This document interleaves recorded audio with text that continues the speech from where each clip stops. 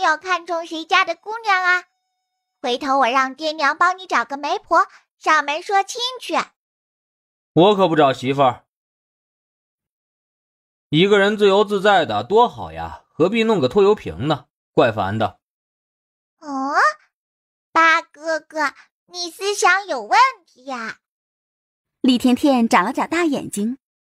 男人就是要娶妻生子的。那八哥哥以后打光棍好不好？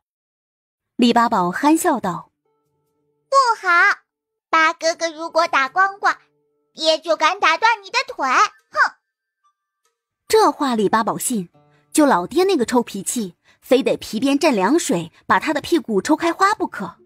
这就是八宝吧？哎呦，长得真是一表人才呀。秦刺史上下打量着八宝，笑着问：听你爹说你会木匠手艺？就是略懂一些。李八宝客套道：那可不对，据说你们家的家具和马车、窗棂、桌椅、板凳之类的都是你亲手做的，有这么好的手艺留在县城，真的可惜了。秦刺史一脸欣赏，李八宝淡淡一笑：这工作又苦又累，又没几个人爱干，我要不是为了混口饭吃，估计早都改行干别的了。那你可以来府城大展身手哦。秦香儿拎着茶壶走进来，李八宝回头看了她一眼，顿时愣在原地。这姑娘长得好生娇艳，再看她的五官和身材，简直是朱唇粉末，玉软花柔，漂亮极了。奶团子抬起小脑袋，看了八哥哥一眼。八哥哥，这是看上香儿姐了？你别直勾勾地盯着人家看呀，会显得很呆哦。香儿，你来的正好，给你介绍一下，这位是甜甜的八哥，叫李八宝。你平时不是最爱鼓捣木雕和笋具吗？往后可以跟八宝好好学习。秦香儿一听颇为意外，忙看向李八宝。你居然还懂木雕和熏具？我就是略懂一些。李甜甜无奈。八哥哥，这个节骨眼上该吹就使劲吹呀，总腼腆害臊，还怎么追女朋友啊？香儿姐，我八哥哥可是专业的，他不仅会刻木雕，还会做小木马和小风车呢。真的吗？那你现在可以教我吗？我真的很想学。可以是可以，就是做木雕需要耐心。我先教你最简单的吧，咱先刻一只兔子。次日清晨，沈青山领着媳妇儿孩子走出院子，车夫已经备好马车，准备启程出发了。李万全领着一大家子人出来相送。哎呀，这么急着回去干啥呀？再住2天吧。等会儿啊，我让二宝去县城买2个羊头回来，咱们卤羊头肉，喝点酒，多自在啊！李万全客套道。沈青山心里很憋屈，他瞄了秦刺史一眼，把李万全拉到一旁。哎呀，李大哥，我也不想走啊，是秦刺史让我回府城的，然后他留在你们家大吃大喝，这人可真不讲理。官大一级压死人呐，他什么时候也能当上刺史呢？李万全听后哭笑不得。要不我去帮你说说情？哎呀，不用了，不用了，强扭的瓜不甜，我还是乖乖回去吧。话落，沈青山一脸认真地问：李大哥，咱们说好的事情可千万不能反悔啊。啥事儿啊？哎呀，就是我家娇儿跟二和定亲的事情啊，咱们都是成年人了，说话可要算数啊。好不容易抱到老李家的大腿，他这辈子也不松开了。这事儿啊，你跟我说不着，得跟二宝和葵花他们谈。二和毕竟是人家的儿子，我不好指指点点的。李万全把皮球踢到老二两口子身上。抽空一定要去府城玩啊，我带你好好逛逛。一定去，一定去，只要你不嫌弃我们就行。这话说的，我高兴还来不及呢，哪能嫌弃你呀？为了能攀上亲家，沈夫人也不端着绷着了，啥好听就往外说啥，把赵葵花哄得乐呵呵的。然而不等沈知府一家3口登上马车，张知了忽然从村口那边跑了过来。来人了，来人了，咱们村子来了好多人。啊，臭小子，哪儿来的人啊？张知了跑到跟前，喘了几口粗气。有一大群人往咱们村子来了，好像是上次的太监呢。太监？李大宝眨了眨眼睛，回头看向妹妹。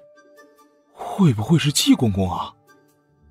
上次妹妹被册封为县主时，就是季公公带着一大群太监来到村子的。李甜甜耸了耸肩。大哥，我也不知道哎。老季头，果然是你呀！呵呵。李老弟，好久不见了。说完，他抬起眼皮，扫向沈青山和秦刺史，不由一惊。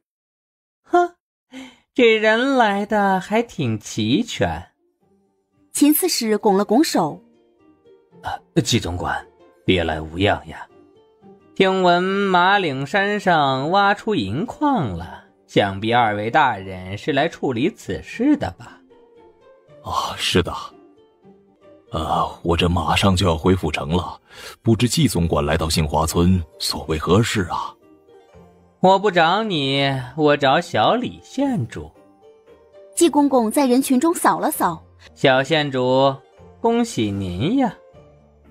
恭喜什么？难道甜甜中大奖了？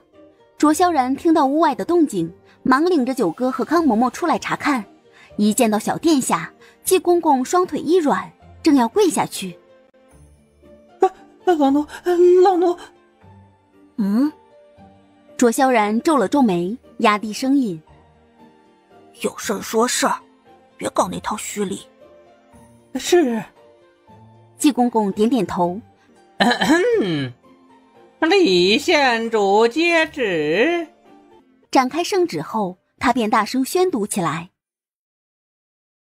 李县主劳苦功高，心善为民，聪慧勇敢，在没有外人协助的情况下，独自破获了盗窃银矿一案，为朝廷和百姓挽回了不可估量的损失。朕知此事，倍感欣慰。为赞赏李县主的功劳，特册封他为东平郡主，赐郡主府，赏郡主腰牌，奖俸禄，爵袭后代，钦此。圣旨宣读完毕，这幸福来得太突然。这个郡主的爵位又是11哥帮他争取来的。他虽然对这些爵位不感兴趣，但有郡主这层身份在，以后办事也能更便利一些。李郡主还愣着干啥呀？快来接旨呀！你们也可以起来了。哈哈，我闺女是郡主了，你们快瞧，这圣旨是皇上亲自写的，肯定假不了。大宝爹，恭喜你啊！咱们这杏花村百年潦倒，穷得响叮当，没想到却出了一位郡主，我们也与有荣焉，跟着沾光呀。哎，大宝爹，往后我们来你家，是不是先得跪下磕头行礼呀？李郡主，小人给您请安了，嘿嘿。转过身看向11哥，我的郡主府在哪里呀？在东平城，你早就已经看过了。卓萧然淡淡一笑。卓萧然把他拉到一旁，笑了笑说：还记得魏阁老的府宅吧？那个宅子现在归你了，得空的时候你可以过去拾掇拾掇，就安安心心的住下吧。李甜甜闻言愣了好大一会儿才反应过来。真的吗，11哥？那当然了，你也不看看是谁帮你求的情。甜甜，我为你做了这么大的事情，你该如何感谢我啊？ 11哥想要什么奖励呀？我想吃奶豆腐和花生，要1年的量。还有药糖、花生糖、小火锅、烤鹧鸪等等等等，我要随叫随拿，你不能找理由拒绝。11哥，瞧瞧你这点出息，来新华村住这么久，真成吃货啦。花生要明年才能种呢，暂时吃不到，但奶豆腐可以天天有啊。也不是不行，那今晚你就给我送1斤过来，记住啊，要悄悄的来。如果被九皇兄看见，他保证1块都吃不到。知道了知道了。李有钱2口子一听说干闺女被册封为郡主了，比他亲爹亲娘还要高兴。不为别的，李有钱这些年在外面做买卖，被各路官员欺压得太凶了。小郡主，这是您的腰牌哈，请收好。有了这块腰牌，朝中一品官员见了说话都得客客气气的，而且手持腰牌，李郡主可以随意出入皇宫，没人敢拦着你。这么好呀！哇，咱们小老大现在是郡主了，以后你们跟他说话都客气点，别啥都往外胡说。如果我挨了欺负，郡主老大会不会给我做主呀？当然可以了，你刚才没听见吗？连一品大员见到咱们老大都得点头哈腰低三下四的，咱们是他的小弟，老大当然会罩着咱们啦。那太好了，我现在就回家给老大拿核桃吃。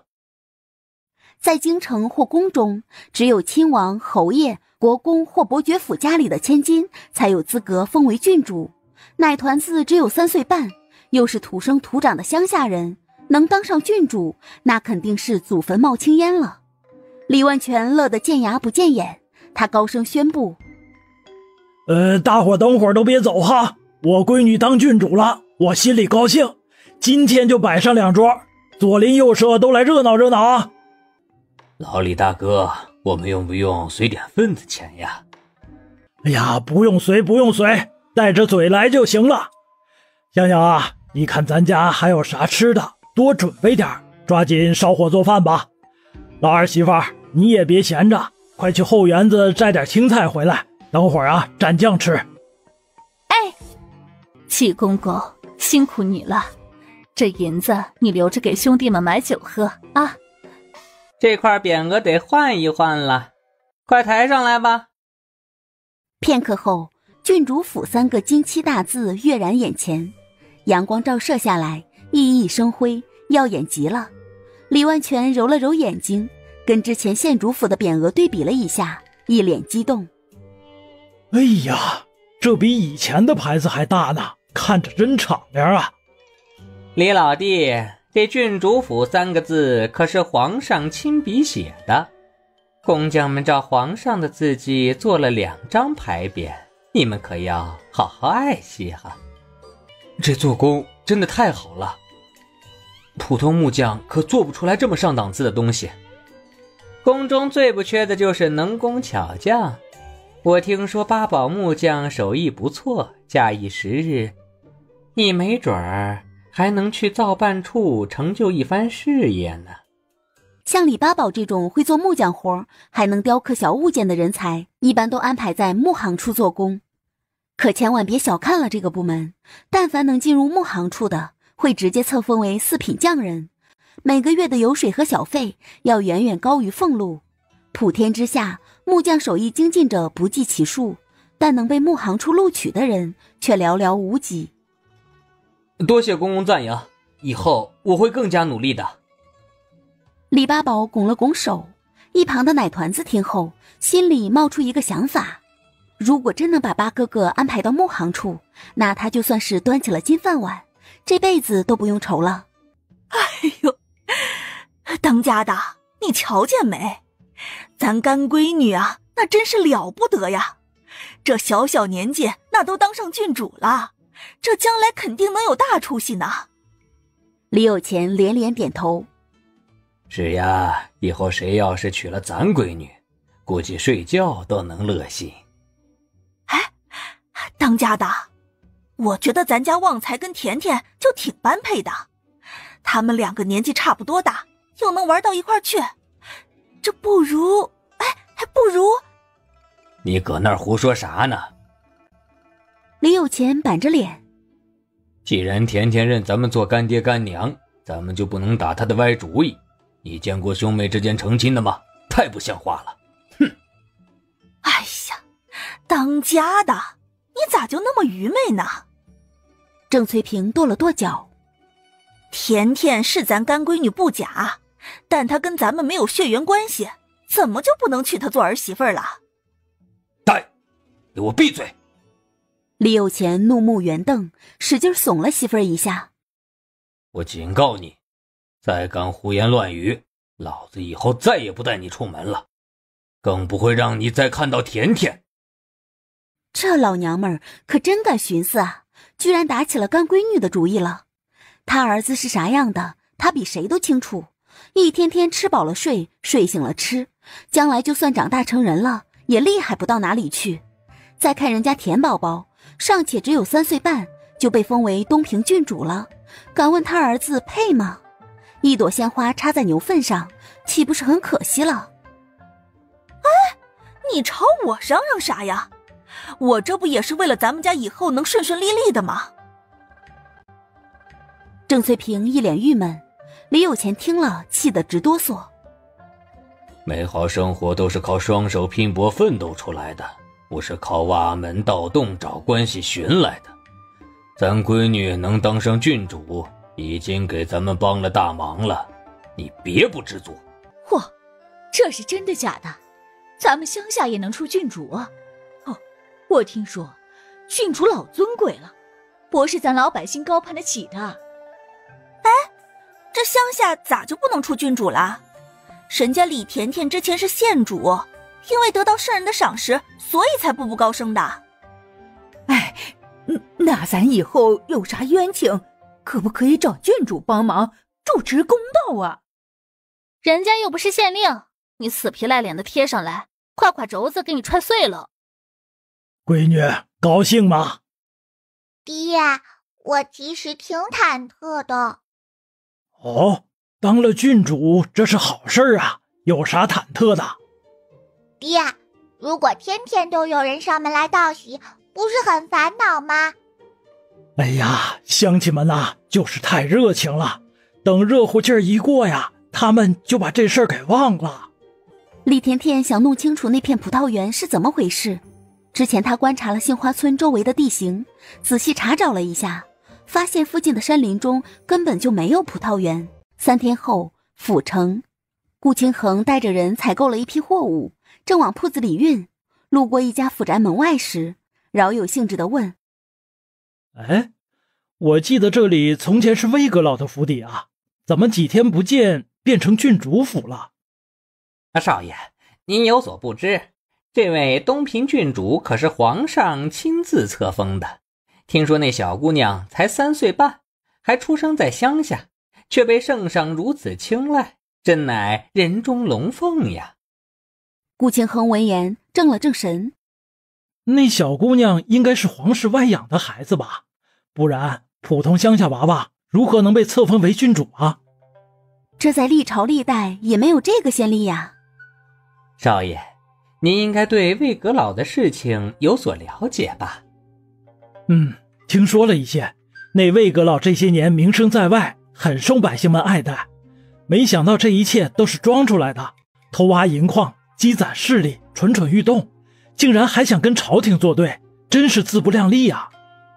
少爷，魏阁老这个案子就是那小姑娘一手破获的，她功劳太大，勇敢无惧，圣上最欣赏这种人，所以封她一个郡主又算得了什么？今后这小姑娘如果再做出惊人的贡献来，圣上保不齐还得封她做异姓公主呢。来福，你可知道这位郡主姓甚名谁，家住哪里啊？我还真听说了一些，少爷容我想想。顾来福一边赶着马车，一边回忆起来。须臾，他猛地回过头来：少爷，我想起来了，那个小郡主名叫李甜甜，家住杏花村，这几日府城都在传扬他的事迹，好评如潮呢。不少世家贵女都以他为榜样，想着做不成郡主，那当一个香主也行呀，嘿嘿。你等等。顾清衡挑了挑眉，连忙掀开前面的车帘子。你刚刚说那小郡主叫什么？这天底下有这么巧的事情吗？顾来福笑了笑。少爷，她叫李甜甜，家住杏花村，怎么您认识她？那就对了。顾清衡长吁一口气，笑逐颜开。前些时日我们有过一面之缘，李郡主还去咱们铺子买过衣裳和鞋子呢。刺史夫人说她是府上的贵客，没想到却有郡主这层身份，真是自古英雄出少年呀。顾清衡感慨之际，可一想到妹妹对甜甜的态度，他心里就一阵阵发堵。清渊早不闹晚不闹，偏偏赶上李郡主去买衣服时闹腾，若得罪了人家，今后咱们的生意肯定不好做了。顾清衡微微叹息。少爷，我想那位郡主应该不是睚眦必报的人，是您自己想多了。但愿如此吧。马车在顾家绸缎庄前停了下来，顾清衡撩起衣摆，步下马车，刚走到铺子的里屋，就见妹妹和金管家拿着一封书信，正认真地看着。他脚步很轻，二人都没有发现有人进来了。金管家，这可怎么办呢？我心里慌得厉害，生怕清衡哥哥离我而去。顾清渊捏着书信，泪水吧嗒吧嗒地掉落下来。金管家喟然长叹：最好的办法就是不让少爷看到这封书信，咱们假装什么都不知道即可。那咋可能嘛？这天底下就没有不透风的墙，将来如果让清衡哥哥知道咱们故意瞒着他。金管家捋了捋嘴角的短姿，弯起眉梢。咱们出来前，老爷和夫人特意嘱咐过，绝不能让那些别有用心的人接近少爷。现在真是怕什么就来什么，顾清衡听到这里，拧紧眉头。清渊，金管家，你们在干什么？这封信是谁送来的？他猛然出声，差点没把顾清渊吓晕过去。清衡哥哥，你什么时候进来的？顾清渊一边说着，一边手忙脚乱地藏信。我回来有一会儿了。顾清衡俊脸发黑，扫向顾清渊藏在身后的书信。拿出来给我看看。顾清渊紧张到窒息，声音都颤抖起来。清衡哥哥，这封信不是给你的，所以什么？刚刚金管家还说不让我看到这封信，你们到底想隐瞒什么？少爷。金管家羞赧得无地自容，一张老脸涨得通红通红的。不给您看信，自然是为了您好，奴才跟小姐不会坑骗您的。对，清衡哥哥，你消消气啊，等会儿我就亲自下厨，给你做你最爱吃的炒笋片，好不好？顾清衡有一年去南方进货，偶然吃到这道美食，便无法自拔，特别喜欢笋片鲜嫩的口感。清渊，你少转移话题，快把信给我。你别过来！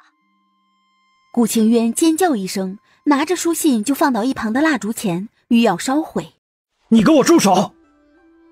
顾清衡怒吼一声，从小到大，他没有跟妹妹发过这么大的火。今天是气到了极点，才撕破脸面，没管理好情绪。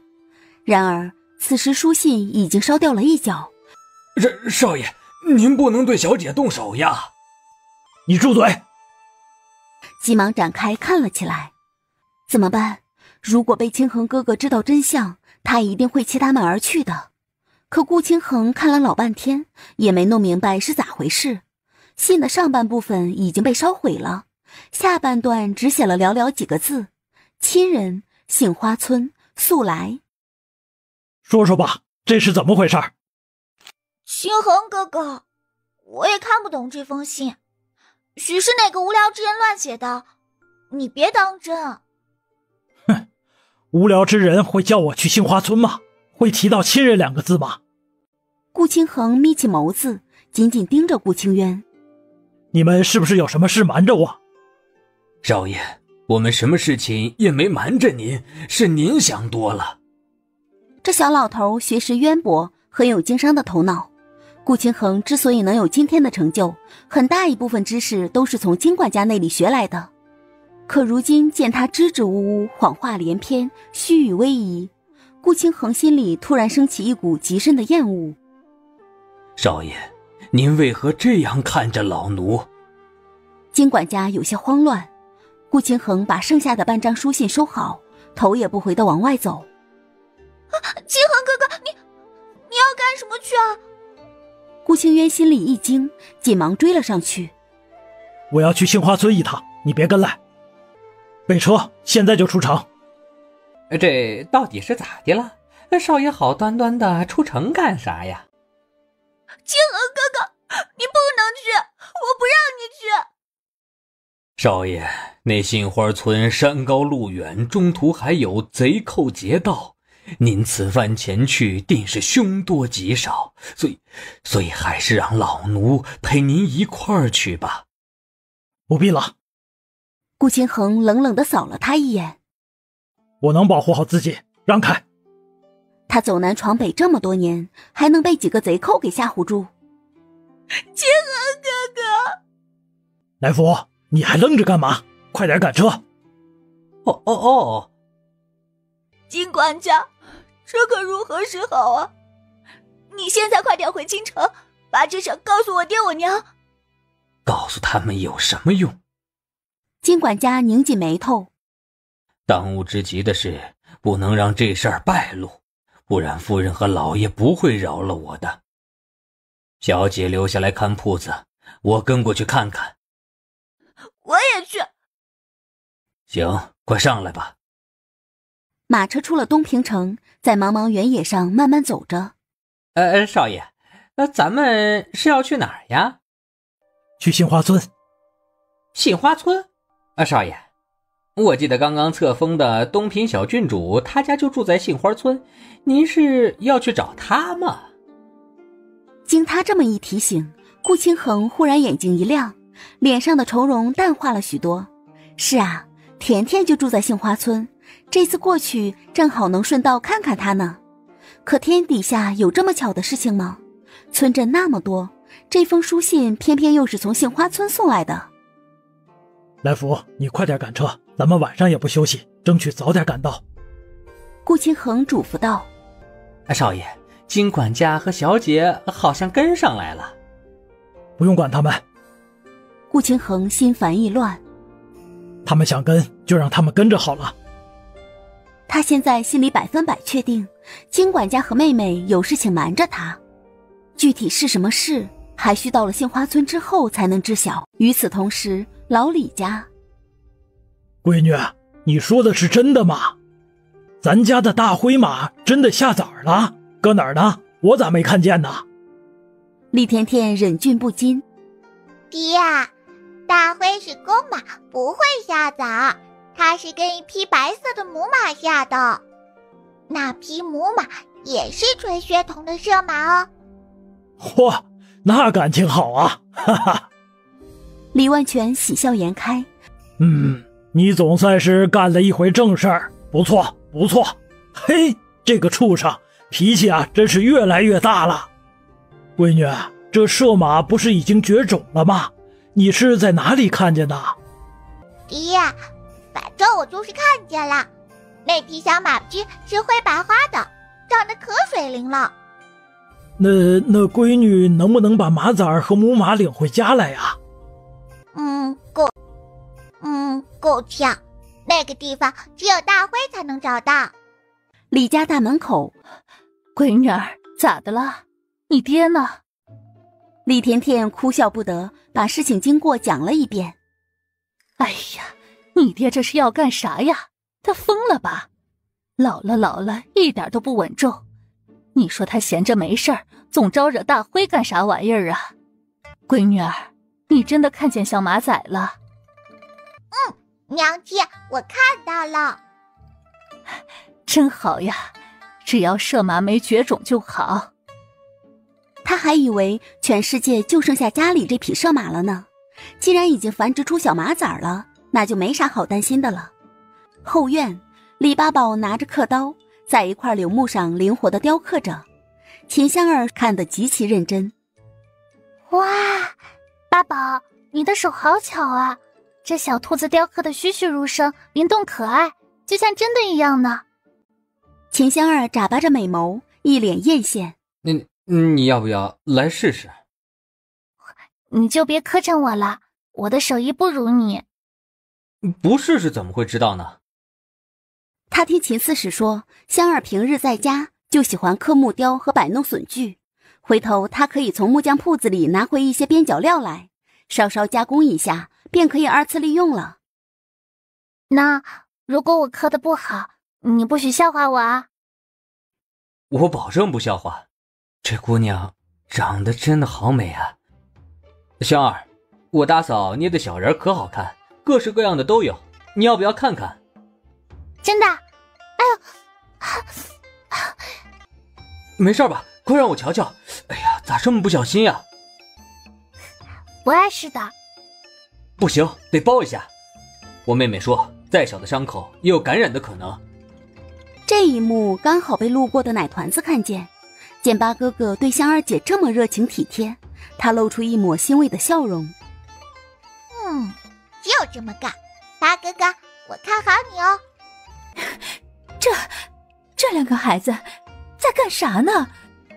秦夫人惊诧，难怪他们两个天天往一起凑，原来是在雕刻木头哦。奶团子背着小手站在他身后。甜甜，你啥时候来的？我一直都在呀，嘿嘿。所以说，你一直在暗中偷看他们浓情蜜蜜的互动了？夫人，两个年轻人志趣相投，就由他们去吧。我是怕他们做出无法挽回的事情。唉，尤其是香儿，那么天真单纯，万一被李八宝给欺骗可咋整？这天底下有没有后悔药吃？李甜甜摇了摇小脑袋。夫人放心，他们都有分寸，不会做出出格的事情。老爷，出大事儿了！他算是发现了，老爷跑到杏花村来就是来休假的。干什么？我睡眠本来就不好，老李家的大雁和狗还整天叫唤，好不容易消停一会儿，你又来叫我。哎呀，老爷，咱家香儿跟八宝，他们两个咋了？私奔了？秦夫人无奈。这个挨千刀的，居然盼着自己闺女跟别人私奔，这当爹的也太不靠谱了。他们两个你情我愿，说说笑笑的，我看不是啥好兆头。老爷，你快去后院把咱家香儿叫回来，别让她跟八宝接触。秦夫人急得不行，如果李八宝是名门贵胄或者功名傍身也便罢了，可他偏偏是个穷木匠，把香儿许配给他，将来不等着吃苦受罪吗？看来这招果然管用，哼哼，不枉我煞费苦心呀，哈哈哈。老爷，这是什么意思？快坐下吧，一天天不够你操心的，孩子的事情就让他们自己处理好了，你管那么宽干啥？老爷，秦夫人哪里坐得住啊，抽出手道：你怎么一点儿都不着急呢？咱家香儿都被人骗走了，你这当爹的就什么也不做吗？话可不能这么说，什么叫骗？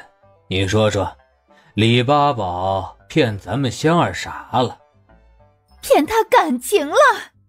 开玩笑，如果香儿自己不愿意，李八宝就算有100个心眼子，他骗得了吗？哼，归根结底，他们都是你情我愿的，哪儿来的欺骗？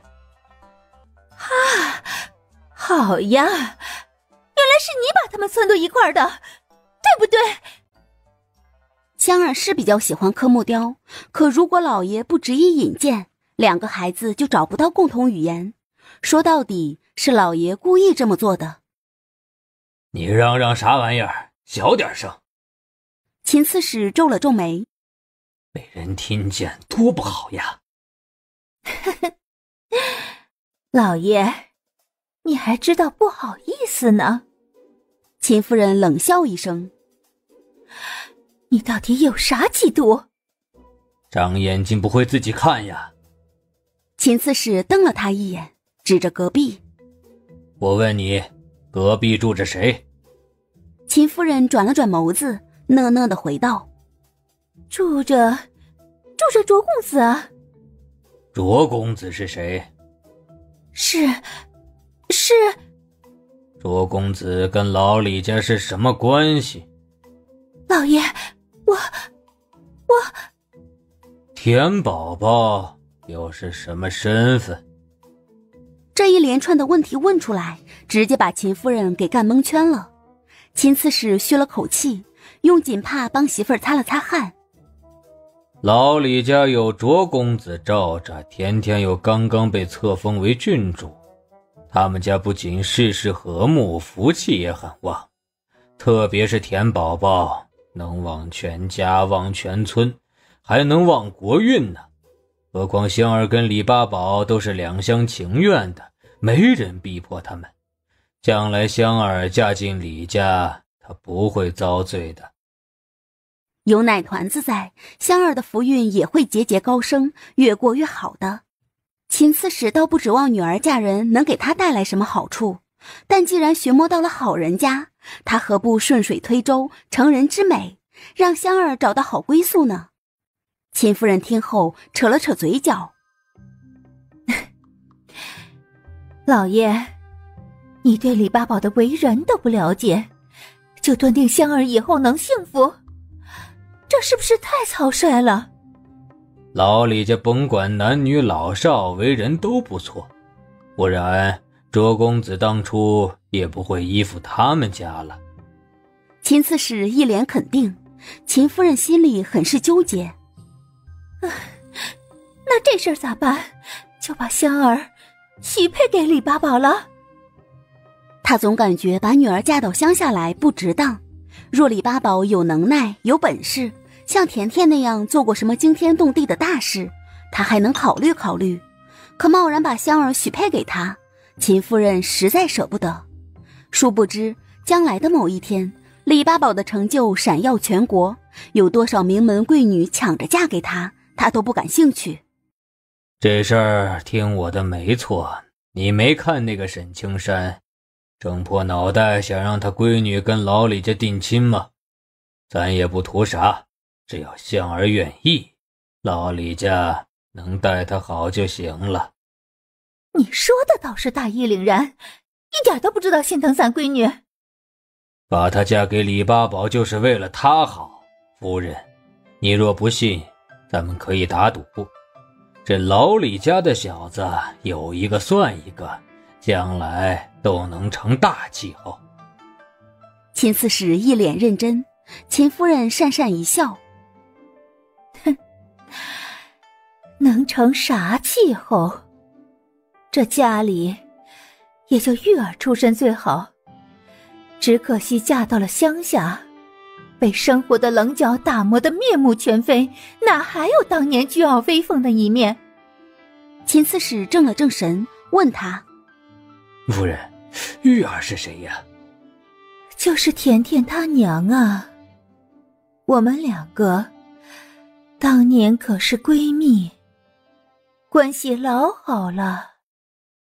秦夫人眯着眼睛，似乎又沉浸到当年姐妹二人无忧无虑的快乐岁月。秦刺史彻底懵了。原来你一早就跟甜甜娘认识呀？你咋从来没提起过？我跟你说这事儿干啥？输了你也不认识。香儿咋还不回来呢？真不像话！哼！夫人，我跟你说个事儿。秦刺史突然冒出一个想法。干什么？既然你跟甜甜娘那么熟，这事儿就由你去说吧。你让我说啥？当然是香儿跟八宝的亲事了，找机会跟你那闺蜜说说，别处决行丧的。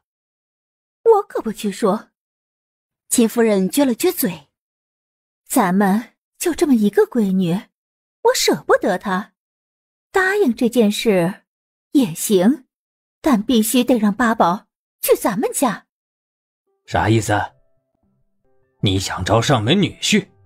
夫人真是疯了，竟然冒出这种离谱的想法。沈青山临走之前还跟他吐槽过，这老李家最忌讳的就是小子当倒插门。以前沈青山就有这个想法，后来闹得很不愉快，沈娇儿跟李一禾的娃娃亲都差点黄了。我这想法没错吧？如果把香儿嫁出去，咱家就没孩子了。秦夫人一脸郁闷。那也不能提这事儿，实在不行咱俩再生几个呗。秦夫人无语。你当我是老母猪吗？说生就生。李万全下地回来，路过客房时，听见秦刺史两口子嘀嘀咕咕的不知道说啥呢，便回到里屋。哎，老婆子，香儿爹娘咋不出来唠嗑呢？他们在屋里干啥呢？李万全好奇，刘淑贤白了他一眼。人家两口子在屋里干啥，还非得告诉你啊？我就是问问吧。闺女说了，这2天要下雨，你让香香啊把房上晾的豆角干和地瓜干都收起来。这事儿不用你提醒我，你去把闺女叫回来，让她进屋喝点水。这丫头在后院蹲了一下午，也不知道干啥呢。哎，李万全应了一声，正要走出门去，院外忽然传来一阵敲门声。谁啊？大门没关，直接进来就行。这不是古大娘家的三小子吗？你咋突然来了？你娘没跟你一块来吗？贺田顺脸上挂着一抹急色，衣裳都被汗水踏湿了。李大哥，我娘生病了，你能不能帮她请个郎中啥的？我是实在没办法才求到你头上来的。古大娘从前也住在杏花村，由于受不了干旱的天气，便领着孩子搬到小湾村去住了。眼前的这个和田顺是古大娘的3儿子，为人憨厚老实，本本分分。李万全很小的时候，爹娘就走了，古大娘没少经管他，但家里的脏活重活都留给了李万全。你娘病了，找我有啥用啊？我又不是大夫。李大哥，我家现在穷得叮当响，已经没钱去请郎中了。你大哥和二哥呢？你娘病成这个样子，他们不管？你又不是不知道，我大哥坑蒙拐骗，啥事都干，2年前就被捕快抓走了。我二哥吃喝嫖赌，天天不着家，根本不在乎娘的死活。你先进屋喝口水，我去把马车套上。不管古大娘对他咋样，这个忙他还是要帮的。李大哥，你们家居然还有马车啊？他是一路从小湾村跑过来的，赶上天热，好悬没累死在路上。我的天娘嘞！贺田顺惊讶万分。李大哥，你们家竟然养了4头牛，2匹马。这到底是什么样的家庭啊？估计连县城的员外都没他家这么有钱吧。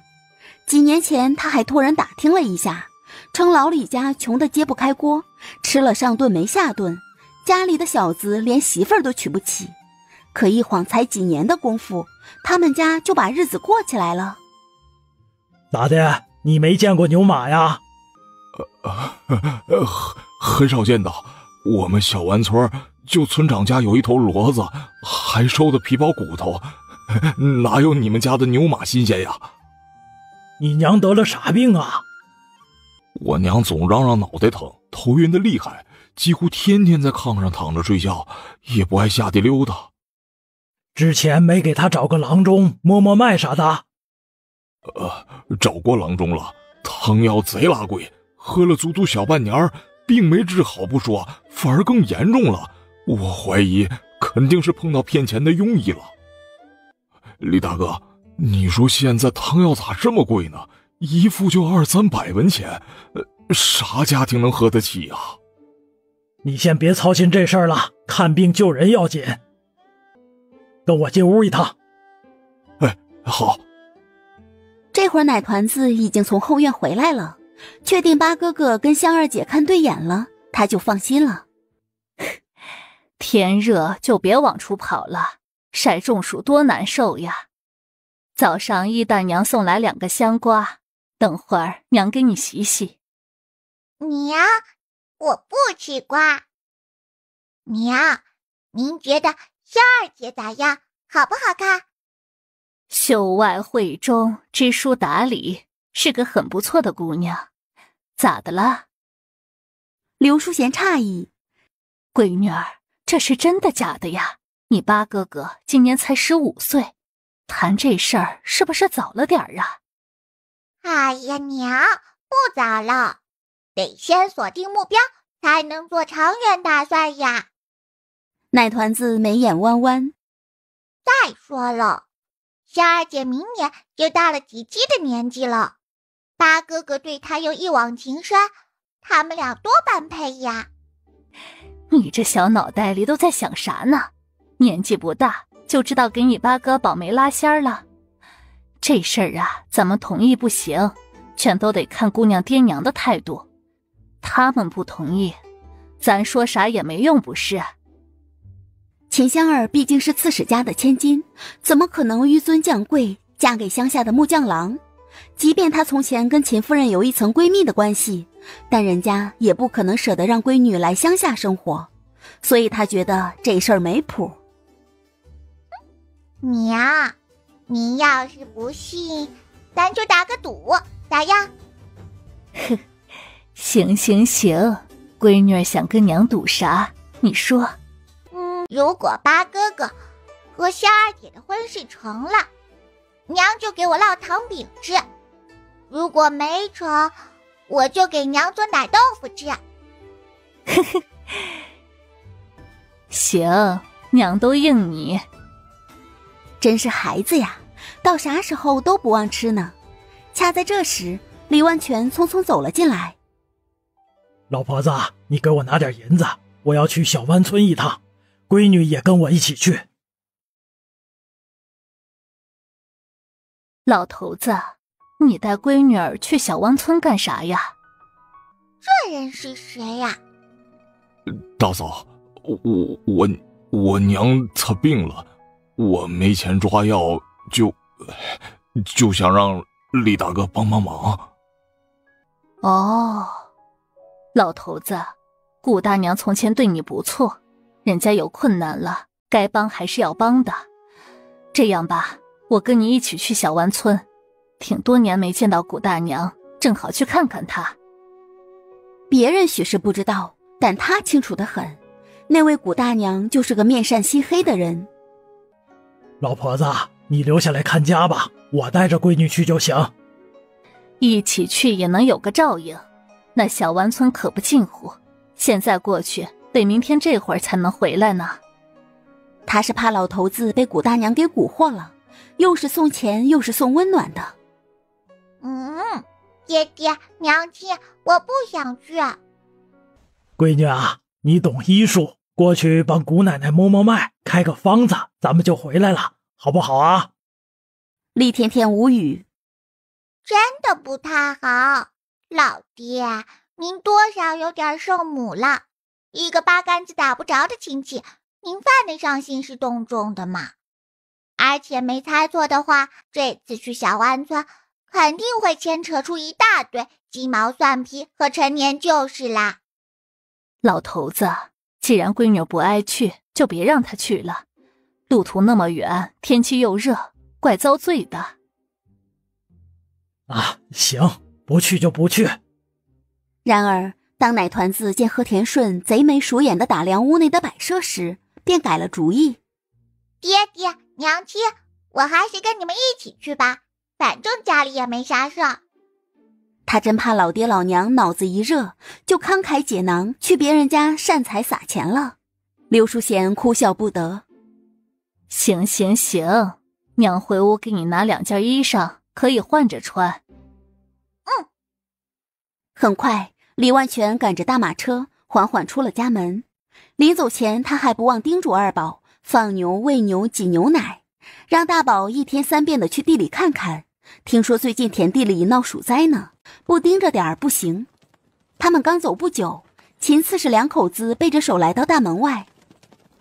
哎呀，咋走得这么匆忙呀？咱还没来得及说呢。老爷，你就这么着急把香儿嫁出去啊？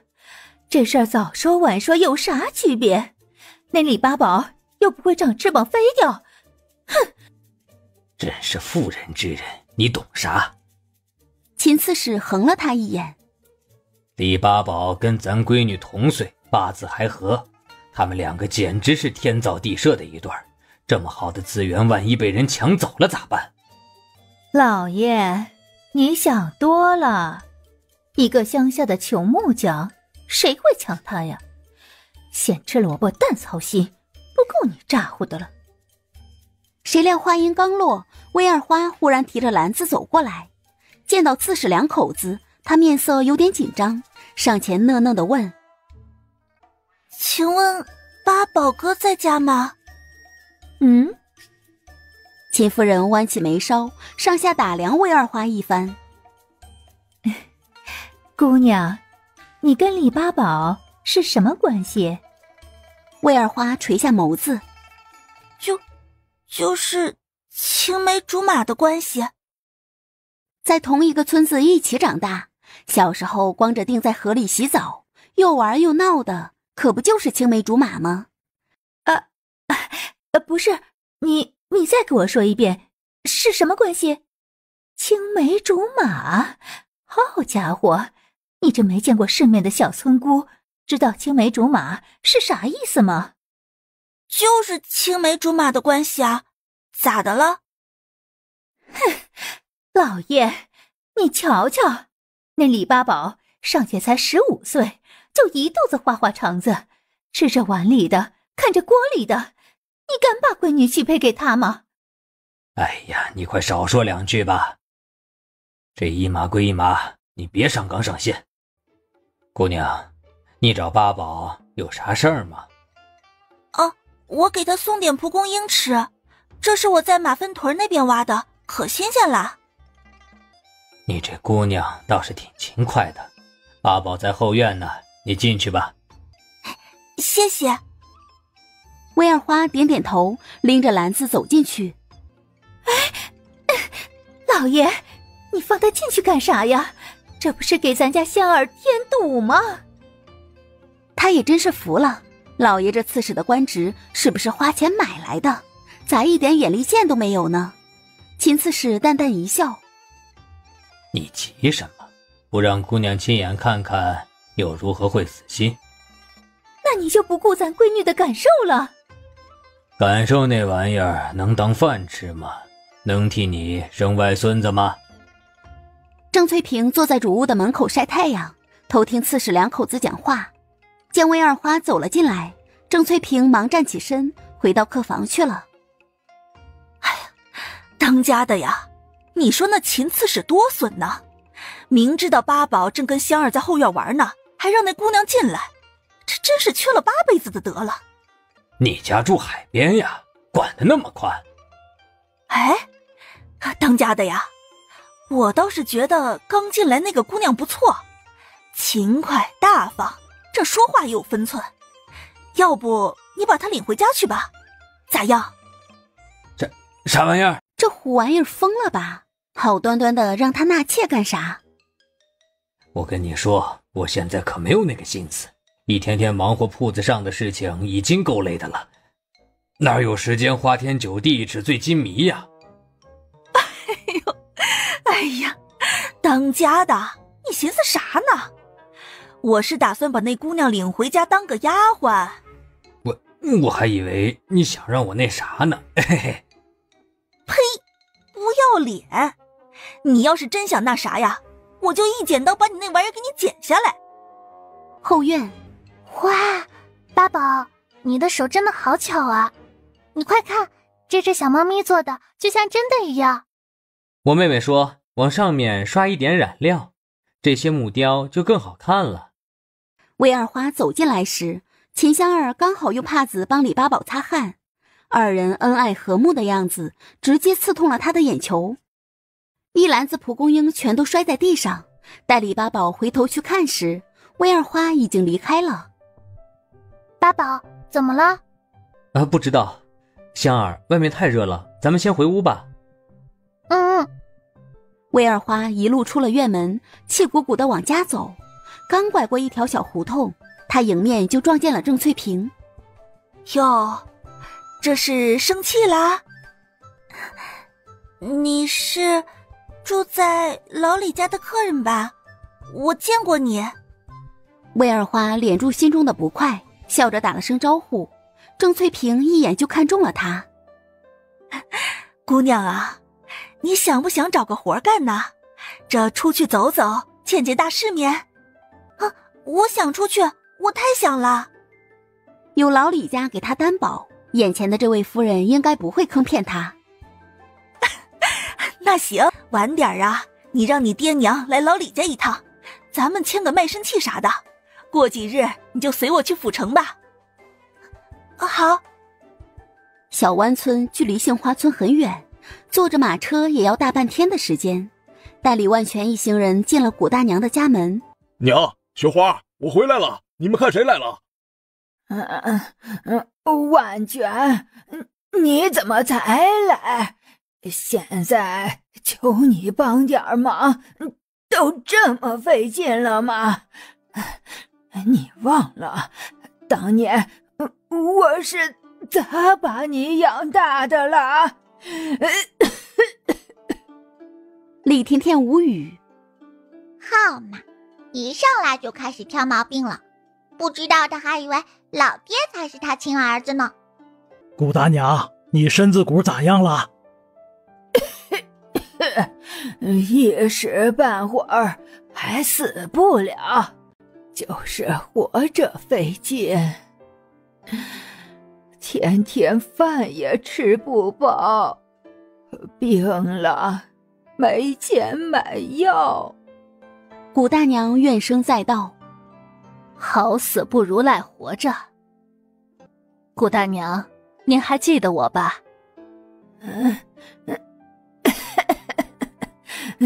我咋不认识？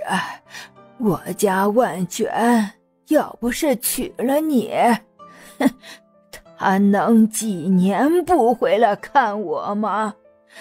你呀，整天就给他吹枕边风，没好心眼子。顾大娘，您这说的是什么话呀？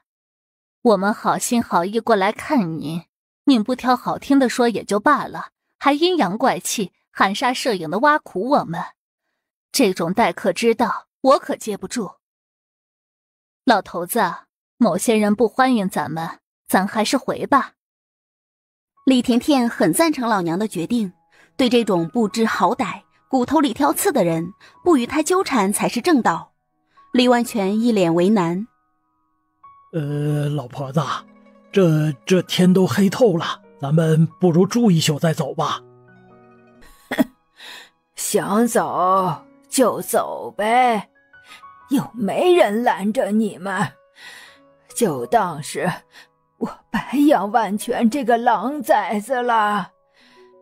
乌鸦尚且还知道反哺呢，他可倒好，娶了媳妇儿忘了娘，我真寒心呐。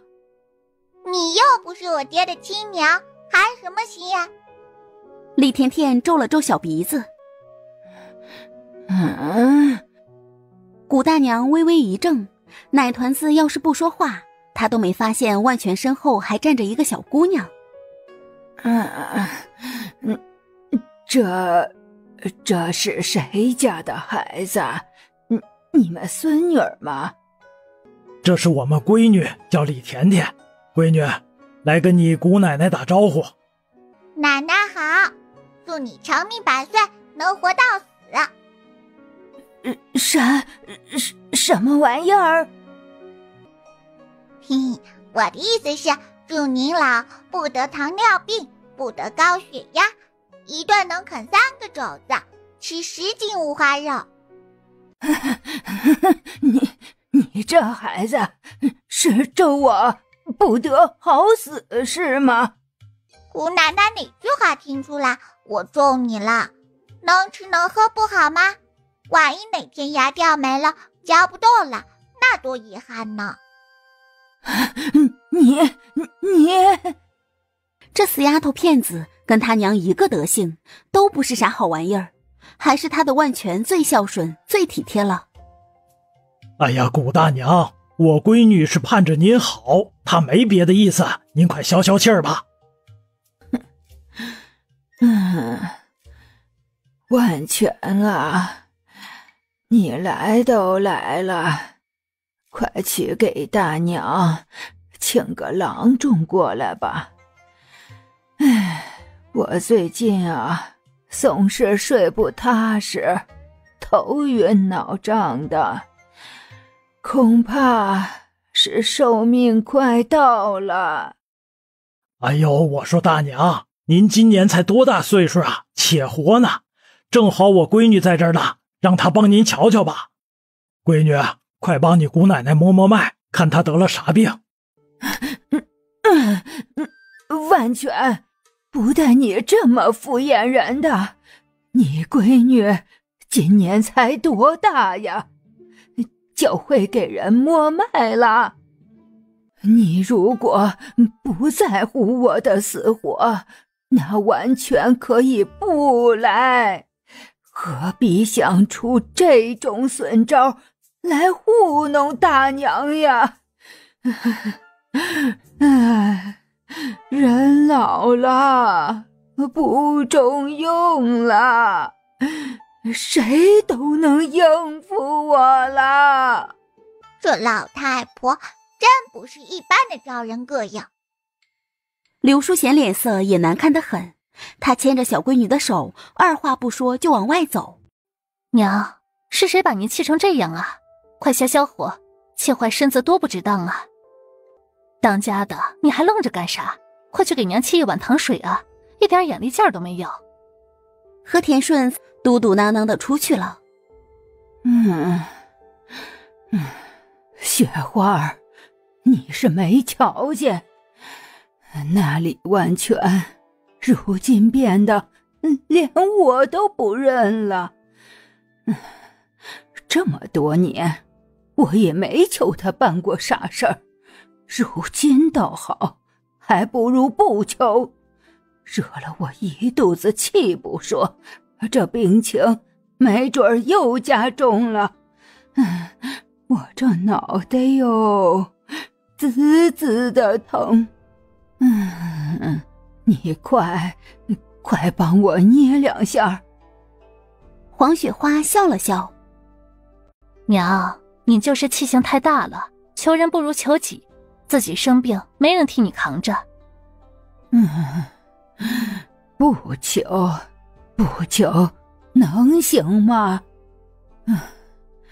我那会儿听田顺说，人家现在住着大宅子，家里养了4头大母牛，2匹马，听说还有鱼塘呢。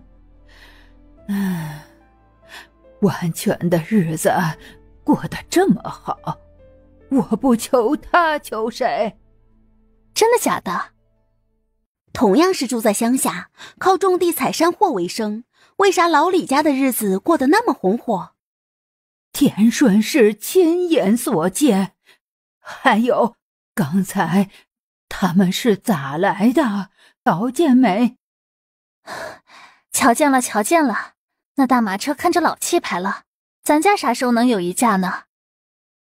黄雪花吁了口气，瞥了眼炕沿边的几块碎银子，心里忽然冒出一个想法。娘，李万全不敢忘记您的情分，所以倒不如咱们放低姿态，主动去他们家一趟。您不老早就想过去串门了吗？正好让那小娃娃帮您摸摸脉，甭管看好看坏，意思一下肯定没错。说着，黄雪花伸手拿起银子塞进自己的袖子里。古大娘瞪了她一眼，轻哼一声：哼，你肚子的那点花花肠子我早都看透了，不就是想去他们家要点钱花吗？娘，人家可是大财主，还在乎咱们这三瓜两枣的。听我的，过几日咱就去杏花村。也好。万全要是敢给我使脸色，看我咋收拾他。来，把银子拿出来。次日清晨，李万全才赶着马车回到杏花村。老婆子，闺女，咱到家了，快下来吧。哎呦，甜甜爹，你们回来了。秦夫人笑吟吟地迎上来。回来了。咋没多住几日啊？秦夫人好奇。多待一刻钟我都堵得慌。秦夫人眨了眨眼，低声问道：咋的了？他们家刁难你了？那倒没有，就是待着不舒服。说完，刘淑贤便把小闺女送回屋子，让她补补觉。二宝呀，你家这牛奶喝不了，咋不拿到县城去卖掉呢？坏掉多可惜呀！一直没抽空去卖。旺财爹，你知道现在牛奶是啥价不？在我们府城一斤卖100文钱，熬好加糖的是200文钱一斤。这价格也不算太高呀。李二宝撇了撇嘴，李有钱哭笑不得。你打听打听，一斤花雕酒才多少钱？现在牛奶稀缺，能卖100文一斤，已经是天价了。他指着装满牛奶的木桶。这怎么说也有30斤了吧？你自己算算，这一桶能卖多少钱？李二宝一听，恍然大悟。是呀，我一斤卖50文钱，30斤就是1两5钱了。抛去自家用的，他每天都能省出一桶来。如果天天拿到县城去卖，一个月就能赚40-50两银子呢。旺财爹，你果真会做生意啊！李二宝喜笑颜开，挤完牛奶后便笑呵呵地回屋去了。闺女儿，你干爹干娘要回去了，你起来送送他们啊。这么快就回走啦？已经住了有段日子了，也该回去了。二花爹，你真舍得把闺女儿卖到府城去啊？哎，这不叫卖，而是让她出去见见世面。对对对，这卖身契呀，只是个形式，没有期限。二花啥时候想赎身了，我肯定不拦着。唉，可惜了呀。闺女儿，你说什么？没事的。李甜甜跳到地上，朝李有钱一家3口挥了挥手。干爹干娘旺财哥，一路顺风哈！有空我会去看你们的。哎，好。哎，甜甜娘啊，也真是太客气了。这临走的，还给咱拿了这么多的东西。当家的呀，你说的没错，在干闺女家的这段日子，我过得简直就是太舒坦了。他们家有一个算一个，那都是好人，相处起来也没有那么多弯弯绕绕的，真好。你如果喜欢待在乡下，回头我再把你们娘俩送过来，住上1年半载的。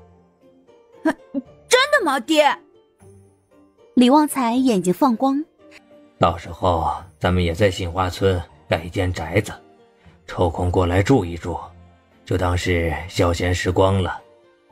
李旺财点头如捣蒜，正想说什么时，老爷，前面碰到一个熟人。谁呀？李有钱纳闷，在这个地方他怎么可能遇见熟人呢？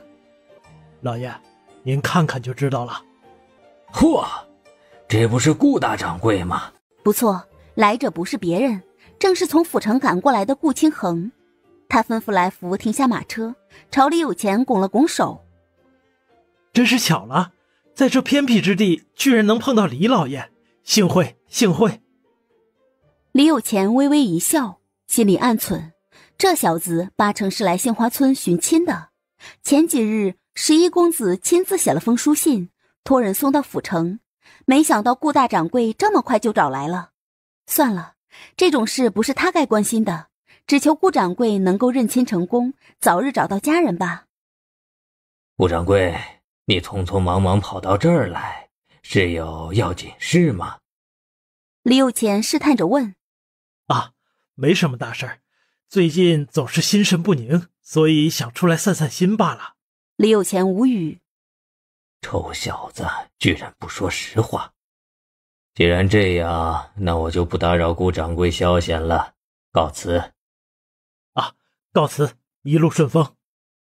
李有钱走后，顾来福问道：少爷，前面就是杏花村了，咱们打算去谁家落脚呀？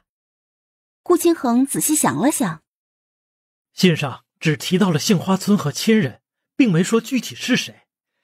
我在这里唯一认识的只有李甜甜了，不如去他们家暂且住下，其他事情等落脚后再慢慢打听。顾来福哦了一声，眼下也只能这样了。老李家，来福敲响院门，小奶团子哒哒哒地跑过去，推开一看，呀，顾大哥！看来11哥的书信已经送到了，不然顾大哥不会这么快找上门来的。甜甜，我们又见面了。顾清衡喜笑颜开，他这次来的匆忙，没带什么礼物，只路过县城买了一些点心和糖块。闺女啊，谁来了？快让客人进来呀！李万全背着手走过来，李甜甜此刻很是激动，如果老爹还认得五哥哥的模样就好了。但时隔这么多年，孩子的面孔早都发生了变化，想要认亲，只能扒开裤子看看他屁股上的疤痕。爹爹，他就是我在府城认识的顾大哥。当他跟顾清衡四目相对时，一颗心忽地紧了一下，眼睛紧紧地盯着面前高大俊朗的青年，一时说不出话来。像，实在是太像了，那鼻子和眼睛，面庞和五官，仿佛李万全年轻时的模样。就连顾清衡自己也微微愣了一下，眼前的这位大叔虽然是第一次见面，却在无形中带来一种亲切感和熟悉感，跟他第一次见到甜甜时的感觉一样，心里荡起一丝暖暖的舒气感。二人对视了7、8秒钟，李万全才回过神来，尴尬地笑了笑。原来是顾公子啊，快屋里坐吧。香香，家里来客人了，快点烧水泡茶哈。他可以万分肯定，这个顾公子就是他的小五。顾清衡拱了拱手，那就麻烦了。麻烦啥呀？这里就是你的家，快进屋。李万全笑呵呵地拍了拍他的肩膀，眼里满是喜爱。大娘好，在下顾清衡，叨扰您了。顾清衡再次拱手作揖，秦夫人推了柳淑贤一下。甜甜娘，这就是顾家绸缎庄的大掌柜。原来是顾公子啊。柳淑贤轻轻一笑，把涌到眼眶的泪水憋了回去。请坐吧。好。顾清衡走到客位前，缓缓坐下。顾来福把买来的点心和糖块放在桌案上，出去给马喂水去了。门外，闺女，你瞧见了没？太像了，简直是一个模子刻出来的。爹爹，我一早就说了，顾大哥肯定是我五哥哥，没错了。闺女，那下一步该咋办呢？眼下只能静观其变了。这天底下长得一模一样的有很多，咱没确定顾哥哥屁股上的那块伤疤前，爹爹千万别去跟他认亲呀。万一顾掌柜不是他的五哥哥，那多尴尬呀！李万全哦了一声，有些不甘心。哎，明明你五哥就站在爹面前，我却不能相认，这……爹爹，不是不让您认，是时机还不成熟呀。行吧。李万全点点头，转身朝正堂那边看了一眼。长得呀，真是一表人才呀，那个头比你大哥和二哥还高呢，随我了。正堂内，刘淑贤盯着顾清衡，瞄了又瞄，看了又看，咋瞅都瞅不够。秦夫人悄悄拽了他一下，压低声音：甜甜娘，你别一门盯着人家看呢，找个话题跟他唠唠。顾公子，听说你在府城开了一家绸缎铺子，生意还好吧？啊，托您的福，生意挺好的。顾清衡笑容温婉，眼前这个妇人神情和煦，面露和蔼善良之色，给人一种暖暖的安全感。这种感觉继父和继母是不曾给过他的。秦夫人笑了笑，人家顾大掌柜的生意遍布整个大梁国，才貌双全，聪慧敏锐，听说还没娶媳妇儿呢。是吗？顾公子今年多大了？大娘，晚辈已经18岁了。哎呦，那是该娶媳妇儿了。顾公子眼下有没有中意的姑娘呀？还没。他对婚姻之事不甚上心，而是把所有的精力和时间都投入到做生意上。家中养父养母倒也不急，不知在打什么主意。刘淑贤一听，看向秦夫人：香儿娘，你也住在府城，若是碰见哪家姑娘合适的，就帮顾公子介绍一下。保媒拉纤儿，这都是积德的事情呢。秦夫人愣了一下，她哪干过这种事啊，一点经验都没有。不过话说回来，她倒是觉得自己闺女跟顾公子挺般配的。香儿今年15岁，顾公子18岁，再等1年，待香儿及笄之后，他们便可以成亲了。肥水不流外人田，若顾公子真是李家走失多年的骨肉，兜兜转转，香儿还是嫁到了老李家，老爷即便不乐意，也说不出什么。顾公子平时都喜欢吃什么呀？大娘去给你做。大娘不必操忙，普通的农家饭菜便可。那怎么能行呢？你大老远来一趟，哪能让你吃糠咽菜呢？大娘，真的不用了，我吃疙瘩汤或者面片就行。嗨，那小笨鸡不愿意烂活，得提前炖上，不然咬不动。你第一次登门，大娘做啥你就吃啥，客随主便啊，千万别见外。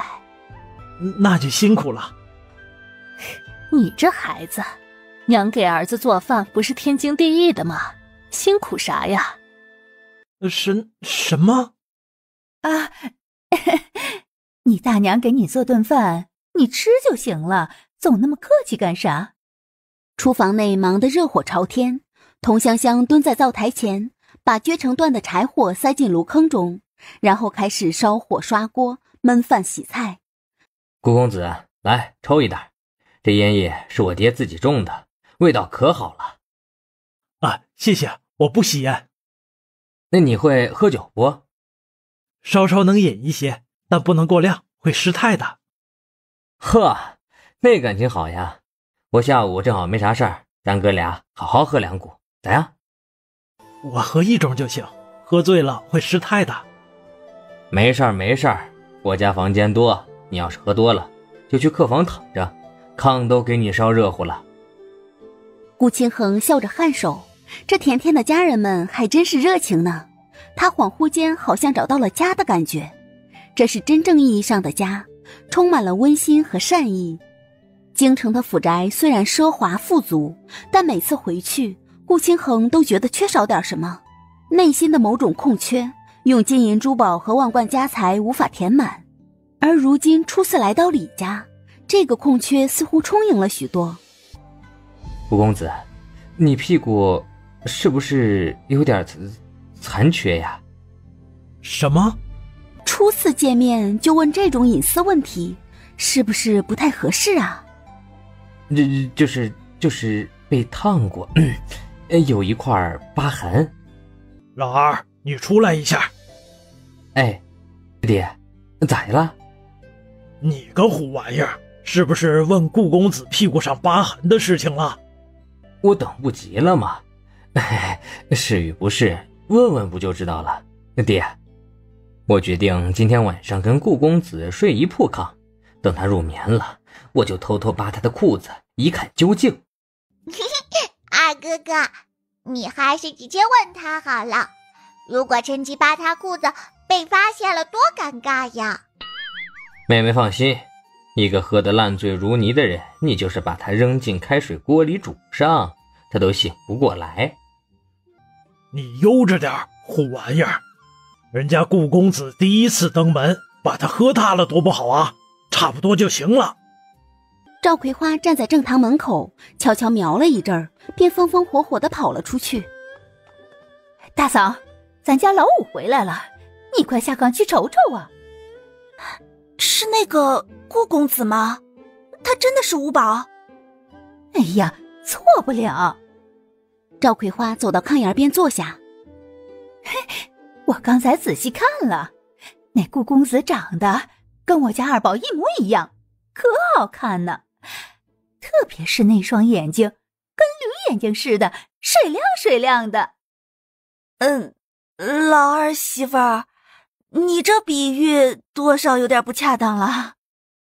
哎，大嫂，我听说那个顾公子太有钱了，他这次回来会不会给家里扔点钱啥的？哎呀，这八字还没一撇呢，等认了亲之后再说吧。况且咱家现在也不缺钱，即便顾公子一掷千金，天娘也不会收的。咋不缺钱呢？我就很缺钱。我家二和跟沈知府那闺女订娃娃签了，二和出身不好，将来若真跟沈娇儿成亲，难免会被知府两口子看不起。所以我现在就想多攒点钱，往后二和跟娇儿过日子也有点底气呀。金麦芽听后无奈道：葵花，你就是想多了。如果知府两口子嫌弃二和，当初为啥要跟咱家定亲呢？我还是看重二和的为人嘛。哎呀，我说大嫂，你是真不明白还是装糊涂呀？赵葵花站起身，他们看上的是我家二和吗？明明是咱小姑子有福气，当了县主没多久，如今又被册封为东平郡主，你知道这意味着啥吗？意味啥呀？意味着田宝宝她将来可能当上公主呢。我在话本子上看了，就算当大官的，见到郡主和公主都得客客气气，点头哈腰的。那沈知府相中我儿子，不就因为有这层关系吗？金麦芽了一声，确实是这么回事儿。那要不等我生完孩子，你跟我一起卖小泥人吧，这东西利润很大，只要勤快点肯定能挣到钱。拉倒吧。赵葵花苦笑一声，我这笨手笨脚的可干不了那个。妯娌二人在屋内唠了一会儿，赵葵花便搀着金麦芽去后院散步去了。厨房内，刘淑贤把小笨鸡剁成碎块，扔进锅里翻炒，奶团子忽然跑了进来。娘亲，等一下。咋的了，闺女儿？哎呦，闺女儿，这东西可不行扔啊，会把一锅菜毁掉的。娘亲，这是白芷、草果和良姜，炖鸡肉可好吃了。闺女儿，这玩意儿能吃吗？是香料哦，县城都买不到的。你呀，一天天的就能搞这些新花样。李甜甜吐了吐舌头，哒哒哒地跑了出去。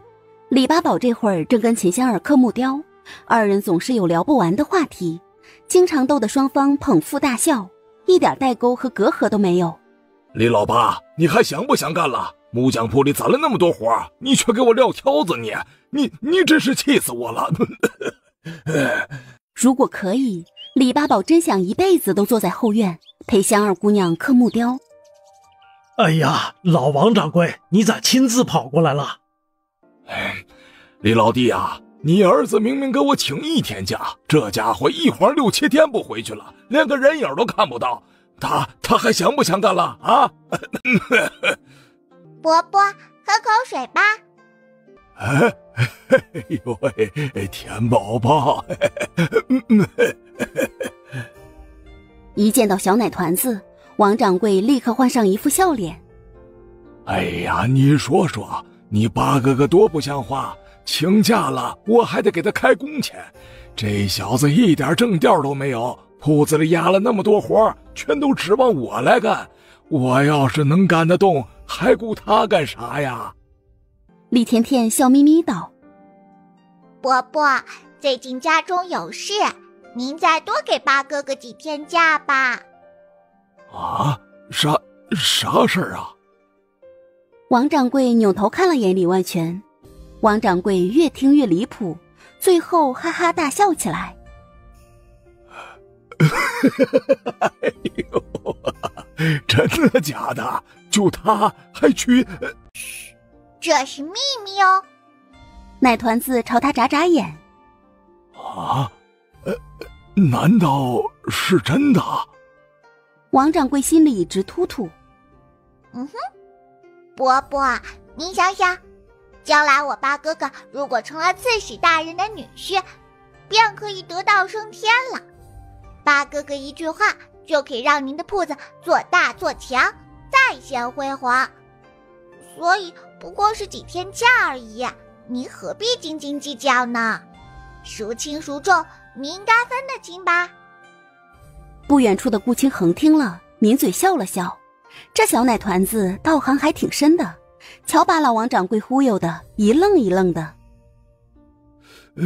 好像是这么回事啊。那回头你跟八宝说说，让他在刺史大人面前帮我美言几句。我想去府城开一家木匠铺子，让大人行个方便啥的。哎呀，这点小事何足挂齿啊！安啦安啦。奶团子摆了摆手，不以为然。王掌柜确实心安了，因为刚刚进门时，他看见大门口的匾额上分明写着郡主府3个字。摆平了这件事，李甜甜溜溜达达来到后院，拍了拍李八宝的肩膀。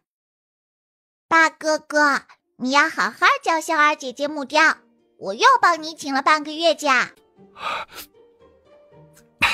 娘啥时候这么会做菜了？光闻这鸡肉味儿，我就能多吃2碗饭。咱五弟回来了，娘肯定把看家的厨艺拿出来，打算在小五面前露一手呢。大哥，顾公子，你头一次端我家碗筷，千万别客气啊，多吃点儿。顾公子喝酒吧，这酒是纯粮食酿出来的，味道好不上头。我家还有不少葡萄酒呢，等酿好了，给你打上一碗尝尝鲜啊。顾哥哥，葡萄酒是我酿的哦，我还会梅子酒和山丁子酒。真的？甜甜居然还会酿酒呢，真厉害！酿酒算啥？我闺女还能呼风唤雨呢。不信的话呀，顾公子就在家里多住几日，过2天就得下雨。八宝，别光顾着跟香儿说话，还不快给你顾哥哥夹菜。李万全横了八宝一眼，这臭小子天天跟刺史闺女黏在一起，班都不上了。大娘，你们不必忙叨了，我吃不了这么多。吃不了就多喝点酒。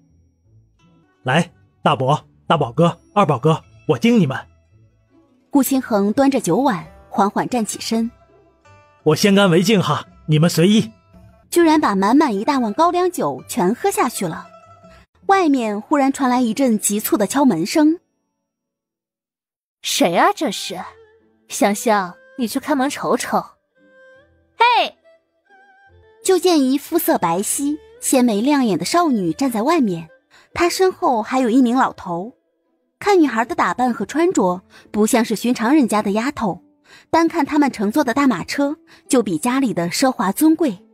请问，这里是老李家吗？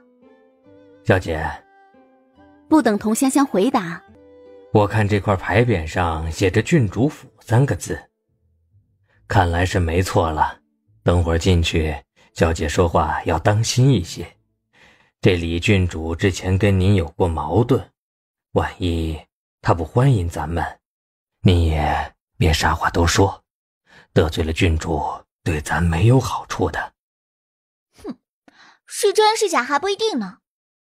顾清渊翻了个大白眼，冷哼道：没准儿是老李家自己做的牌匾挂上去，就是为了穷显摆、臭特色。哎呦，小姐，此话可不能乱讲呀。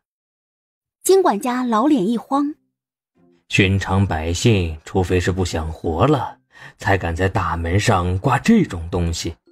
您自己瞧，这匾额上的字遒劲飘丽，端正有度，又是红底金漆的，这明显是宫中御赐的牌匾呀。我才不管这是不是郡主府呢，我现在只想把清衡哥哥带回去，不能让他留在老李家。金管家无语，难呐。少爷早他们一步到达杏花村，如果已经跟老李家认亲了，那他们说啥都来不及了。童香香见二人嘀嘀咕咕的不肯进来，又把院门关上了。啊，你关门干什么？打开打开，本小姐还没进去呢，谁让你关门的？小姐，金管家无奈至极，您这脾气最好收一收，这里不是府城。哎呀，知道了知道了，絮絮叨叨的，我都快烦死了。你们到底找谁？我找清衡哥哥，你去把他叫出来。顾清渊梗着脖子道。童香香不认识顾清衡，她只知道在屋里喝酒的顾公子。我们家没有叫清衡的。我跟你说话真费劲，让开。顾清渊皱紧眉头，一把就将童香香推开了，然后提着裙摆跨过门槛，大步流星地往里走。清衡哥哥，你在吗？我来找你了，清衡哥哥。小白见有陌生人闯进来，二话不说就嚎了2嗓子，旋即从狗窝中便猛冲过来。顾清渊尖叫一声，一屁股就坐在地上。救命啊！这是什么狗啊？居然长这么大个儿，跟狼似的。小白眯缝着一双狼眼，2只爪子摁住顾清渊的肩膀，用鼻子闻了闻他的脸。小白一脸嫌弃，这是什么味儿啊？跟小主人小时候的尿布一个味道，臭烘烘的。小姐，您没事吧？还不快把这畜生给我拉开！顾清渊尖叫道。屋内的人听到动静，都纷纷走了出来。清渊，一见妹妹被狼狗摁在地上，顾清衡心里一惊。大伯大娘，快帮忙看一下狗。去，回狗窝里趴着。小白无动于衷，而是看向小主人。李甜甜抿了抿嘴，小白，舔他2下。小白做了一个干呕的动作，意思就是让小白舔他，还不如直接杀了他呢。啊，你这是什么动作？是在嫌弃我吗？真是见了鬼了，她堂堂顾家绸缎庄的大小姐，居然被一条狗给嫌弃了，还有没有天理了？小白懒得跟他纠缠，松开顾清渊后，便溜溜达达地钻进狗窝去了。清衡哥哥，我好害怕呀！你来做什么呀？他想清静清静都不成了，1年下来都没有几次这样消闲的机会。我当然是不放心你了。顾清渊哭红了眼圈，悄悄扫向其他人。清衡哥哥，我不喜欢这个地方，咱们还是赶紧回府城去吧。哎呀，别胡闹，趁着天色还早，你跟金管家赶紧走。顾清衡推了他一下，他带着来福暂住在老李家就已经够麻烦的了，如今清渊和金管家还来凑热闹，他心里实在过意不去。顾清衡做人的标准就是能自己做的事情就尽量不麻烦别人，他欠老李家的人情越多，往后就越难走动。不要，我大老远的跑到这儿来，连口水都没喝到呢，凭什么回去啊？顾清渊撅了撅嘴，刘淑贤盯着少女看了片刻，满面狐疑。顾公子，这位姑娘是？大娘，她是我妹妹，今日贸然登门，叨扰到诸位，晚辈给大伙赔不是了。说着，顾清衡拱起手，弯腰行了一礼。我不是她亲妹妹，我将来是要嫁给清衡哥哥的。顾清渊着重说明。清渊，莫要乱说。顾清衡拧紧眉头。本来就是嘛，爹爹和娘亲说了，等忙完这阵儿，就给咱们2个办亲事。反正我已经17岁了，可以嫁人了。一说起这事儿，顾清渊脸颊上便浮现出一抹甜蜜和憧憬，看向清衡哥哥的眼神也充满了无限爱意。顾清衡愤懑难当，他怎么不知道这件事？养父和养母从未跟他提起过。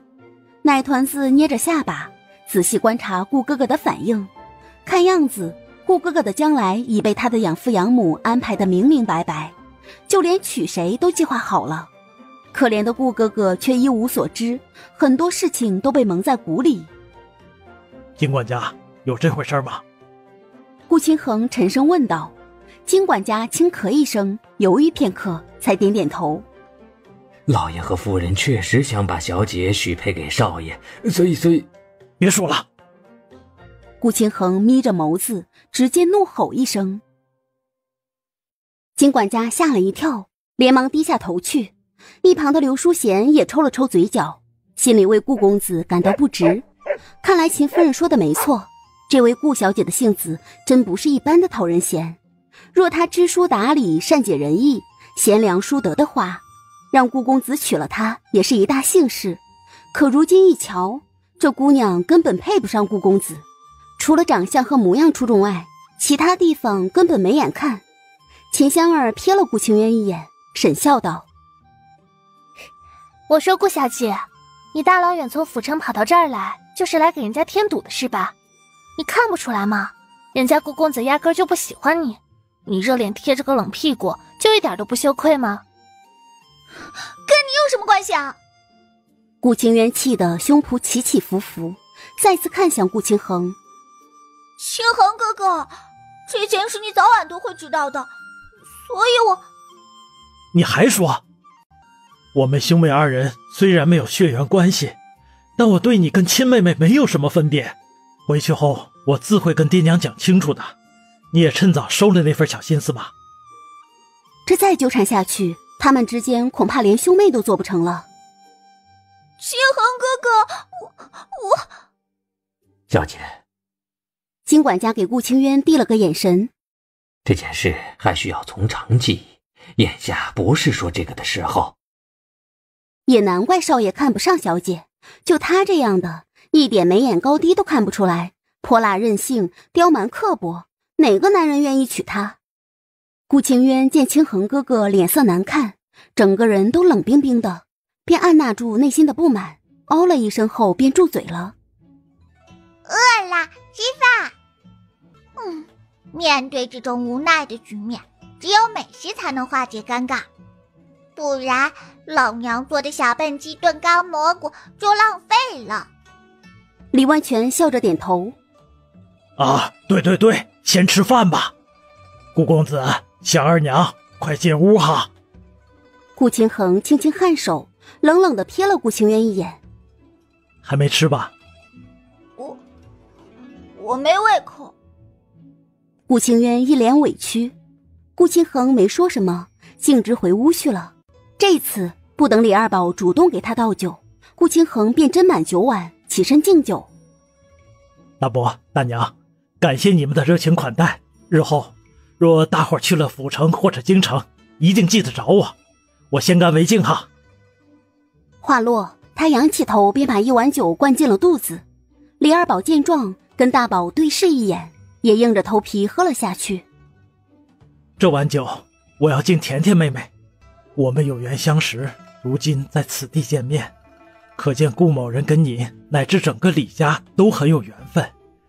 往后有什么事能用到我的，顾某定义不容辞。说完，他又把碗里的酒干掉了。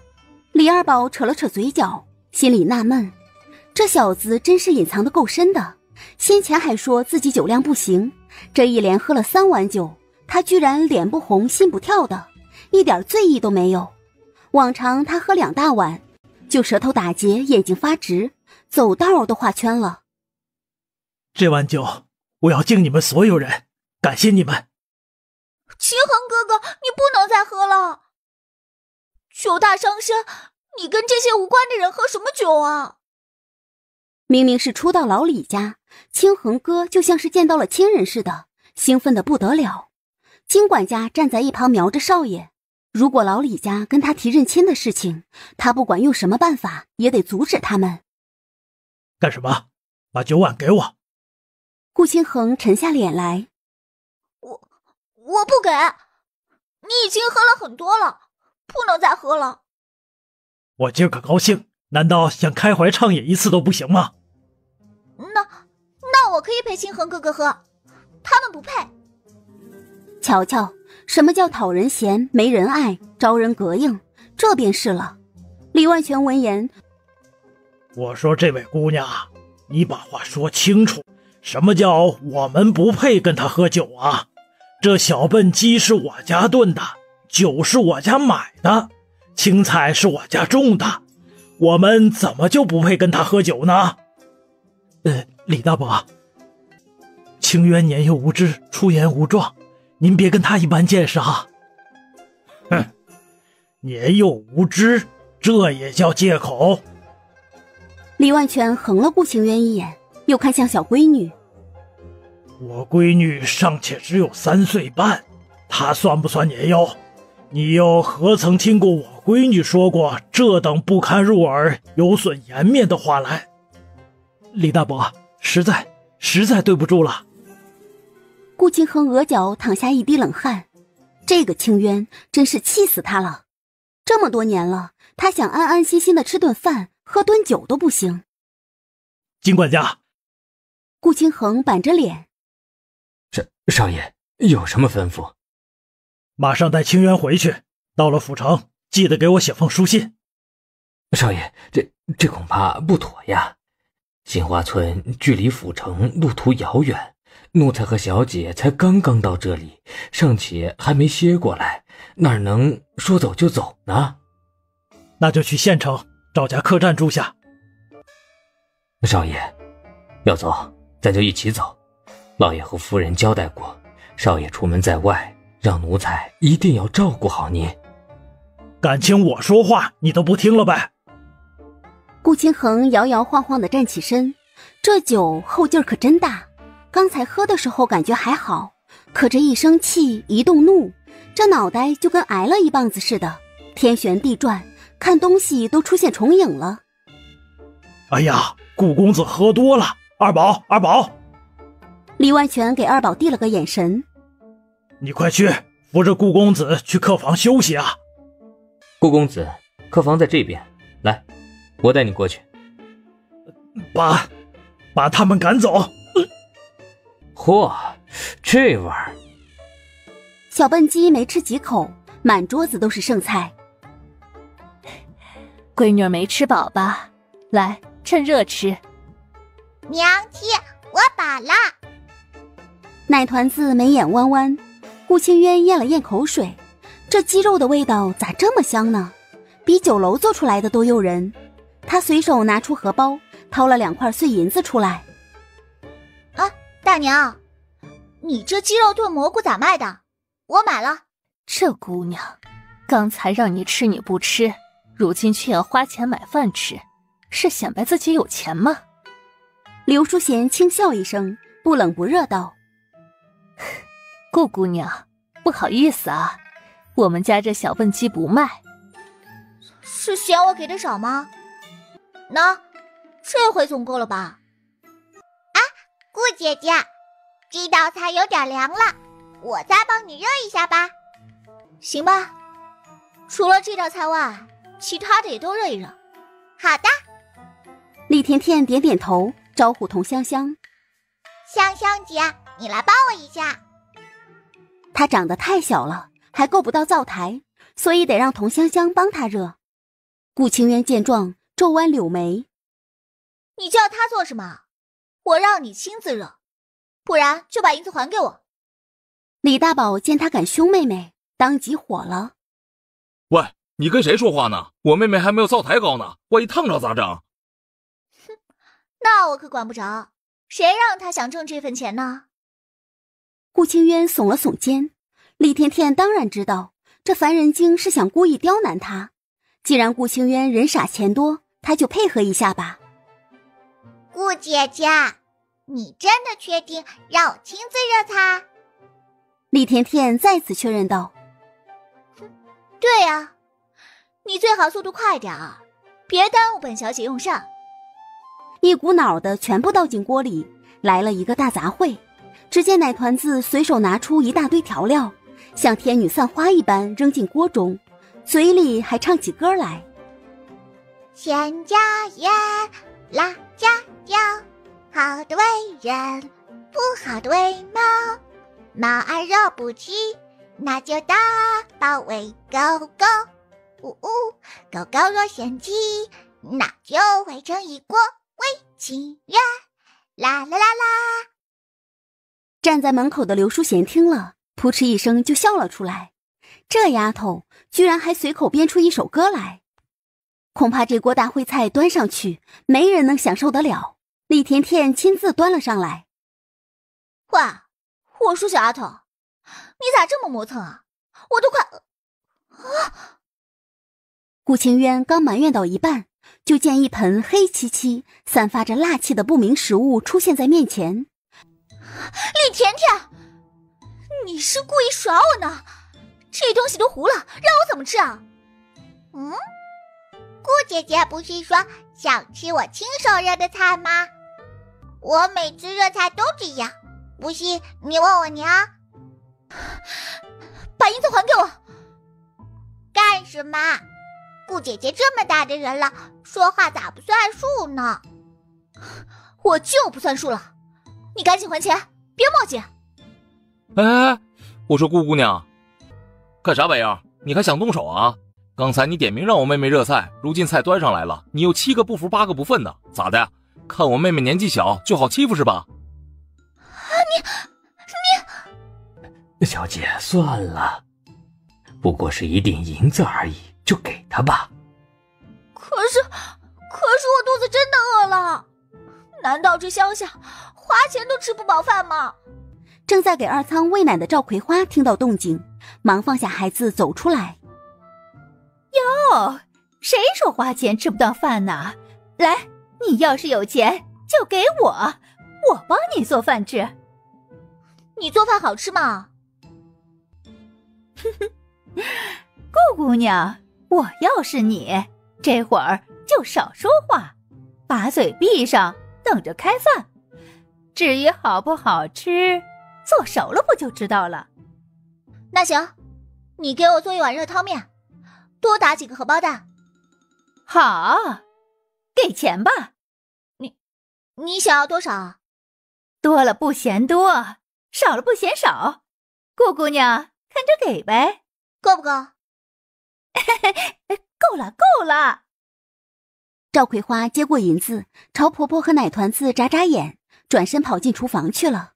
这个冤大头一口饭没吃到呢，2锭银元宝就花出去了。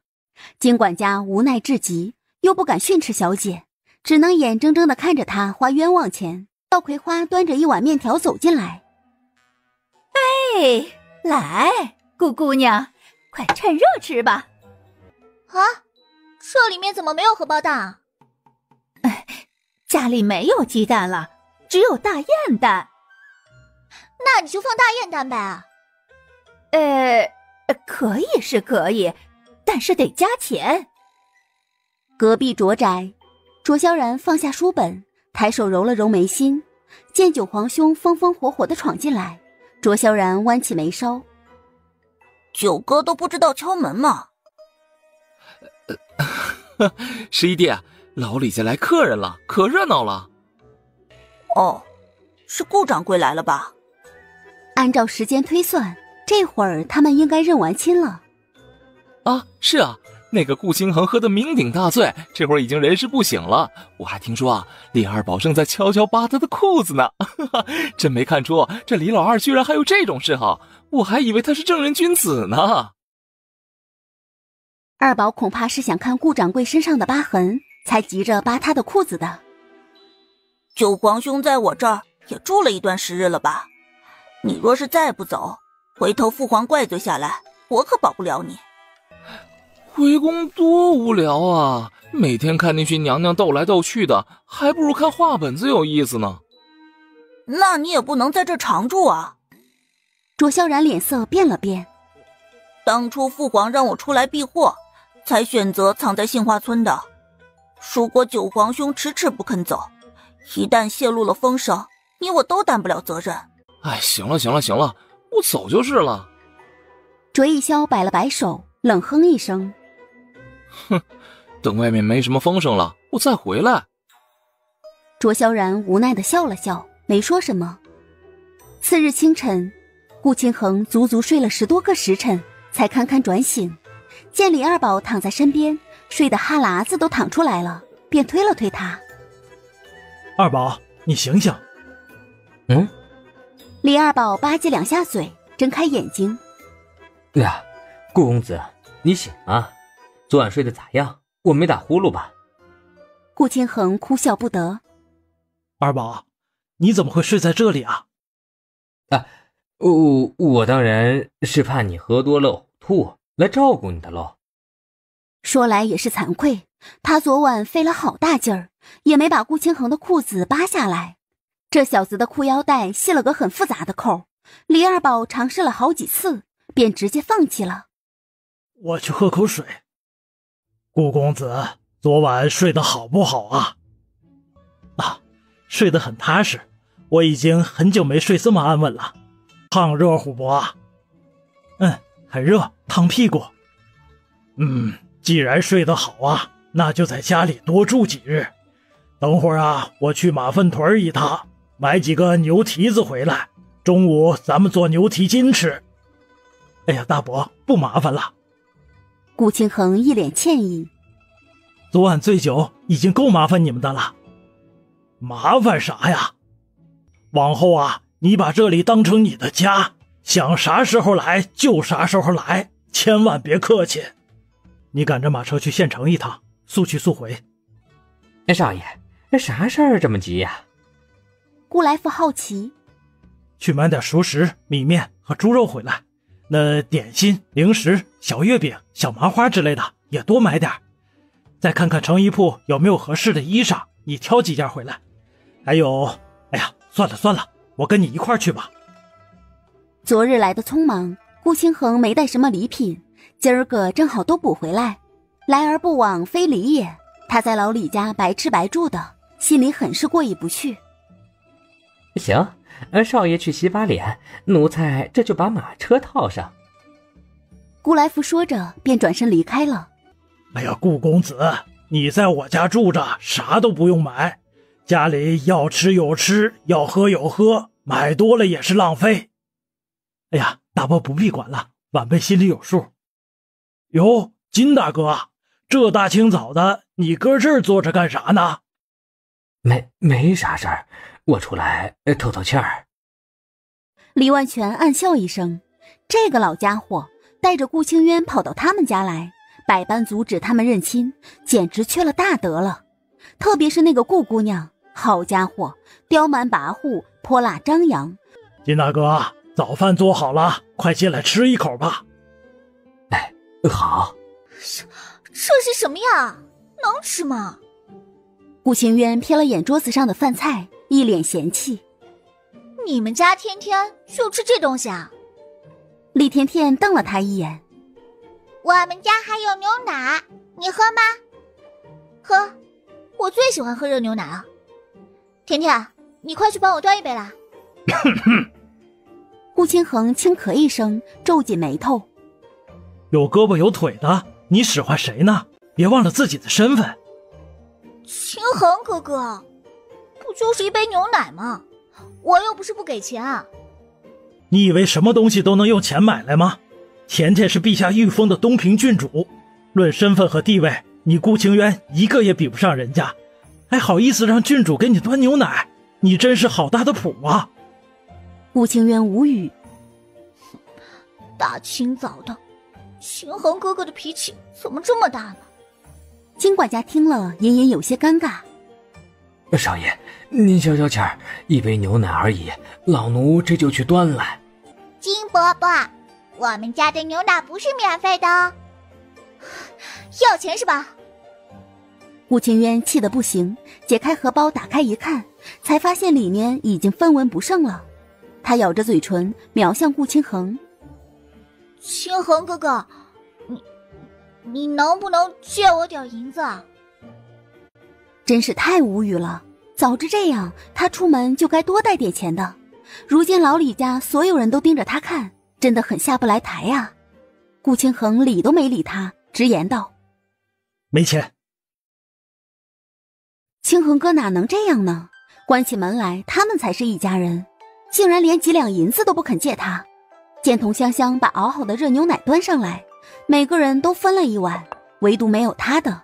顾清渊气得火冒三丈。你们到底什么意思啊？既然是郡主之家，咋还这么贪财啊？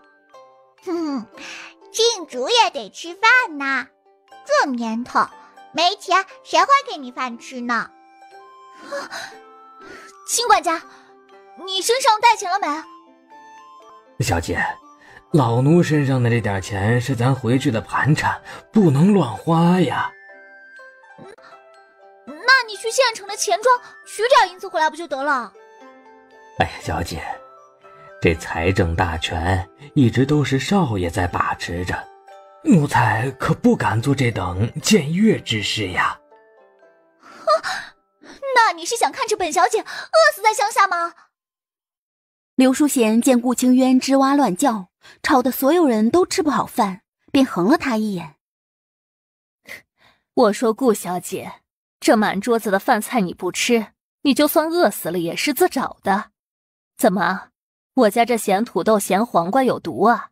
这小米粥和花卷它不香啊？还是说你嫌弃我们农家的饭菜，想吃满汉全席不成？清渊，赶紧坐下吃饭。顾清衡耸了他一下。他这个妹妹在家里娇生惯养，锦衣玉食，被惯得不成样子，如今跑到别人家来吆五喝六，拿桥摆谱，实在是不成体统。顾清渊赌气地坐在椅子上，拿起一个糖三角咬了一大口。还挺好吃。顾清渊瞪大杏眸，颇为意外。早饭过后，李万全便领着李大宝去马粪屯买牛蹄子去了。顾清衡则是跟着顾来福坐上马车去了县城。后院，奶团子蹲在鱼塘边，手里抓着一把鱼食往里面撒。刘淑贤把李二宝拉过来，低声问道：老二，看仔细了吗？娘。李二宝叹了口气：唉，那顾公子的腰带系得太结实了，我没解开。刘淑贤无语：唉，合着你们两个在炕上睡了一宿，连个裤腰带都没解开吗？早知这样，就让你大哥去了，啥也干不了。哼！刘淑贤瞪了儿子一眼，李二宝哭笑不得：娘，我觉得这事儿还是当面问清楚的比较好。这偷偷摸摸的扒人裤子，实在很不雅。你还知道不雅呢？今天早上香香是不是又帮你挤牛奶去了？刘淑贤质问他。娘，天地良心，是他自个儿凑过去的，我连话都没敢跟他说。一旁的奶团子听后，笑眯眯地走过来。娘，我觉得二哥说的对，这事儿还是得直接问顾哥哥比较妥当。如果偷扒人家的裤子，即便看到那块疤痕了，你让顾哥哥怎么想呢？刘淑贤闻言沉吟稍许，那等你爹回来再问吧。昨晚他也想了很久，如果顾公子真的是小五，他该怎么做？是将小五留下来，还是继续让他回到养父和养母身边去？甜甜在家吗？大门外，孙瘸子敲了敲院门，抻着脖子喊了2嗓子：“出来看狗哈！”李甜甜听到动静，哒哒哒地跑了过来。孙叔叔，咋的啦？孙瘸子笑着上前：“你红红姐今天早上去挑水，脚趾头被耗子给咬了，啦啦淌血，我怕这耗子有瘟病，回头再发炎感染就不好办了，便想着让你去给他包扎一下伤口。”李甜甜一听，苦笑道：“啊，这好端端的，红红姐咋还被耗子给咬了呢？”由于干旱的缘故，这几年杏花村的田鼠都跑没了，村民们一年到头都看不到几只老鼠。孙瘸子无奈地摇摇头：“哎，说的就是呀，以前村里的耗子一见到人就躲得远远的，如今都敢窜出来咬人了，真邪乎呀！听红红说，那井边的耗子一堆一堆的，太麻引人了，而且个头还大。大娘，你看碗架子里是不是还有几个咸燕蛋呢？快给甜甜拿上，再把我昨天抓来的几只鹌鹑也给她带上。”呵呵，早就装好了，连你私藏的那瓶花雕酒都被装上了。孙瘸子微微一怔，剜了媳妇儿一眼。这个蠢货，那花雕酒他珍藏了好几个月，就等着过年过节的时候拿出来喝呢。小郡主又不会饮酒，拿回去也是被他那个爹和哥哥们给喝了。但既然已经装起来了，孙瘸子又不好要回来，便笑着点点头：“行行行，都带上啊。甜甜，咱们村子是不是要闹鼠灾呀？”眼看着庄稼地又要收一茬了，一旦闹起了鼠灾，地里的苞米和黄豆就保不住了。李甜甜撇了撇嘴：“看样子是有可能的。孙叔叔最好多留意一些，提前备好老鼠药，撒在田间地头上。如果鼠群规模庞大，即便是耗子药也不管用，就得想其他办法。”“行，都听小郡主的。”奶团子溜溜达达地往家走，大眼睛往墙根下那么一瞥，忽然惊住了。只见10几只青灰色的大耗子沿着墙根一路狂奔，在李甜甜惊骇的注视下，耗子们钻进了高宝莲家的院子，消失不见了。奶团子回过神来，倒吸一口凉气：“好家伙，真的要闹鼠灾了，这可不是啥好兆头。”顾清衡在县城游逛一上午，临近午饭时分才回来。他足足买了一马车东西，甚至还有2样大件，分别是1张八仙桌和4把黄花梨太师椅。这2样东西一看就是精工打磨出来的，不管是样式还是花纹，都极其奢华，非常漂亮。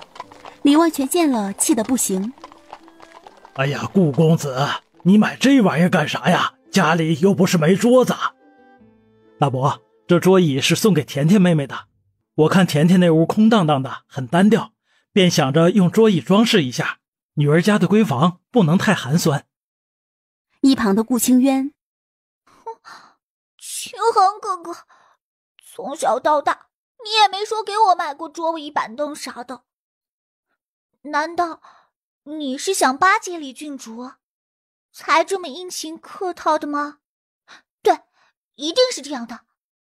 哎呀，顾公子，实不相瞒，我家八宝就是木匠，这些家具啊，他都能做。李万全无奈极了。大伯，买都买了，总不能退回去吧？来，您搭把手，帮我把东西搬进去哈。顾清衡说着便挽起袖子，招呼来福一起抬桌子。后院，李八宝跟秦香儿二人一天的活动日程都安排得满满的。早起去山坡上挖蒲公英，虽然没有，但散心是最关键的。八宝，你们家人对顾掌柜真好啊，听说他是你们家流落在外的五小子，有这回事吗？秦香儿突然问道。我也不太清楚，爹娘很少提这件事。八宝，你将来想不想去府城生活？去府城干啥？那么老远，我还咋照顾爹娘和妹妹呀？李八宝不太愿意，秦香儿一听白了他一眼。你有那么多兄弟，他们会帮你照顾爹娘的。况且你妹妹以后要嫁人，自有她相公照料她，轮不到你来操心。那也不行，我长这么大，还没出过远门呢。李八宝摇摇头，秦香儿无语。真是个木头，难怪他适合做木匠。奶团子见顾哥哥给他买了套桌椅，连忙上前摸了摸。哇，手感真好呀！黄花梨的木头自带一种幽香气息，仿佛茉莉花和菊花的混合体，甚是好闻。顾清衡莞尔一笑。顾清衡心烦意乱，又把顾清渊往旁边拽了拽，沉声问道：清渊，我问你，那封信上到底写了什么？你只要如实告诉我，我便不生你的气。他早上派来福出去转悠一圈，想打听打听家人的事情，可来福从村头跑到村尾，也没问出个所以然来，所以顾清衡又把注意力转移到那封烧了一半的书信上面。顾清渊眨了眨美眸，摇摇头：我也不知道上面写的啥。你怎会不知道？那封信明明是你烧毁的，若心里没鬼，你为何要烧它？顾清衡怒声质问：我……哎呦，顾公子，你咋跑到这儿来了？快进屋吧，油提筋做好了。啊，好，马上就去。你不告诉我也可以，我自己会调查清楚的，到那时可别怪我翻脸。清衡哥，我……顾清渊一脸为难。爹娘对清衡哥那么好，他为啥要找自己的亲生父母呢？这乡下穷困潦倒，埋了把胎的，到底哪里好啊？里屋，李万全听完老婆子的讲述，李大爷问的这叫什么问题？老头子，你直接问就是了，别拐弯抹角的。老脸有些发红。顾公子啊，实不相瞒，你长得很像我家五小子，大伯就是想问问你，你屁股上是不是有一块疤痕呐？大概这么大，是用火炭烫出来的，印记很明显。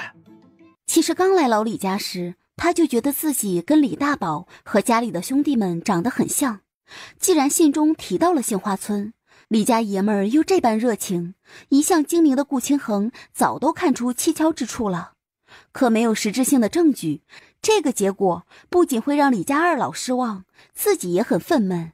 他犹记得自己5岁那年，府中来了一位老中医，他调配出一种祛疤膏极其管用。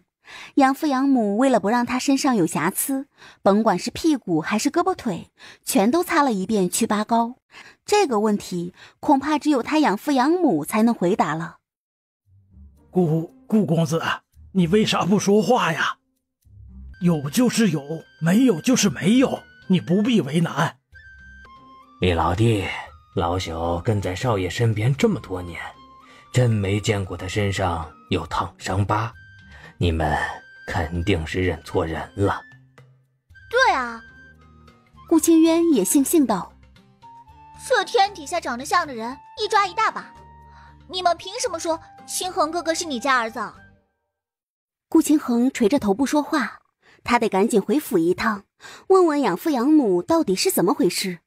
如果他们故意把他身上的疤痕抹掉，是想让他一辈子也认不了亲吗？哎呀，老婆子，你再好好想想，咱家五小子身上还有啥特征没？柳淑贤眯着眸子，仔细回忆了一下，忽然眼前一亮。好好想想，咱家五小子身上还有啥特征没？柳淑贤眯着眸子，仔细回忆了一下，忽然眼前一亮。对了，五宝的胸口上有一个黑色的痦子，很好辨认的。金管家听后跟顾清渊对视一眼，都暗暗松了口气。少爷胸口上压根就没有痦子，就算有也被抹干净了。还是老爷和夫人有先见之明啊，就怕少爷将来弃他们不顾，跑到亲爹亲娘这边生活。二人的小动作落在奶团子眼中，让他心里无比气愤。为了能阻止顾哥哥认亲成功，这些人真是无所不用其极，包括京城的顾老爷和顾夫人，那都不是什么好东西。顾公子啊，劳烦你把外衣和里衣脱下来，让大伯看一眼呗。烫伤疤比较容易抹干净，但痦子这东西可不好弄下去。顾清恒没有脱衣服，而是慢慢抬起眸子，湿落落的摇摇头。大伯大娘，我胸口上没有痦子，屁股上也没疤痕。明白了，他终于知道养父养母为何要请老中医给他去除疤痕了。还有，清渊为何烧毁书信，金管家为何着急追上来，以及这些年他每次问起小时候的事情，养父养母都遮遮掩掩，揶揄而过了。原来他们什么都知道，无非是想把他留在身边，阻止他寻找亲爹亲娘罢了。哎，看来我们是认错人了。李万全长叹一口气，眼里流露着满满的失落和颓然。顾哥哥，厉天天走过来，拉起顾清恒的手。你相信滴血认亲吗？顾清恒怔了一瞬，好奇道：甜甜为何这么问？如果顾哥哥的血跟我爹的血相融合，就说明你是我们老李家的人。对呀，我怎么没想到呢？甜甜，谢谢你提醒哈。金管家一听，沉下脸来。简直是胡闹呀！我家少爷凭什么要滴血认亲？说完，他站起身，朝顾清恒拱了拱手。少爷，铺子里还有很多杂事要忙，您不能在外面耽搁太久，还是早些回去吧。要回你们回，你们两个以为时时刻刻盯着我，我就束手无策，两眼抓瞎了是吧？清恒哥哥，你说什么呢？我盯着你干嘛？顾清渊心虚地侧过脸去。顾清恒冷哼一声，转身看向李万全。李大爷，晚辈愿意滴血认亲。啊，好，好。香香啊，你去打盆水来。爹爹，滴血认亲得用铜碗，还是我来准备吧。啊，行，都听闺女的。老婆子，那疤痕和痦子都能弄没，这说明不了啥。等滴血认亲成功了，咱就算把老五找回来了。哈哈。片刻后，厉甜甜端着一个铜碗走过来，李万全率先割破手指，往水里挤了一滴鲜血，水中的液体渐渐晕染开来，像一团红雾。顾公子，轮到你了。顾清恒抿了抿嘴，刚拿起匕首，正打算割破手指肚时，顾清渊如临大敌，直接尖叫一声，扬手就把铜碗给打翻了。顾姐姐，你干什么？你说我干什么？清恒哥是我们顾家的长子，他凭啥跟你们滴血认亲啊？清恒哥，这些人不怀好意，心眼一个比一个坏，咱们快点走吧，这杏花村我一天也不想待了。对对对，快走快走，铺子里的事情才是最要紧的。顾姐姐，你越是不想让顾哥哥滴血认亲，就越说明你心里有鬼。以为用这种拙劣的办法就能阻止我们是吗？哼，你很可笑啊！我说了，清恒哥哥不是你们家的人，你们别痴心妄想了。哼，清恒哥，求求你，咱们回家吧。是呀，少爷，您是顾家绸缎庄的大掌柜，凡事要以生意为主呀。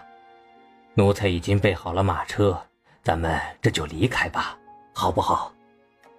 哼，好啊，我正想回府一趟呢。顾公子啊，那滴血认亲，李大爷不必着急，等我弄明白所有事情再回来找您。有血浓于水的亲情作为纽带，真的假不了，假的真不了。不管我是不是您的儿子，我都会再回来的。说完，顾清恒朝所有人拱了拱手，然后头也不回地离开了。清恒哥哥，你等等我！正堂内恢复了宁静。这顾清渊真不是个东西，我敢打包票，他和那个姓金的知道所有的事情，只有顾掌柜一个人被蒙在鼓里。哎，这也算是好事儿。秦夫人吁了口气，他们越是这样，就说明顾老爷和顾夫人就越心交。甜甜，烫伤疤和痦子真的能抹平吗？可以的。厉甜甜重重点头，只是需要一些时间罢了。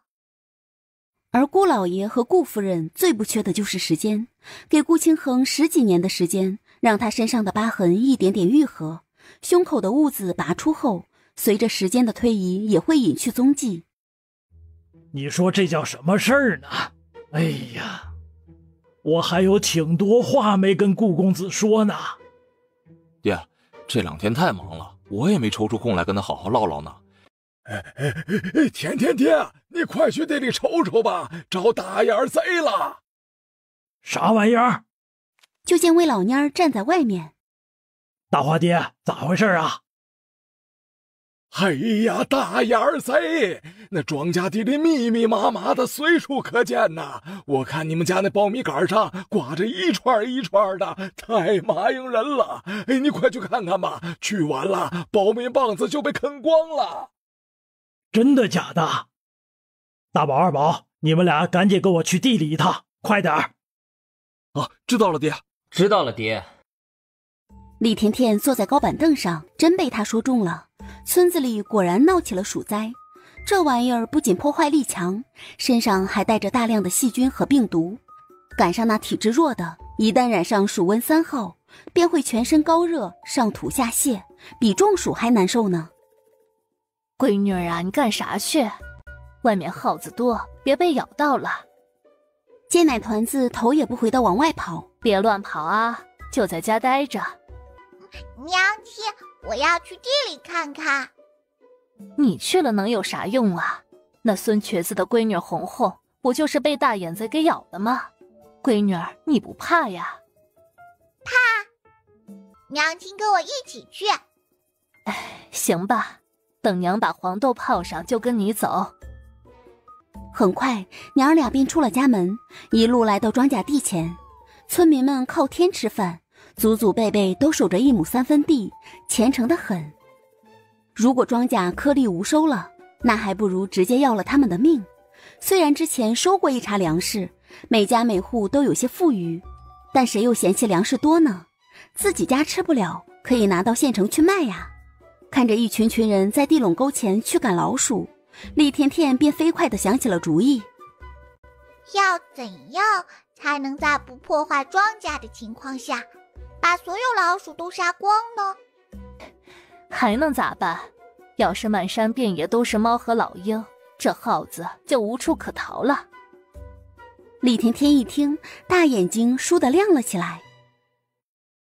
是了，这杏花村周围的野猫本来就有很多，最近几个月杏花村乃至马岭山上的野猫数量骤减，甚至一只都看不到了。李甜甜觉得应该想办法把猫群弄回来，跟大眼贼们较量一下。闺女儿，你是不是想到了什么好办法了？娘亲说的对，咱们要尊重大自然的规律，狗拿耗子多管闲事。那就让猫来干这活吧，这是它的专业。嘿，老婆子，你们别来了，快回家去，这耗子都成精了，连人都敢咬呢。是啊，娘，您看，都快把苞米粒儿给啃光了。你们先回去，我这就去县城买点耗子药回来。赶紧去，赶紧去！去晚了，耗子药就被抢光了。哎，行。冯县令又急匆匆的来了。亲家，你们村子有没有耗子呀？遍地都是啊，估计耗子药啊都不管用了。冯县令听后，心里愈发紧张了。如果小殿下又给他派什么任务，或者规定什么指标的话，他这次铁定完成不了。冯县令，我家小主子请你过去一趟。哎，乔姐妹，怕啥就来啥。田宝宝啊，冯叔叔知道你一定有办法，你这次一定要帮帮我呀。亲家，你这么大的人了，遇到事情不自己想办法，求我闺女干啥呀？冯叔叔，一切都会过去的，要挺住哦。他暂时没把自己的计划说出来，万一不灵验，那多打脸呢。冯县令很绝望。哎，这次啊，肯定悬了。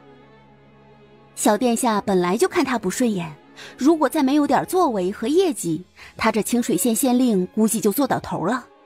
卓宅，他刚刚去送酒皇兄了，在杏花村住了这么久，也该让九哥回宫点个卯了。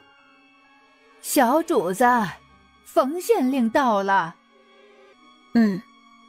让他进来。片刻后，冯县令低头耷拉脑的走进来，一脸稀黄。卓公子，听闻杏花村和十里八乡闹了鼠患，庄稼地被掠食一空，百姓怨声载道，连一包耗子药都买不到。冯县令，你是清水县的父母官，可想到什么好办法没有？卓萧然眯着眸子问。冯县令紧紧绞着衣袖，思忖良久，才缓缓开口：下官打算从外地多进购一些老鼠药，解村民们的燃眉之急。可我听说田间地头的老鼠极其的狡猾，就算是有耗子药，他们也一口不吃。那下官就没办法了。冯县令狂冒冷汗。没办法了？哼！卓萧然嗤笑一声。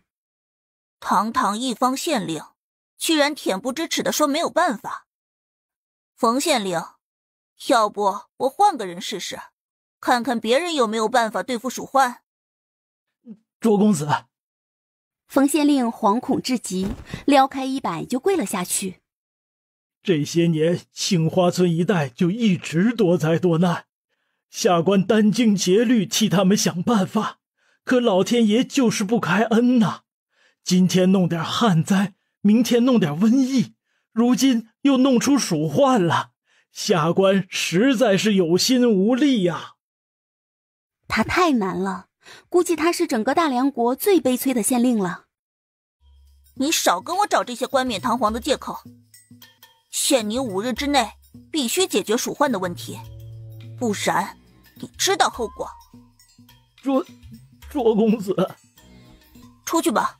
当晚冯县令在老李家喝得酩酊大醉，家都回不去了。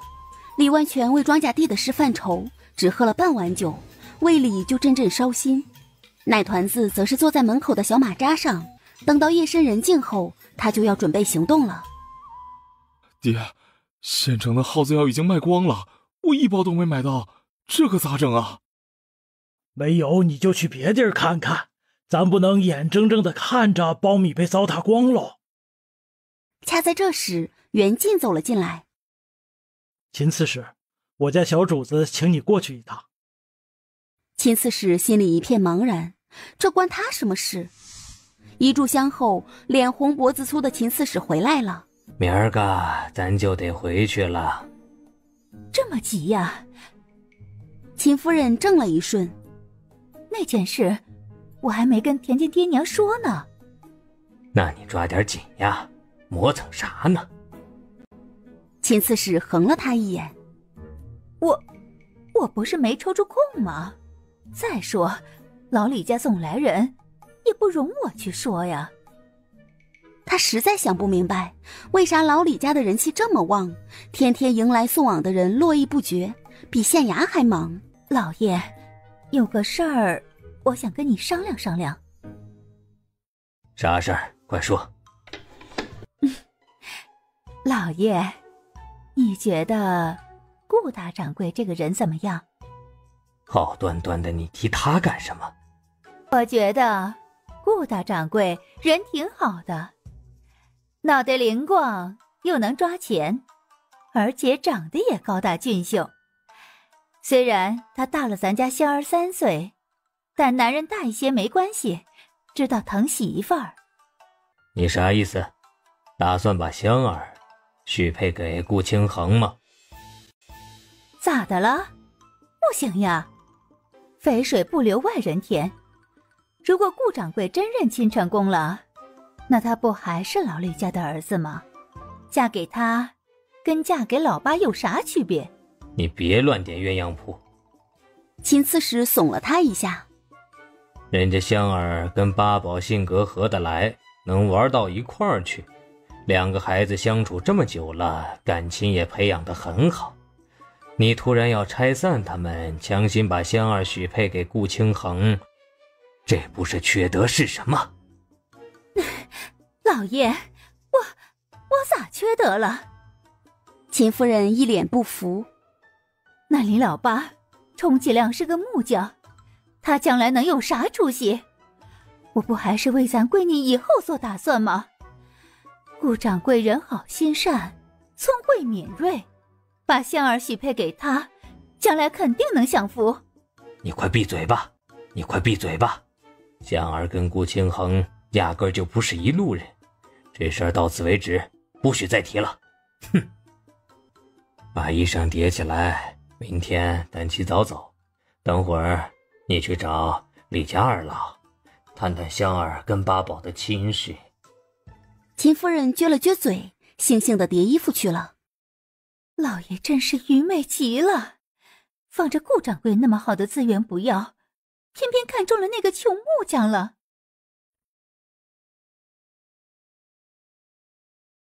闺女儿哎，外面蚊子多，你坐在这儿干啥呢？娘亲，咱们家今晚会来很多只野猫，我得看着点儿。要是真有野猫就好了，庄稼地那边的老鼠也不至于成灾泛滥。娘亲会来猫的，我保证。而且会来很多很多猫，数都数不过来。刘淑贤忍俊不禁，没怎么在意，只当闺女是喜欢猫猫狗狗这种动物。把奶团子抱回屋子，李万全正在泡脚，叹了口气说：耗子药也买不到，啥招都没有。咱家那苞米啊，都快被大眼贼给啃没了，这可咋办呢？哎，愁有啥用啊？前些年山里还有不少长虫，那玩意儿抓耗子可厉害了。如今天遭大旱，连长虫都见不到了。早知这样啊，咱家就该多养只猫好了。几只猫好干啥的？哎，你没看见那地里密密麻麻的全是大眼贼，比那蝗虫还麻应人了。别说几只猫了，就是10只20只，也是杯水车薪，不顶用的。爹爹，娘亲，等会儿会来猫的。是，娘相信你。恰在这时，秦夫人敲了敲门走进来。还没睡呢。秦夫人抿嘴笑了笑。哎呀，香儿娘来了，快炕上坐啊，我去给你倒杯水。哎，不用麻烦了，这个给你们。在你们家叨扰这么长时间，又是吃又是住的，这钱是我跟老爷的一点心意，你们务必收下啊。李万全见状一脸惭愧。哎呦，这可使不得！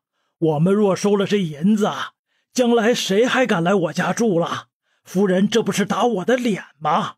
你快把钱拿回去吧，别整这些没用的。是啊，往后我们如果去府城了，还得麻烦你和刺史大人多多关照呢。这钱呀，打死我也不能要。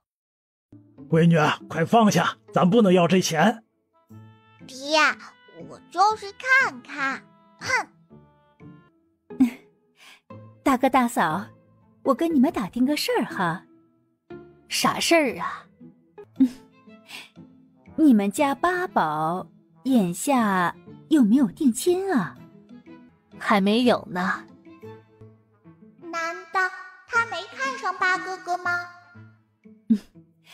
你们估计也瞧见了，我闺女香儿跟你家八宝处得不错，两个孩子每天黏在一起，总有说不完的话。所以我跟老爷合计了一下，既然香儿和八宝志趣相投，又彼此喜欢对方，很是投缘，便给他们定个亲事吧。大哥大嫂意下如何？李万全闻言心里是没意见的，刺史家的千金比知府的女儿还要高贵呢，如果让小八娶了香儿，那是他们家高攀了，这种好事他没有理由拒绝。刘淑贤听后笑着问：夫人真的想好了，就不怕把香儿嫁过来吃苦受罪吗？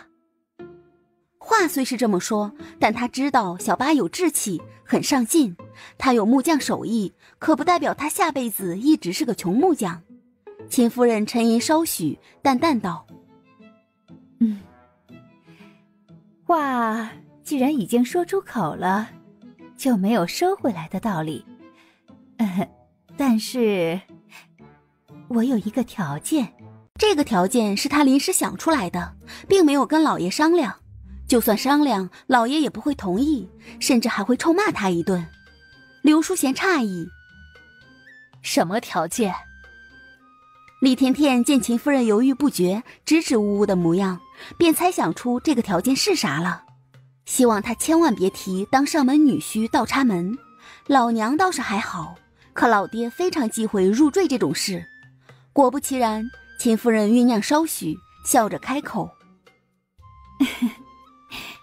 你们也知道，我跟老爷就香儿这么一个闺女，将来她若是嫁出去，府中就只剩下我们老两口了，未免有些枯燥和落寞，所以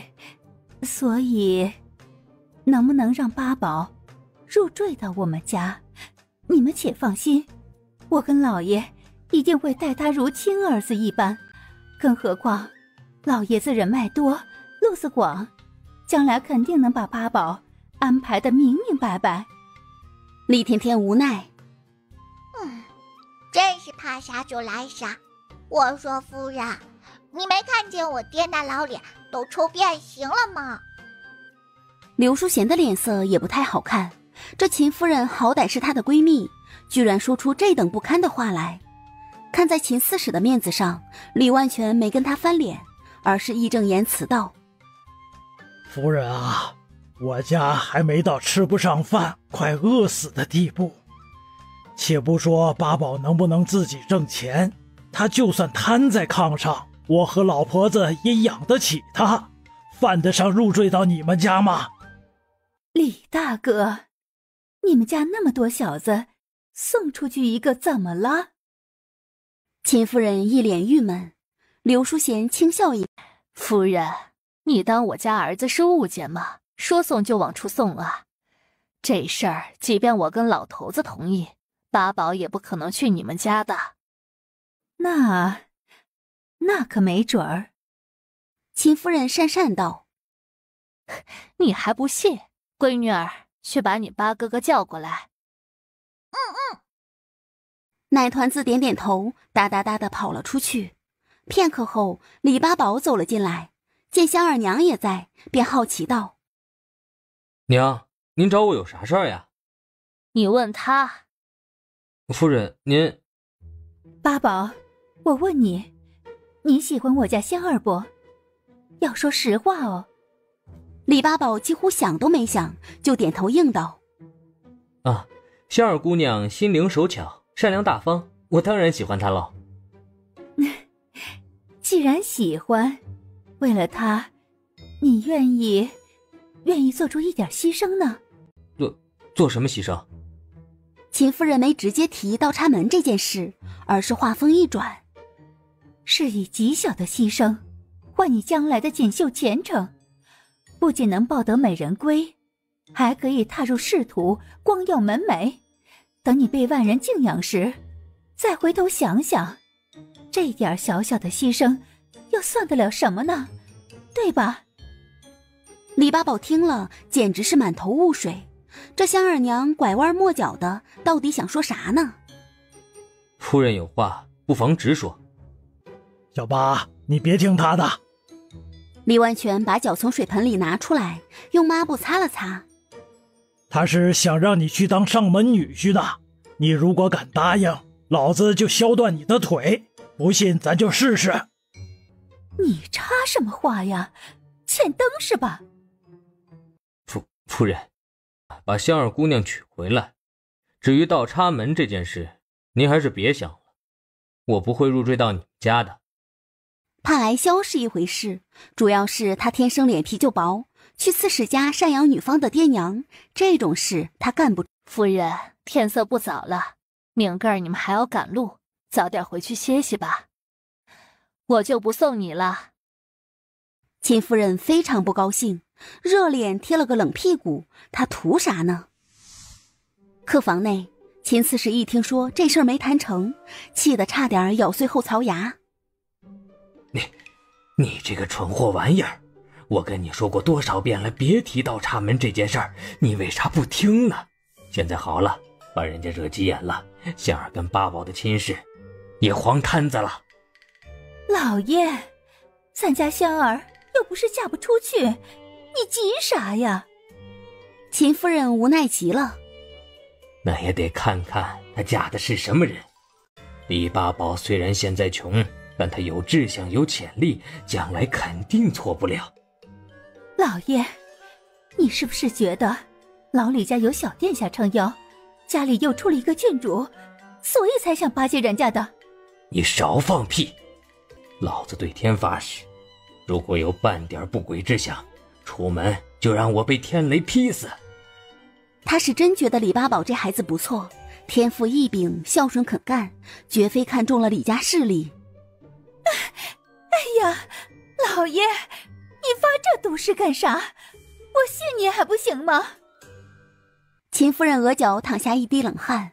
秦香儿倒是不知爹娘有何打算，此时她打包好了行李，来到李八宝房门前，轻轻敲了敲。哎，香儿姑娘，你还没有休息啊？李八宝满面欣喜，秦香儿摇摇头，随手拿出一块玉佩递过去。喏，这块玉佩是我的贴身之物，送给你吧。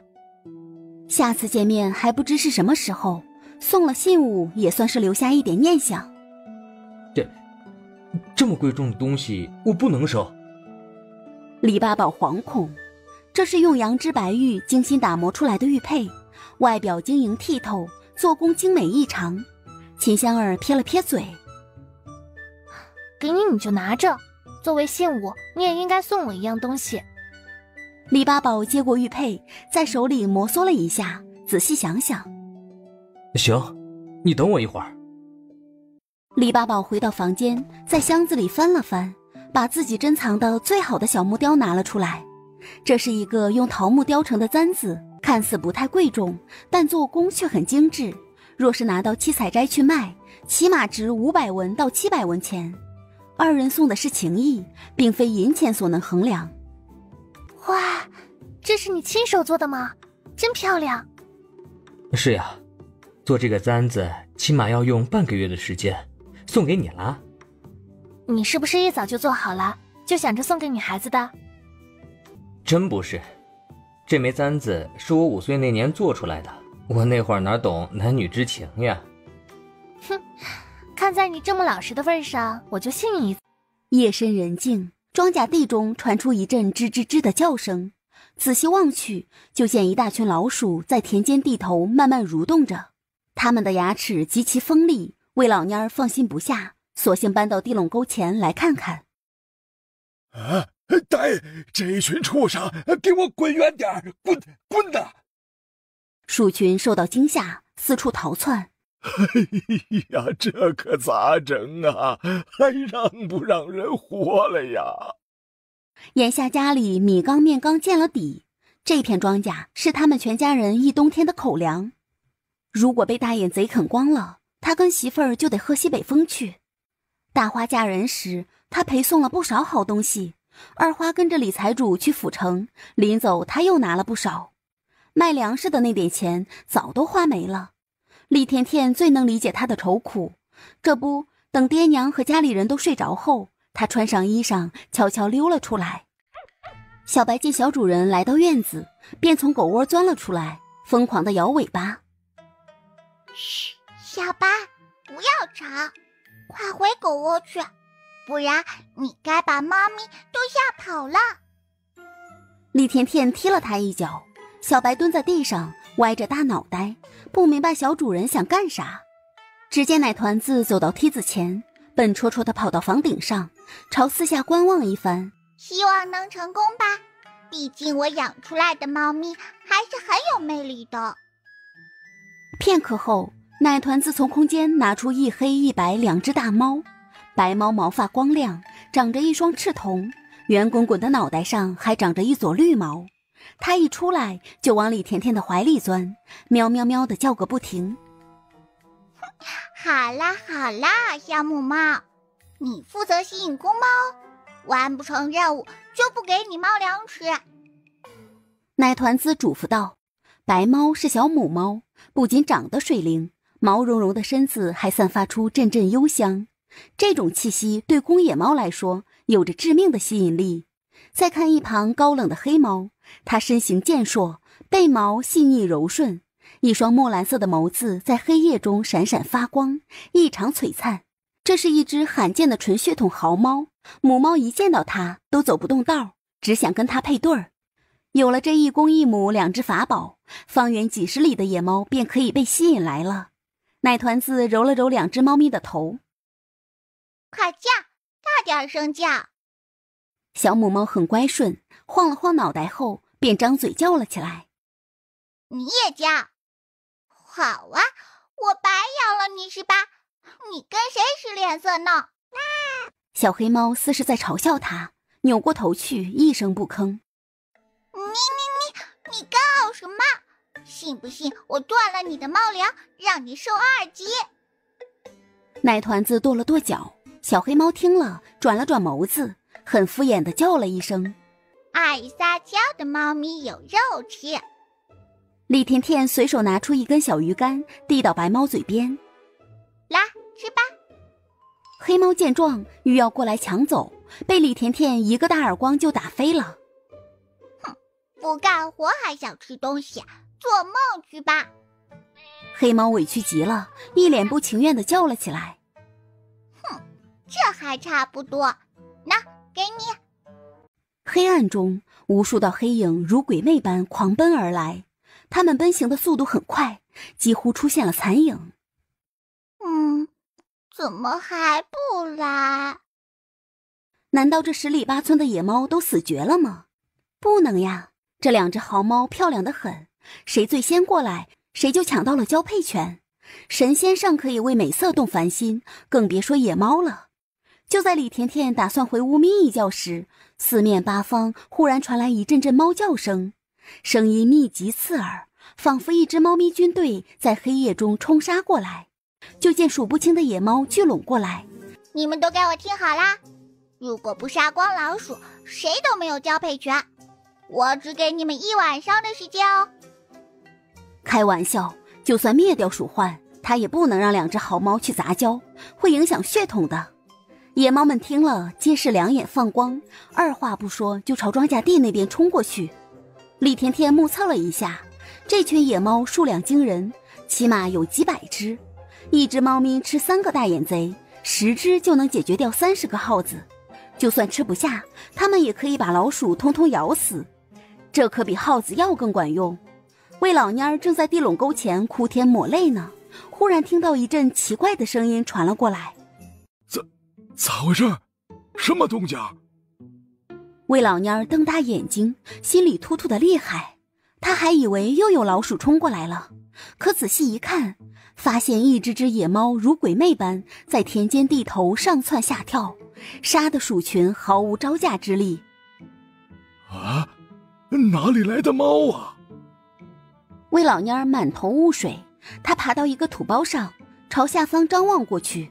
好家伙，只见密密麻麻的野猫如同洪水巨浪一般涌了过来，它们数量惊人，几乎在眨眼间就把老鼠大军杀了个精光。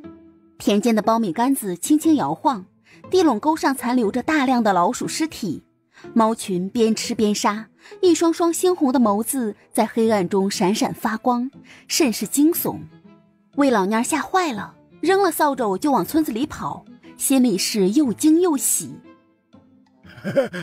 大伙儿快别睡了，地里的耗子都被杀光了。高有田听到动静，睡眼惺忪地走出来。大花爹，你胡说啥呢？那大眼贼遍地都是，数都数不过来，是谁杀光的？除了猫有这本事外，谁还能对付得了他们啊？真的假的？那我家那片黄豆地是不是也清理干净了？当然干净了，那猫群漫山遍野，铺天盖地的，比耗子的数量还多呢。不信你自个儿瞧瞧去。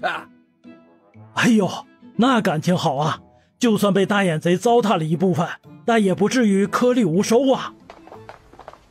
村民们一听说此事，都纷纷跑出家门，提着灯笼往庄稼地那边去了。到了地垄沟前，所有人都惊呆了，只见一片片被咬死的耗子横七竖八倒在地上，地垄沟都被鲜血染成了红色，空气中也飘荡着一缕缕难闻的气味。我的天娘哎，耗子真的死光了，这也太玄乎了吧！孙瘸子瞪大眼睛，这些野猫是怎么招来的？我记得咱们村子周围的野猫几年前就跑光了。好嘞。与此同时，卓宅听到隔壁传来阵阵猫叫声，他便把袁静叫过来。怎么回事啊？老李家闹猫灾了不成？袁静哭笑不得。小主子，就在刚刚，小郡主坐在房顶上，招来了一大群野猫。哎呦，那家伙呀，带有好几百只。然后他命令所有野猫去抓老鼠。方才属下听村民们说，盘踞在杏花村一带的大眼贼已经全部被杀光了，一只都没剩呢。说完，袁静轻声感叹：哎，小郡主这次又立功了，她小小年纪就有这么大的本事，实在是村民之幸呀。哼，何止是村民之幸啊！卓萧然淡淡一笑：福娃娃在世，难道不是大梁国之幸吗？亏他还命令冯县令让他5天之内解决鼠患问题，人家奶团子一夜之间就杀光了老鼠，这等能力让他入朝做官都不为过了。小主子言之有理，属下刚才还听说村民们打算给小郡主立庙呢，就在村头。哦，卓萧然眯了眯眸子，轻笑一声：这就有意思了。明日你去找张村长说一声，就说郡主庙修葺一事，所有银两由我资助，不用村民们拿钱。大伙靠天吃饭，挣点钱不容易，既然是为了感谢甜甜的恩德，修庙也在情理之中，所以不能让他们出钱。是，知道了。袁静拱手作揖。次日清晨，冯县令刚醒酒，就听说杏花村的耗子死光了。郡主，李甜甜无语，哭丧嘛，我还没死呢。冯叔叔，你哭啥呀？李甜甜从炕上坐起来，冯县令哆哆嗦嗦地指着外面。郡主，那些耗子是你杀光的吗？当然不是啦，我可没那个本事，是野猫杀光的。厉甜甜笑着解释：甭管是谁，都是小郡主的功劳。你说，想让冯叔叔怎么感谢你啊？解决了一大难题，小殿下就不会再为难他了吧？甜宝宝真是个活菩萨呀！厉甜甜撇了撇嘴：冯叔叔不用谢我，我听说其他村子也遭了鼠灾，您还是去田间多抓点野猫回来，去帮助那些灾情严重的地区吧。如今野猫还盘踞在杏花村不肯走，只想再见雌雄好猫一面，奈何李甜甜已经把2只宝贝收回空间了，叫了一夜，也该让他们歇一歇了。冯县令连连点头，朝小郡主拱了拱手，便头也不回地走了出去。亲家是不是还没醒酒呢？大清早的抓什么猫啊？李万全纳闷：爹，您听说了吗？听说啥呀？我刚才去放牛，听说昨夜咱家的院子里出现了很多野猫，把田间地头的耗子都杀光了。村民们为了感谢妹妹，正张罗着盖庙呢。啊！秦刺史把一众行李都装上马车，朝刘淑贤等人挥手道别：大嫂回去吧，日后你们若去府城的话，一定记得要来我府上多住几日，让我尽一尽地主之谊。这么急着走啊？再住几天呗。过几日四宝2口子回来，他们酒楼有卤好的酱驴肉，到时候给你们拿上几斤，留着在路上吃。哎呀，可不用啦，已经够麻烦你们的了。秦刺史摆了摆手，秦香儿蹲在奶团子面前，一脸不舍：姐姐走啦，你记得去府城看我哦。香儿姐，你留下来该多好啊！一定要回去吗？八哥哥跟香儿姐的 CP 没磕成，确实挺可惜的。但只要2个人的情分还在，缘分就不会断开。就好比2块具有超强磁力的吸铁石，早晚都会再见面的。秦香儿微微叹息：唉，爹娘的命令我哪敢不听啊？姐姐抽空再来看你啊。说完，秦香儿抬起美眸，扫了李八宝一眼，李八宝也朝他点点头，2人都心照不宣地别去目光，没有进行过多的交流。玉儿，你真打算一辈子也不回去了吗？那可是你娘家呀，大蛇骨头连着筋呢，你也忒狠心了吧？刘淑贤见他又提这件事，便拧紧眉头：娘家又如何？所有的感情在当年就两清了，还有何留恋之处啊？那不一样啊！这些年刘大将军天南地北的在找你，你哪怕跟他见上一面也好啊。若一辈子都活在这穷山沟中，你甘心吗？别说了，哼，他找我无非是不想在午夜梦回时被恶鬼纠缠罢了。做过那么多的亏心事，他还有脸找我？当年他也是逼不得已，所以你还说？柳淑贤眼里迸射出2道寒光，如当年少女时期一般，周身的灵力和倨傲再次喷薄而出。秦夫人惊了一瞬，连忙闭嘴，不敢言语了。我可警告你，我住在杏花村的事情，你若敢透露半个字出去，就别怪我不顾当初的姐妹情分，跟你翻脸。听清楚了吗？娘，您怎么啦？脸色咋这么差呀？娘没事儿，走，回屋吃饭去。李万去村口看热闹了，大伙儿要给他闺女立庙，这比把祖坟重修一遍还让人兴奋。李大叔，听说这座庙是人家11公子出钱修的，他对你闺女真好啊。哼，都是光腚娃娃一起长大的，有啥好不好的？其实他一早就发现了，甚至到了事事都要管的地步。李大叔，我看那11公子应该也是富贵人家出身，连宫里的公公见了他都点头哈腰的。李大叔就没想过让甜甜跟他定个娃娃亲啥的？来，你有那闲心管我家的事儿，还是先看看自己吧。媳妇儿都跑了，你也不另娶一个，真是咸吃萝卜淡操心。哼！哎，李大叔，你咋还急眼了呢？我就那么随口一说，你别往心里去哈。李万全瞪了他一眼，气鼓鼓的回家去了。真是狗嘴里吐不出象牙来，难怪周素贞当初要跑。娘，家里的牛奶又剩了1桶，我想拿到县城卖了。也行，这玩意儿容易坏，要卖就抓点紧。牛奶一旦酸了，就没人要了。娘亲，可以做成酸奶哦，又开胃又养颜。闺女儿，这酸牛奶也能喝吗？这万一把人要死咋整啊？他可是听说以前邻村有一个孩子喝了发霉变质的牛奶，活活被毒死了。娘亲，发酵正常的酸牛奶是可以喝的，没有毒。这东西做起来非常简单，但还需要一样材料，便是固态酸奶。空间里就存了很多，把固态酸奶和纯牛奶放在一起，然后高温加热，一直到发酵为止，大概8个小时左右。娘亲，您如果想喝酸奶，我可以帮您做一杯哦。闺女真的会做吗？娘，妹妹连奶豆腐都会做，更别说酸奶了。也对呀，那需要什么你跟娘说，娘给你打下手啊。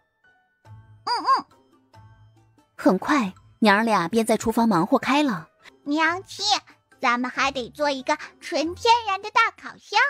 闺女儿，啥是烤箱啊？难道是放在木头箱子里烤吗？奶团子咯咯咯地笑了起来。娘亲，烤箱就是烤东西用的，可以用黄泥做一个出来。往后家里想吃烤地瓜或者烤土豆，都可以用到它呢。村民们正热火朝天的盖庙，却没发现村西头走来3个人。他们四下打听了一下，这才步履蹒跚地来到老李家大门前。我，郡主府，这是他们自封的吧？娘，到了别人家，您还是少说2句吧。和田顺看了老娘一眼，满面无奈。这李大哥家跟普通人家不一样，他们都是有素质的，读书识字，能写会算，所以咱们来做客，说话啥的也得有点水平。死玩意儿，快闭嘴吧你！老娘我活了这么大岁数，做人做事儿还用你来教吗？就是。黄雪花也剜了男人一眼。这一路上你絮絮叨叨说了那么多，我耳朵都快听出茧子来了。进去后最该闭嘴的人是你。和田顺真搞不懂老娘和媳妇儿的脑回路，人家李大哥和李大嫂已经给他们看病抓药的钱了，为啥还要来家里串门？就不怕被嫌弃吗？田顺，你还愣着干啥？快过去敲门呐！咋这么慢呢？万全在家不？哟，这是什么风把您老给吹来了？哼，万全媳妇儿，你这话说的，不刮风我就不能来了呗？上次万全媳妇儿和那小崽子给他甩脸色，让他心里很不舒服。如今一见老李家高门阔院，房子建得高耸气派，以及棚子里的牛马，这让他心里的怨气隐隐消散了一些。等他回到小湾村时，说啥也得管万全要2头牛或者1匹马。我家老头子去村口了，我去把他叫回来。说完，他拉起闺女的手，头也不回地往院外走。刘淑贤既没让童香香把客人请进正堂，也没让他们落座。娘，您快看，这个东西长得好怪啊，上面还铺着一层火炭呢。住手，别乱动！这妇人咋这么不知好歹呀？切，喊什么喊？不就是一个破土包吗？有啥了不起的？哼！不是说好了别乱拿人家的东西吗？你干啥呀？你少说我，老李家这么有钱，也没说给你换身衣裳，拿个180两银子。我有手有脚的，怎好意思管人家要钱啊？和田顺气得不行，上次要不是老娘病重，家里实在拮据，他也不会管李大哥借钱了。现在想想都羞愧难当。古大娘横了李甜甜一眼，这孩子当着大人的面乱叫唤啥，一点规矩都没有。古大娘，你若有规矩，调教得好，也不会让儿媳妇乱拿乱挖了。有你这么跟长辈说话的吗？不过是个破土包，挖坏了再堆一个就是了。你这鼻子不是鼻子，脸不是脸的，给谁看呢？哼！刘淑贤勾起唇角，就算是破土堆，挖坏了你也赔不起。你知道这里面埋着什么吗？牛奶。你知道1斤牛奶多少钱吗？50文。来，你现在拿50文钱出来，那个土堆你就可以随便挖了。拿钱吧。娘，咱别跟他一般见识。走，我扶您进屋喝茶。好一个反客为主啊！你们当这里是什么地方？你家后院吗？让你们进院子已经很给你们面子了，居然还妄想进屋喝茶。不好意思，我家没有茶叶。你们如果渴了，出门左转，村口工地上有免费的凉水，随便喝，不要钱。黄雪花愣了一瞬，不是，这人吃枪药了吧？李甜甜抬起小脑袋看了老娘一眼，还是河里前开的娘亲最帅了。瞧瞧，把那老太婆怼得脸红脖子粗，都快气死过去了。真没想到，完全居然娶了你这样不堪入目的媳妇儿。古大娘气得直咳嗽，刘淑贤耸了耸肩，不冷不热道：再不堪入目，也比你强几百倍。你娶了个好儿媳妇儿，却克得全家穷混潦倒，病都看不起。万全娶了我们却把日子过得红红火火的，这就叫差距，懂吗？这万全媳妇儿哪能这样呢？她好歹对她丈夫有养育之恩，怎么来他们家串一趟门，就鼻子不是鼻子，脸不是脸的？田顺，你去把李万全叫回来，我倒要问问他到底什么意思。若不欢迎咱们，咱走便是，何必鸡头白脸阴阳怪气的骂人呢？和田顺心烦得要命，没动地方。算你还有点自知之明，看出来我们家不欢迎你。大门在这边，请吧。万全媳妇儿，你凭啥赶我们走？一家之主还没发话呢，你算是什么东西？蠢货玩意儿，还愣着干啥？去，把你大哥叫回来。和田顺一脸无奈，只好跑出院子，去村口找人了。刘淑贤懒得跟着老太婆纠缠，直接领着小闺女回屋去了。香香、葵花，你们两个就在屋里待着，谁敲门也别开。若是古大娘好模好样，客客气气的，刘淑贤没准儿还能给她点好脸色。可偏偏那婆媳二人尖酸刻薄，又是贪财好物、不可理喻的主，生活这么烦累，人生苦短，她凭啥要受这种人的气？赵葵花听到动静，走出来。娘，咋的了？谁惹您生气了？喏，没瞧见吗？来要人情来了。娘，那个就是养育过我爹的古大娘吧？她养育什么？无非就是把老头子当下人使唤罢了。那古大娘膝下有3个儿子，没一个出息人的，就老三还孝顺一些，但性格软弱，八竿子也打不出一个屁来。他媳妇儿怕得要命。娘，我出去一趟。干啥去？没事儿，就是跟那古大娘唠唠嗑。一旁的奶团子见了，微微叹了口气。他没猜错的话，等会儿应该有热闹看了。院内，黄雪花扶着古大娘坐在石墩上，二人气得脸都红了，嘴里骂骂咧咧，甚是不满。娘，实在不行咱就回走吧，犯不上惹这气。你没看出来吗？婉泉的媳妇太咬切，在这家里肯定是他做主呢。哼，做主又咋的？我跟他说不着。等万全回来，咱要2头牛就走。娘，那下奶的母牛太贵了，人家能给咱们吗？不给？哼，不给，我就让全村的父老乡亲们看看，我养出来的孩子有多么不堪。娘，你就先坐着歇会儿，我去把土包里面的热牛奶给您挖出来。他就馋得直流口水，谁料赵葵花便风风火火地走过来。干啥玩意儿呢？把锹给我放下！你又是谁？你别管我是谁。如果我去了你们家，拿着铁锹到处挖，你乐意吗？挖呗，反正我家啥都没有，穷得叮当响。黄雪花耸了耸肩，一脸不在乎。哈哈，你还求出理来了？在我放狗咬人之前，你们2个赶紧滚出去，不然后果自负。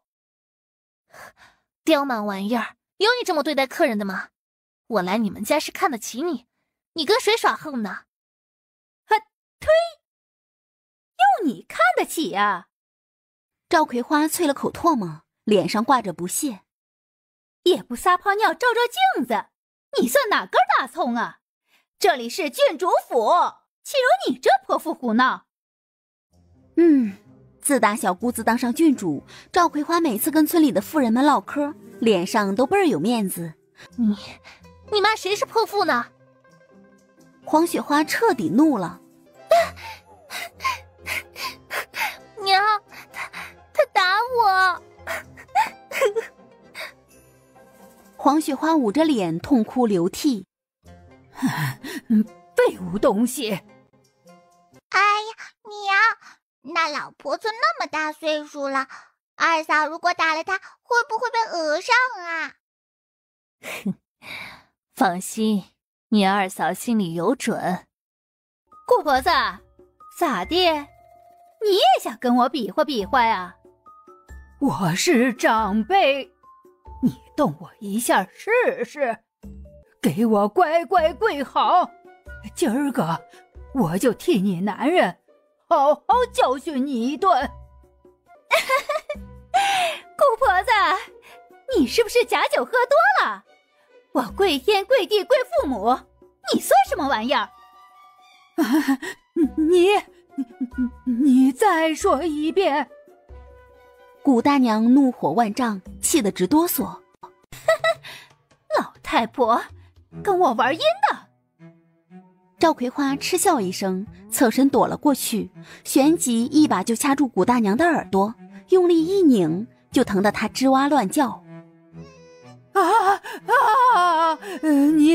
你竟敢跟长辈动手，太没教养了！松手，快点松手！没想到二嫂还会用这招呢，看来二哥哥平时没少被他拧耳朵。老太婆，你还知道疼呢？刚才要不是我躲得快，那一棍子就得把我的脑袋开瓢。你倚老卖老，仗着自己上了岁数，我就怕你了是吧？再不滚出去，我今天就把你的耳朵拧下来。娘，黄雪花悻悻地爬起身，咱们还是走吧，别自讨没趣了。听说老李家的几个儿媳妇儿都不是好惹的，再纠缠下去，他们肯定吃不到好果子。我就不走！顾大娘盘腿坐在地上，我要等万全回来，让他给我主持公道。而此时正在村头搬砖的李万全听完何田顺的讲述后，微微蹙起眉头。你娘来了，咋不提前说一声呢？就老婆子那个脾气，肯定不会给他好脸色看。李大哥，这事儿是我们做的不对，你多担待哈。他刚才听村里人唠嗑，据说这座庙就是给小李郡主盖的，他功劳无数，福气绵绵，很受村里人的爱戴。就是这样一个人气火爆又受人敬仰的人家，他们哪里惹得起啊？走，回家看看。老李家，李万全刚走进院子，就见古大娘坐在地上，一边拍着大腿，一边哭天抹泪。哎呦，打人啦！打死人啦！快来人看看吧！老李家这儿媳妇儿太不讲理啦！古大娘，你这是做什么呀？谁料古大娘就像粘在地上似的。完全，她是你儿媳妇儿吧？啊，对，葵花是二宝媳妇儿。李万全点点头。来，你自己看看，我这耳朵都被拧成啥样了，还有雪花的脸都被打肿了。完全，我辛辛苦苦把你养大成人，你就是这样报答我的？我们大老远从小湾村跑到这儿来，连口茶水都没喝上，还被你儿媳妇打了一顿，这还有没有天理了？老二媳妇儿，去回屋去。爹，这老太婆和她儿媳妇蛮不讲理，要把甜甜的酸奶挖出来，跟个欠灯似的。我没把他们门牙打下来都不错了，真膈应人。赵葵花气得不行，狠狠剜了黄雪花一眼。李万全跺了跺脚，你快少说两句吧，进屋去，让香香烧点热水，赶紧泡壶茶水端过来。就算再讨人嫌，但面子上还要过得去，哪能大打出手呢？赵葵花不敢跟公爹犟犟，冷哼了一声后便转身回屋去了。大娘，地上凉，快起来吧。万全呐，你们家养牛了？古大娘佝偻着腰走到牛棚前，一看到那4头肥硕的大母牛，她一双老眼都在冒光。这牛啊，平时就我家二宝经管着，跟别人不熟，万一被顶到就不好了。葵花说的对呀，这田顺媳妇儿的手确实挺欠的。摸摸都不行啊。黄雪花翻了个大白眼。哼，真小心眼儿，你家的牛是用纸糊的吗？一摸就坏啊。听听，这叫人话吗？你到别人家来串门，不乱拿不乱放，这是最起码的规矩，说话也要注意分寸，一旦做出反客为主的事情，会极其掉价，甚至被人看不起。万全，你那个媳妇儿比母老虎还凶呢，抽空你可得好好管管她。古大娘抿了抿嘴，又把目光落在大灰马身上。好家伙，这匹马长得太好看了，背毛光亮，马鬃飘逸，四肢粗壮稳健，天生就带着一种金贵之气。万全家这好东西还真不少呢。李万全苦笑一声，大娘，我媳妇儿又咋招惹您了？哼，回去你自个儿问她去吧。破马张飞，阴阳怪气的，不知道的还以为我是来要饭的呢，被他那么嫌弃。谷大娘悻悻道。李万全听后皱了皱眉，没说什么。万全，你这匹马是从哪儿买来的？长得可真水灵。买好几年了，这马脾气不好，在家里只有我闺女能摆弄它。回想起自己被丢进灰堆的惨痛经历，李万全就气不打一处来。大娘，咱进屋去吧，这棚子周围都是马粪牛粪，臭烘烘的，不好闻。万全，大娘当年对你咋样？挺好的。李万全昧着良心说。那你想不想报答大娘？李万全没吭声。谷大娘拎起拐棍指了指大辉，你把这匹马送给大娘吧，好不好？这谷大娘真敢张嘴要啊，她不知道君子不夺人所爱的道理吗？也难怪，谷大娘压根就不是什么君子，这次到家里串门，恐怕就是来要东西的。这个真不行。咋就不行了？我养了你那么多年，如此恩情，难道还换不来一匹马吗？他本来是想管万全要2头母牛的，可一看这大灰马实在是太养眼了，弄回去转手卖掉，起码得值上百两银子吧。咱进屋去吧，等会儿我让香香炒一盘黄豆芽，再放点肉皮进去。您不是最爱吃这道菜吗？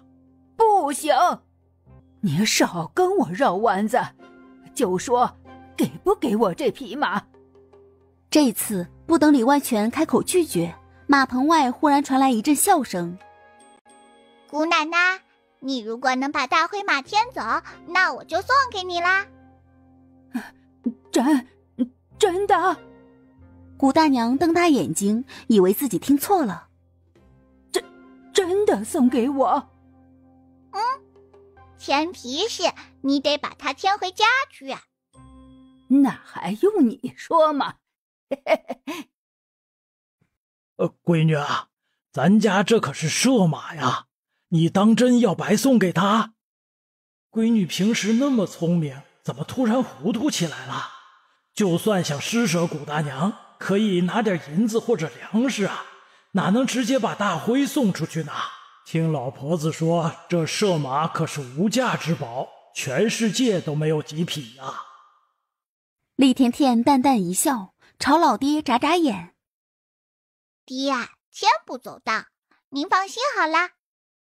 可大灰马依然纹丝不动，甚至还晃了晃大脑袋，差点把谷大娘撞趴下。这是啥情况？这马为啥牵不动呢？肯定是那小丫头耍了小花招，不然谁家的马会这么倔啊？娘，我来试试。你要是牵不走它，就罚你3天不准吃饭。给你。姑奶奶，别怪我没提醒你哦，我家大灰脾气很臭，你如果被他踢一脚，恐怕命就没了。你少多嘴，我活这么大岁数了，连这点经验都没有。李万全一脸担忧。大娘，咱别冒这个险，快点出来吧。这老胳膊老腿的，真被踢了，不死也得丢掉半条命。你还愣着干啥？快点拽呀！田顺，你也过来，一起牵马。机会难得，放着这么大的便宜不占，还想啥呢？错过这个村儿，可就没这个店儿了。和田顺无语至极，他可丢不起那个人。没看出来吗？人家李大哥和甜甜压根就不想把马给你，娘和雪花还喜滋滋的去牵，实在太丢脸了。和田顺出了院子，便径直回小湾村去了。他发誓这辈子也不会再来老李家了。李家老少虽然没给他甩脸子，但强烈的自尊心就把他给击垮了。赵葵花气得直咬牙：“娘，您瞧瞧，他们娘俩也太不要脸了，竟然想把大辉牵走，那可是射马呀！”娘，我去拦拦他们，不能让他们放肆。你们两个放心吧。刘淑贤笑了一声：“这马他们绝对牵不走。不仅牵不走，还得吃点苦头。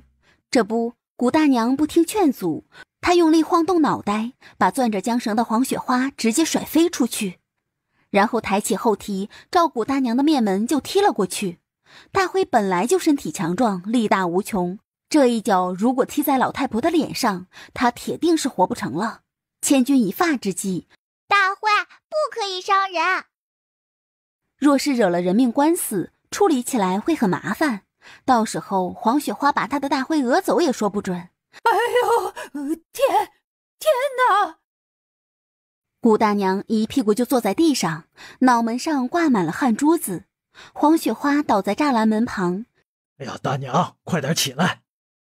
李万全心里也捏了一把冷汗，皱着眉头走上去，把谷大娘搀扶起来。哎呦，万全，你家这马也太邪乎了吧！他刚才分明是想要我老婆子的命呀！所以说，这马就算白送给你，你也牵不走。所以还是把心收一收吧。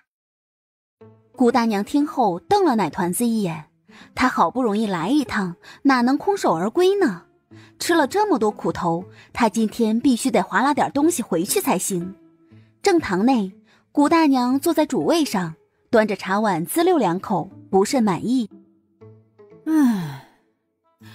这就是你们家招待客人的茶叶，喝着跟马尿似的，啥味儿啊，一点都不好喝。李甜甜听了，笑眯眯道：“这么说，姑奶奶以前喝过马尿喽？不然您咋知道是啥味儿呢？”你，谷大娘面色一噎，气得脸红脖子粗，竟不知如何还嘴了。李万全知道老婆子很气恼，也不还嘴，就乖乖站在那里听训。咋的？咋不吭声了？你还想留他们在家里过夜不成？什么狗屁养育之恩！当年要是没有你，那老太婆全家都得饿死。反过来看，你才是她的恩人。刘淑贤眯起眸子，他先少生这么大的气，只因为谷大娘和黄雪花太不知好歹了。老头子，我可警告你啊，再不把他们撵出去，我就领着闺女儿去县城的宅子住。我可没吓唬你啊。老婆子，你说我咋好意思撵人家呀？他们大老远过来串门，也吃不了多少，住几天咋的了？然而刘淑贤听完，二话不说转身就走。他回到里屋，闺女儿，咱去县城住好不好呀？我去拿几件衣裳。不用拿，去了县城，娘给你买新衣裳。走。一旁的赵葵花凑过来，笑着搓搓手。娘，把我也带上呗。自打从县城买了宅子，我还一天没住过呢。你跟着凑啥热闹？那本来也是咱家的房子，我还不能了是咋的？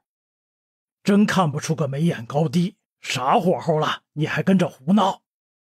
李万全心烦意乱，眼见老婆子把小闺女抱到马车上，他老脸一慌，连忙追了上去。老婆子，你别走，我把他们轰出去就是了。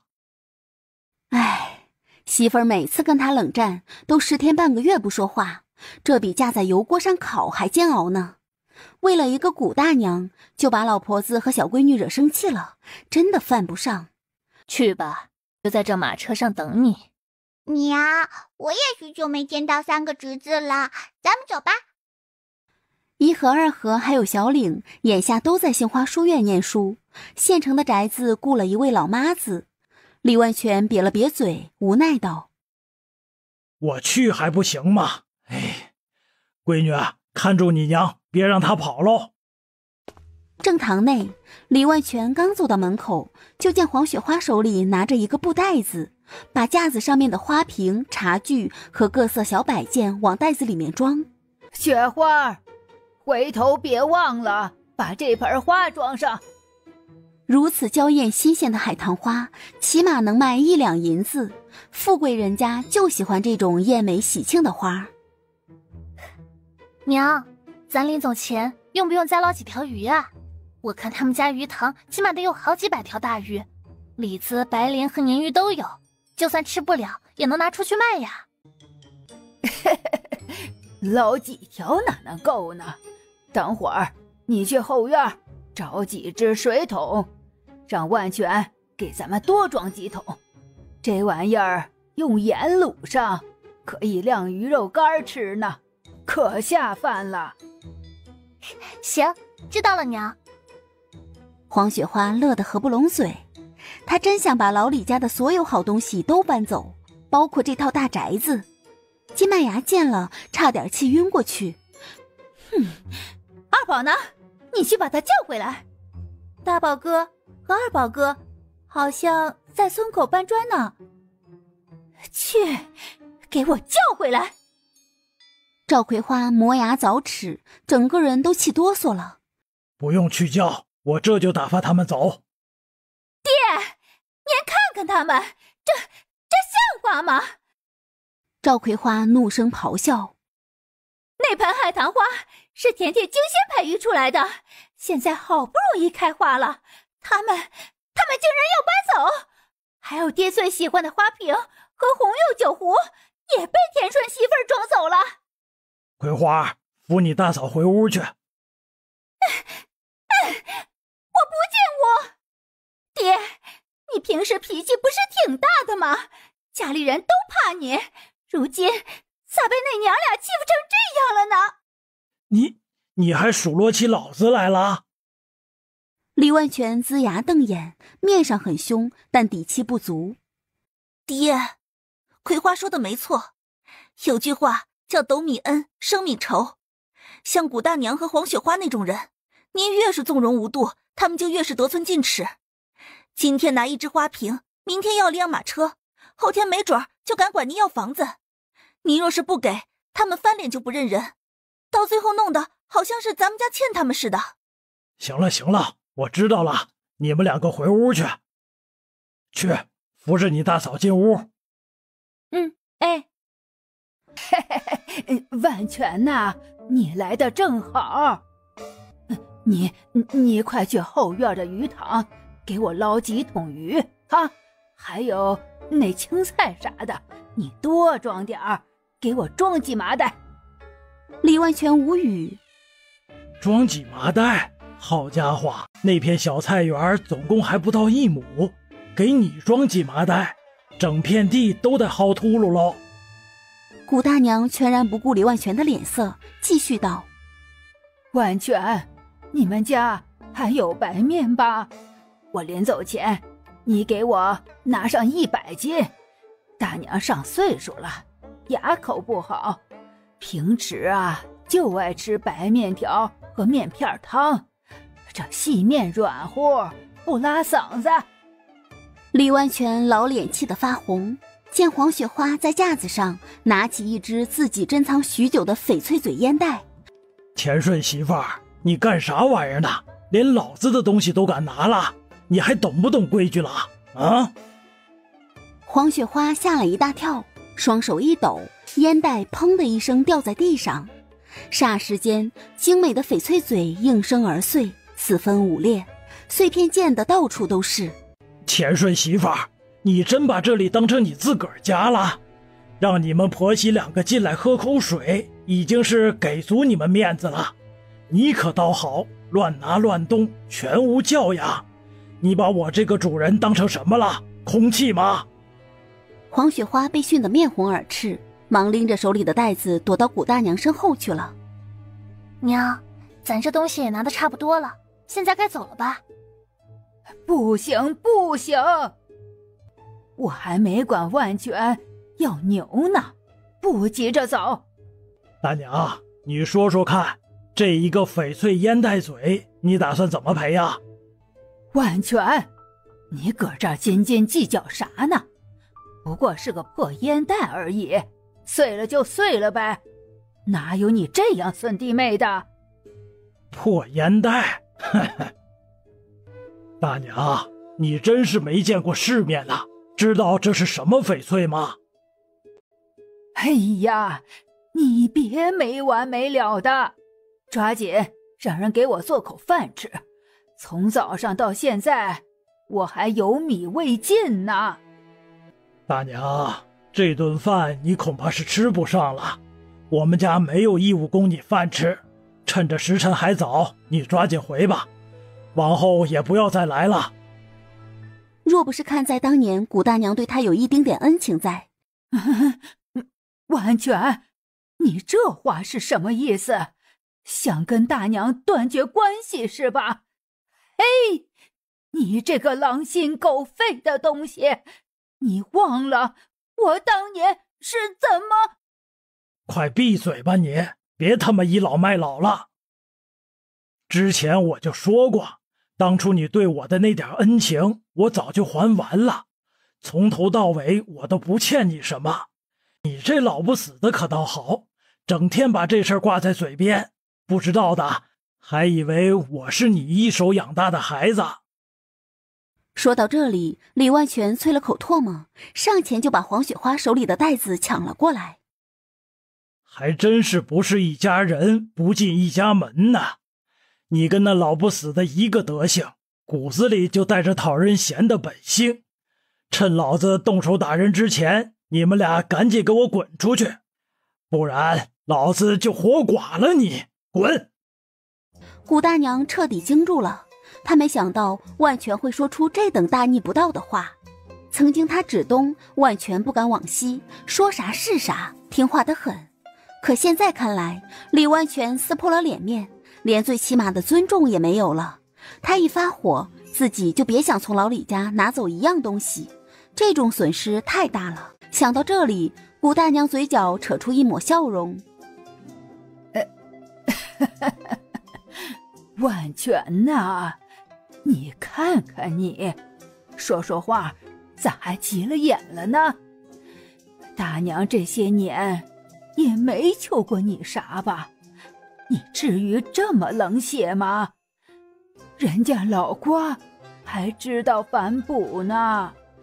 你是个孝顺懂事的孩子，刚才大娘有哪里说的不对？你多担待着点儿啊！硬的不行，那就来软的。他最了解万全的性子，生气也是一时的，等会儿消火了，他咋摆棱咋是。老东西，你少挑这些屁话来哄我，我不吃你这套。当年你把我当驴使唤，又是掏粪坑，又是挑水种地的，为了讨口饭吃，我都忍了。如今你还有脸跑到我家来撒野放肆，谁他妈给你的胆子？完全，你嘴干净点儿，我毕竟是长辈。谷大娘老脸涨得通红通红的，自尊心碎了一地。我呸！这世上还有你这种不知好歹、尖酸刻薄的长辈，真是人间的悲哀。你咋不嘎巴一下温死呢？到时候我可以帮你买一口棺材。他知道自己今天说话有些过了，但老婆子和小闺女还在马车上等着呢，不早点把这两个玩意儿撵出去，老婆子就真的走了。家里没了媳妇儿和闺女，这日子还过个屁呀！趁早散伙了算了。完全，你放肆！竟敢这么跟我说话，看我不打死你！你什么你？竟然还想打我？你个老东西配吗？李万全咆哮道，他声音很大，惊得里屋的金麦芽肚子一阵阵疼痛，额头上也沁满了汗珠。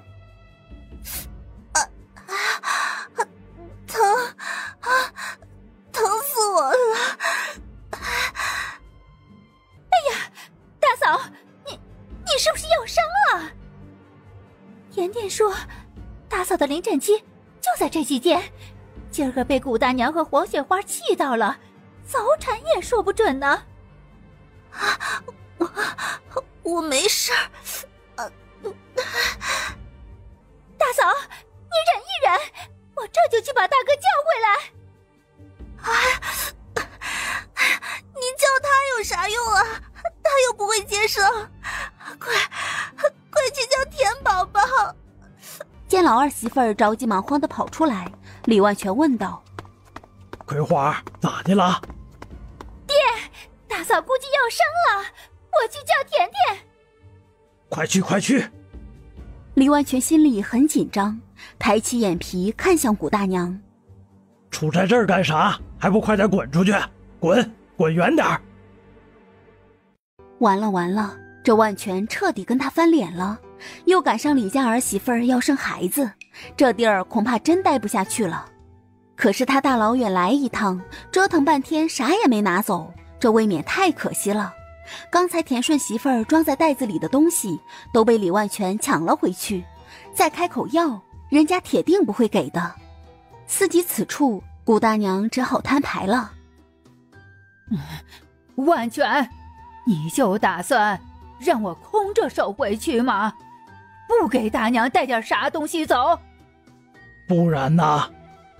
李万全阴沉着脸嗤笑道：“用不用我给你找个轿子，雇人抬你回去啊？”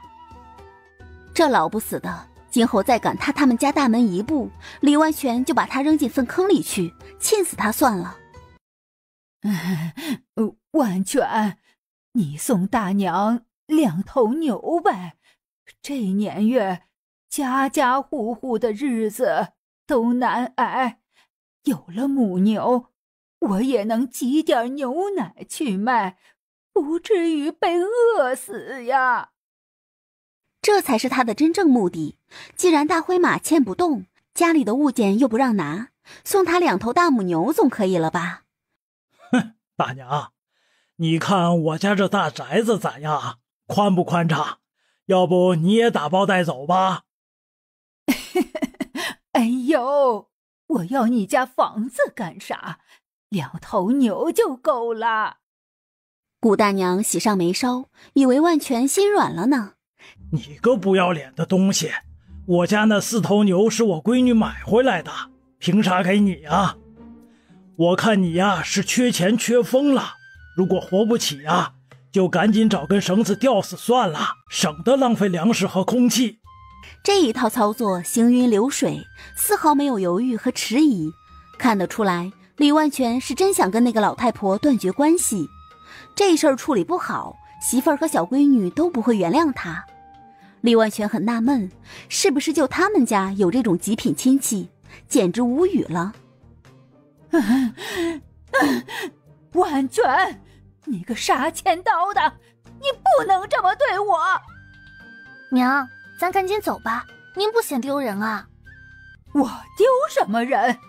李万全忘恩负义，不认我这个大娘，他的良心被狗叼走了，连个畜生都不如。他尚且不怕被村民笑话，我有啥好丢人的？恰在这时，孙瘸子的媳妇儿黄秀英挎着篮子走过来，见古大娘骂骂咧咧，满嘴喷唾沫星子。这是咋的啦？老李家招惹你啦？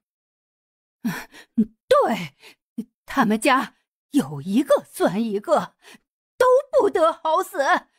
我辛辛苦苦把万全养大成人，如今要2头牛都不给我，他还算是个人吗？古大娘叫骂道。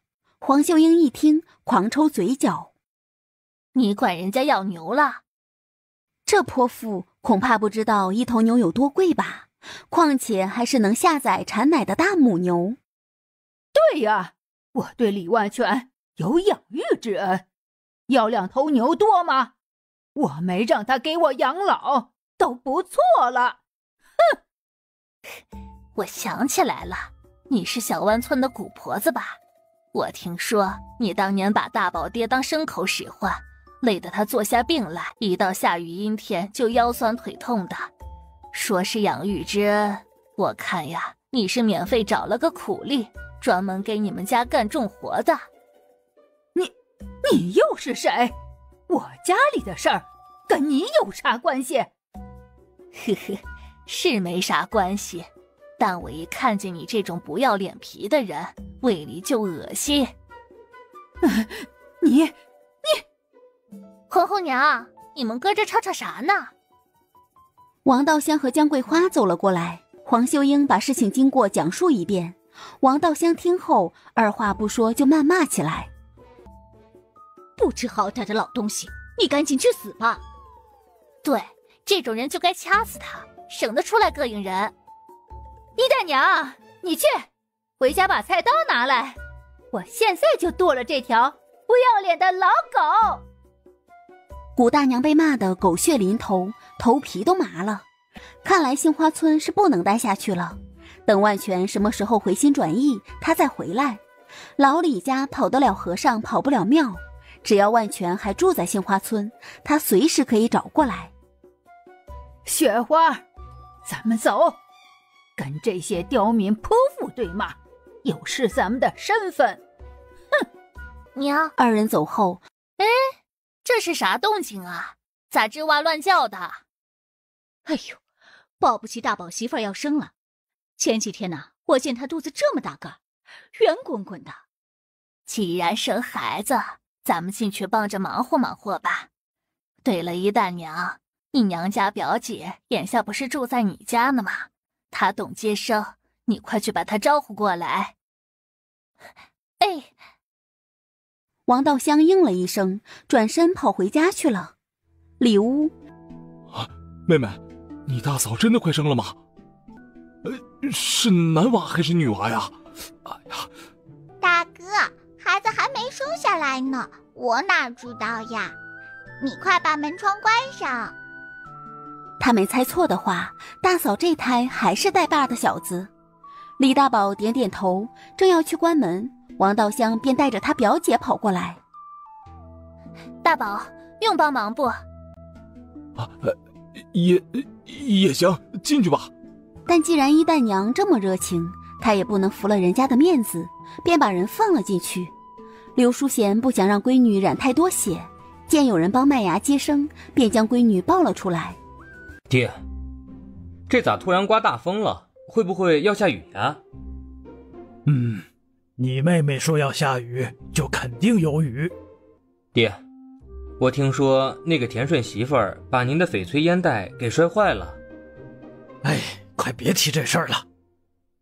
李万全横了他一眼，他平时没什么爱好，无非就是喝喝酒抽抽烟。小11送他一个烟袋锅，他自己都舍不得用，就被黄雪花那个蠢货给摔碎了。刘淑贤抱着小闺女坐在椅子上，哎呀，这咋还没生出来呢？闺女儿，你大嫂的胎位正不正啊？娘亲放心，大嫂身体健康，胎儿也没啥问题。话音刚落，里屋便传来一阵婴儿的啼哭声。哎呦，生了，是个大胖小子呢！李大宝无奈，怎么又生了个小子？大宝，你咋不抱抱咱儿子呢？以后你就叫李一仓吧。季麦芽无语，这也太敷衍了吧！你就不能认认真真的给孩子取个好听点的名字啊？大宝，把孩子给我，你若是不喜欢，以后就别抱了。我没有。你以为我不想生个小丫头啊？可这肚子不争气，生不出来咋整啊？实在不行，咱俩再要一个，咋样？你当我是老母猪啊？一个赛一个的生。你如果喜欢小丫头，那就去外面领养一个回来，我不拦着你。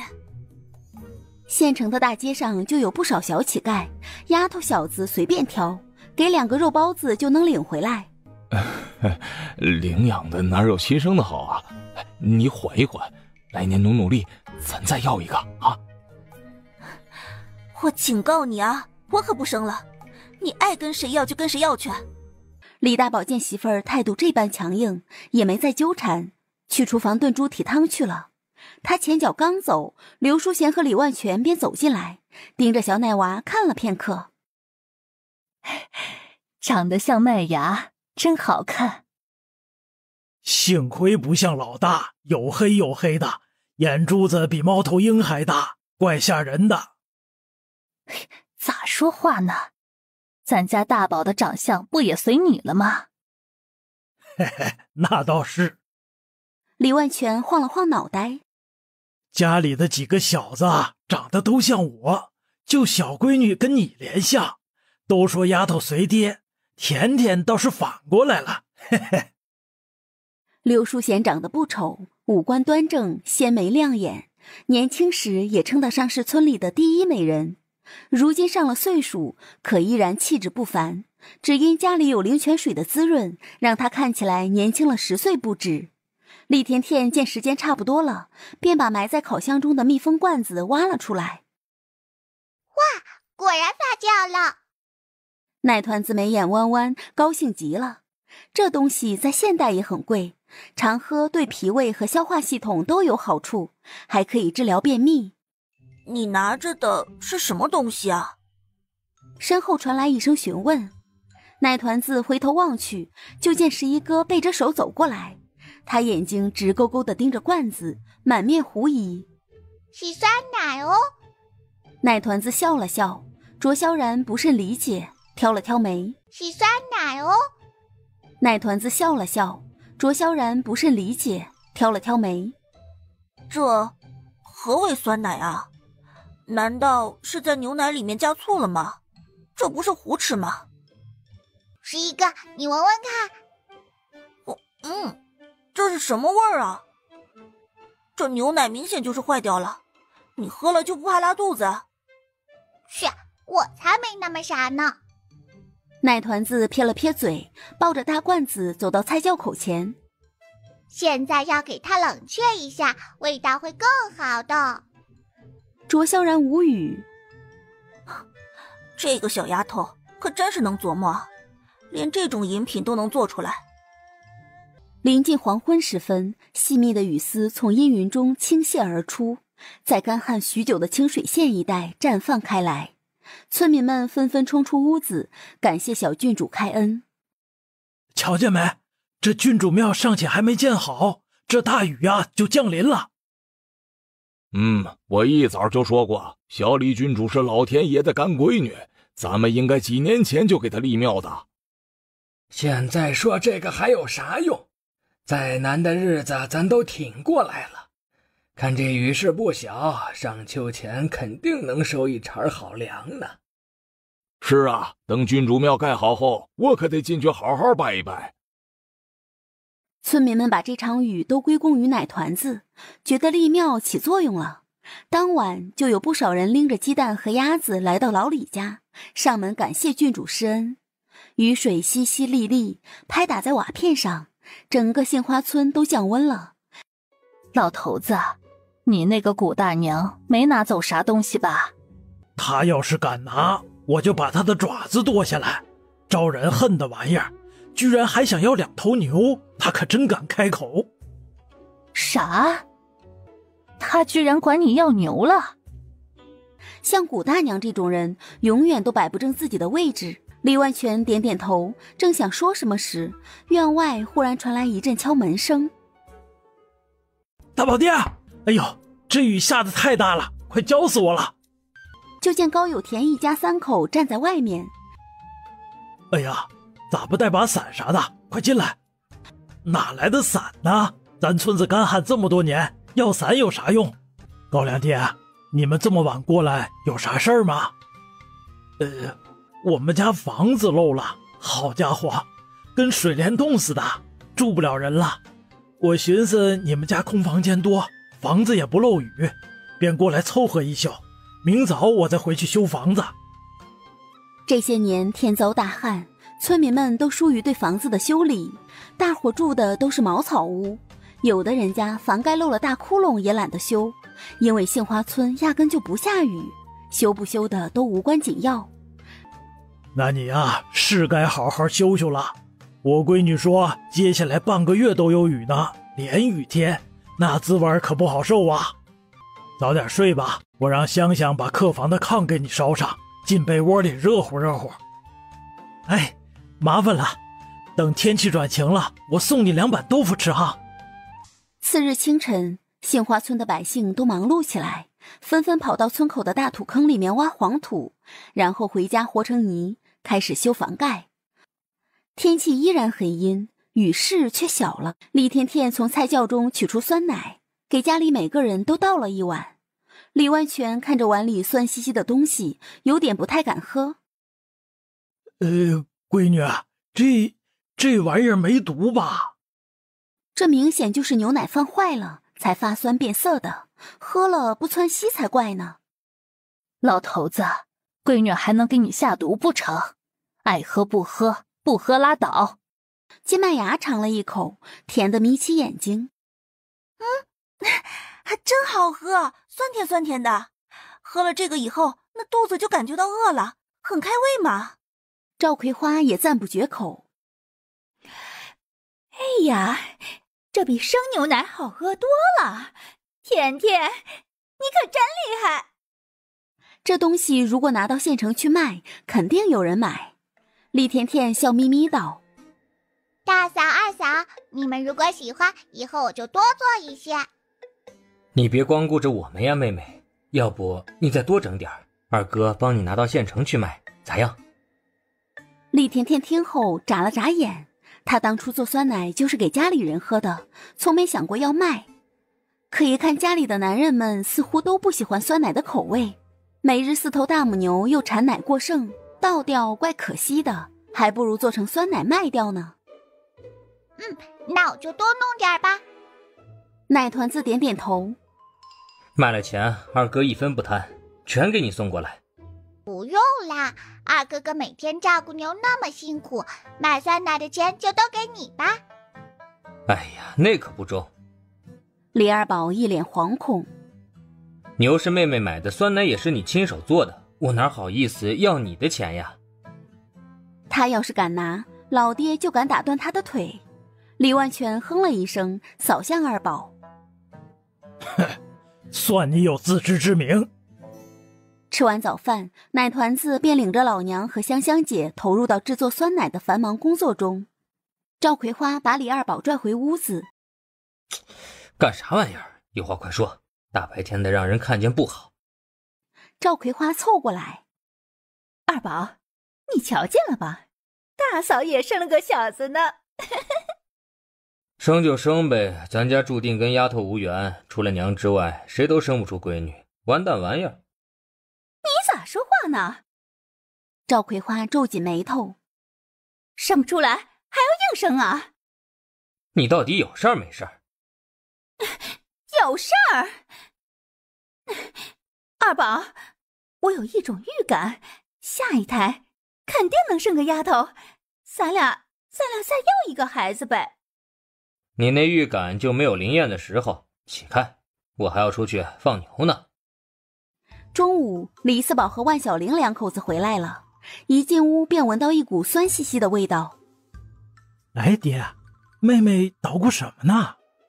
做酸奶呢，那东西啊老难喝了，就跟喝醋似的，酸的直倒牙。难喝怎么还做啊？我觉得难喝，你娘和你大嫂他们却赞不绝口。这玩意儿是不是只有女人能享受得了啊？老四媳妇儿，回头你也去尝尝。甜甜说酸奶能美颜呢。真的？万小玲喜出望外，转身就跑进厨房去了。见奶团子忙得不亦乐乎。甜甜，有没有想我呀？酒楼的生意太过繁忙，四宝两口子已经很久没有回村子了。四嫂嫂，想你啦。真乖，这个给你。万小玲随手拿出一只玉镯子，塞到李甜甜手中。是南洋美玉做的，很衬甜甜的气质呢。李甜甜正了正神，用手揉搓着玉镯，心里不禁感叹：做工精美，晶莹剔透，整个镯子都透着一抹尊贵华美之气，价值自然不菲。四嫂嫂，这镯子太贵重了，我不能要哦。奶团子又把玉镯还了回去。万小玲无奈地笑了笑：唉，这是特意给你买的，你不收下，那我只能扔掉了。甜甜治好她的痼疾，还调配出很神奇的烫伤药膏，如今她身上的伤痕已经全部治愈了。此等恩情，送一只镯子怎么了？对了，甜甜，四嫂有个事儿想跟你说一下。奶团子诧异问道：四嫂嫂，什么事情呀？就是咱们家的鱼塘和菜园子，你能不能承包给我啊？万小玲笑着询问。福满楼的生意之所以蒸蒸日上，很大一部分原因是有了鱼肉和青菜的缘故，特别是赶上青黄不接的年月，别人家的饭馆只有普普通通几道菜，而他们酒楼却菜品丰盛，新鲜可口，价格也极其实惠。李甜甜微微一笑：四嫂嫂，我正要跟你说这事儿呢。既然万掌柜嫁给了四哥哥，便是自己家人了，他又怎好收四嫂嫂的钱？从前跟江管事谈好的价格，现在也作废了。反正鱼塘里有吃不完的鱼，菜园子里也有摘不光的青菜，匀出一些够自己家吃就行了，不必算得那么清楚。万小玲抿嘴笑了笑：甜甜想说啥事儿呀？四嫂嫂，你以后让江大哥来取菜，便不用给钱了，随便拿就好。奶团子笑嘻嘻道：哎呦，那怎么能行呢？四嫂可不能占你的便宜。万小玲连连摇头：你辛辛苦苦经营鱼塘，还要给菜地浇水、施肥、除草，我可不能伸手白拿，即便是一家人也不行。四嫂，你就别计较啦，这下就这么定了。哎，甜甜，这真的不行。万小玲一脸为难，她之所以要把家里的鱼塘和菜园子包下来，就是不想麻烦甜甜帮她照看，回头派个人来老李家，一边养鱼一边种菜，岂不美哉？如今小姑子竟然要免费送给她，这要是被公爹和婆婆知道，会怎么想她？李甜甜也不多说，转过身继续做酸奶。万小玲站在原地犹豫良久才道：甜甜，要不这样吧，这鱼塘和菜园子就当是你投在酒楼中的财产，年底嫂子给你分钱，咋样？入股吗？李甜甜眨巴着大眼睛，这个主意倒是不错。四嫂看着办吧，反正我家现在不缺钱。奶团子眉眼弯弯，钱多又不烫手。万小玲忍俊不禁，她去水盆边洗洗手，然后凑到灶台前：来，四嫂帮你弄。2天后，李甜甜做了满满2大桶酸奶，自家留下来1盆，剩下的都装到马车上去了。李二宝牵着妹妹的小手：妹妹，跟二哥去县城卖酸奶吧。有福娃娃保佑他，酸奶肯定会被一抢而空。谁料不等奶团子答应，一旁的李万全便瞪了二宝一眼：你自己去卖就行，别啥事都拉着你妹妹，万一她再被人抱跑了，看老子咋削你。李二宝哭笑不得：爹，我寸步不离的守着妹妹还不行吗？你办事我可信不着，不行就是不行。李万全一脸严肃，上次去县城卖鱼，他也是寸步不离地看着小闺女，可就在一眨眼的功夫，闺女就被人牙子抱跑了。他跟老婆子视闺女为掌上明珠，比眼珠子还要珍贵，哪敢让老二单独领她出去？李二宝无奈极了，看向老娘：娘，您就让妹妹跟我去吧。如果真把酸奶卖出去，能挣不少钱呢。你打算卖多少钱一斤啊？娘亲，酸奶不论斤卖哦。奶团子笑着解释，而是论碗卖，1碗50文钱，这2大桶怎么说也有100碗了，那就是5两银子呢。李万全听后扯了扯嘴角，好家伙，50文1碗，这也忒贵了吧？有那钱都能买几10个大馒头了。这么难喝的东西，真的有人愿意买吗？老头子，你少在那儿阴阳怪气的。刘淑贤嗔了他一句，这酸奶是我跟闺女做出来的，你又没帮忙，就少说3道4的，招人膈应。恰在这时，赵葵花穿好衣裳走出来。二宝，甜甜，我跟你们一块儿去县城。你去凑啥热闹？李二宝一脸嫌弃，我去帮你照顾甜甜啊。见妹妹有人照看了，李二宝连忙看向老爹。爹，这下总行了吧？李万全冷哼一声，径直回屋去了。刘淑贤苦笑道，你们早去早回，一定要照顾好甜甜啊，别让她乱跑。知道了，娘。一行人坐上马车，便朝县城缓缓驶去。甜甜，你酿的葡萄酒什么时候能喝啊？奶团子想了想，快了，再过几天就能喝啦。干爹在的时候给他买了上百个酒坛子，如今里面都装满了葡萄酒，存到菜窖去了。前几日李甜甜下到菜窖，掀开塞子闻了闻，葡萄酒由于发酵的作用，里面泛起了一层沫子，捞干净后，剩下的酒才是最珍贵的。干爹承诺过他，只要能把葡萄酒酿出来，干爹就能帮他代卖出去。还是以前摆摊的那条街，李二宝把马车停下，将2大桶酸奶拎下来。他在墙根下摆了一张小桌子，将一大摞碗拿出来，开始大声叫卖。来瞧一瞧，看一看喽，卖酸奶喽，新鲜的酸奶，又好喝又开胃，大姑娘喝了能永葆青春，小媳妇儿喝了还能变白变美，只要50文1碗喽。经他这么一吆喝，路人们纷纷驻足观看，都很纳闷，这桶里装着的是什么东西。哎，我说你这牛奶坏了吧？这咋酸不溜丢的呢？一股子怪味儿。一名妇人皱着鼻子道。李二宝一听，直接不乐意了。夫人，这坏了的东西我怎敢拿出来卖？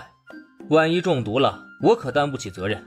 这酸奶是特殊加工制作的，比牛奶还要高级呢，味道香甜可口，久喝不腻，既能解馋还能美颜，功效可好了。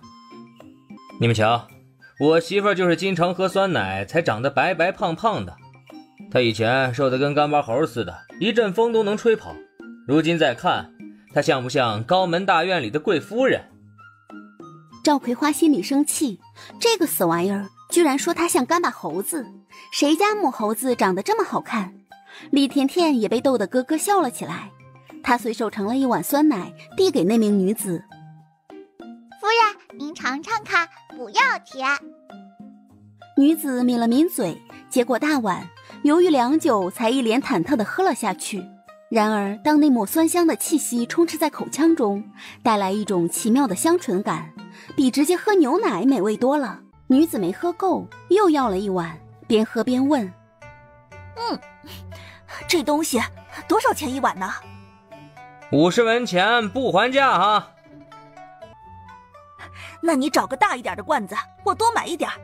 哎，对了，这个酸奶能搁多久啊？爱坏不？一旁的奶团子笑眯眯道：夫人，我建议您买了最好3天内喝掉。如果家里有菜窖，那就都存进去，期间不宜过长。哦，行，那我要是下次想喝酸奶，我去哪儿找你们呢？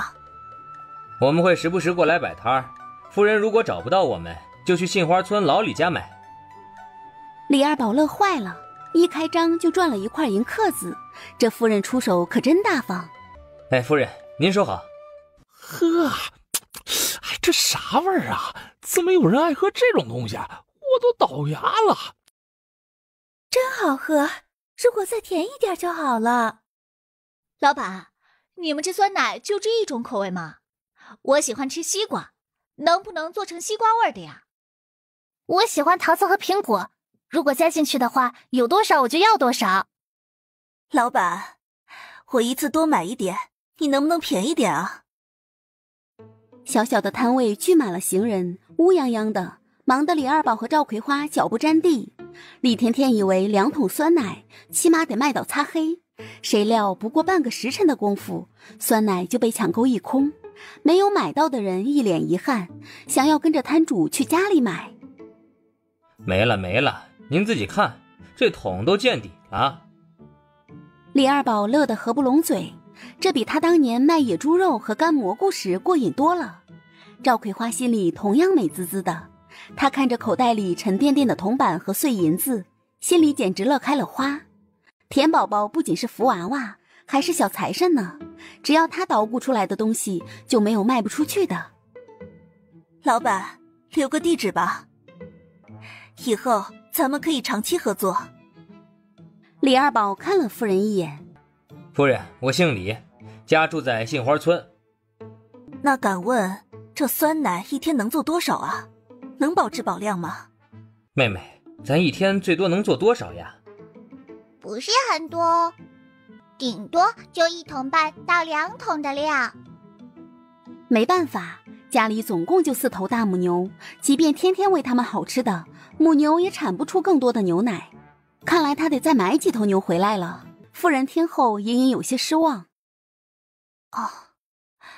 这2桶的量实在是太少了，我每天最低得需要3桶，你们想想办法，这价钱方面嘛都好商量。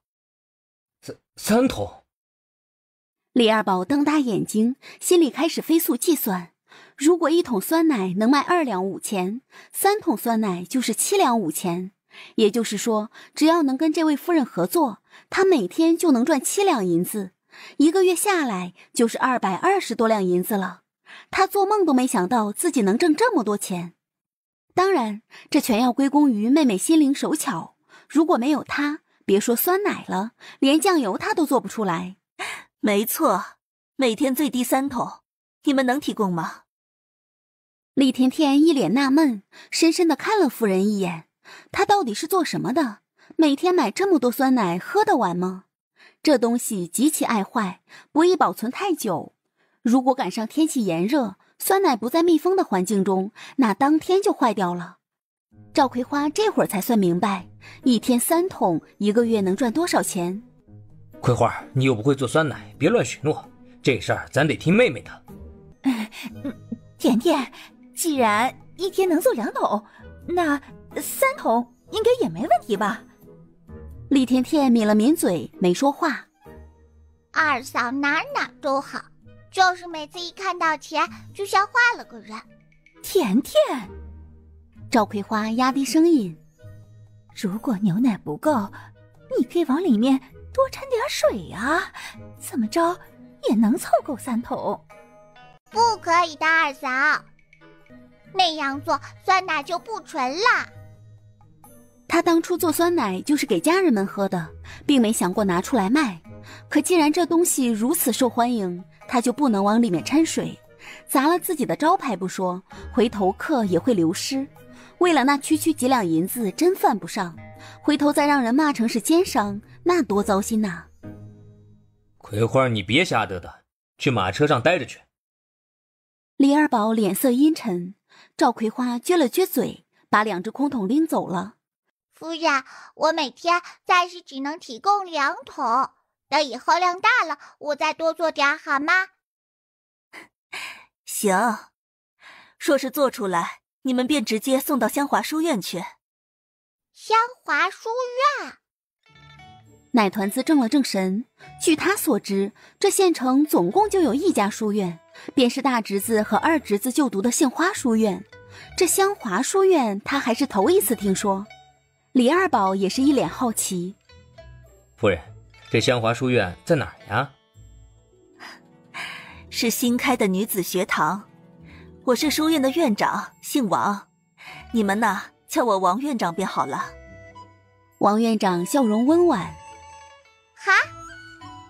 奶团子惊讶万分，原来县城还有女子书院呢，真是长见识了。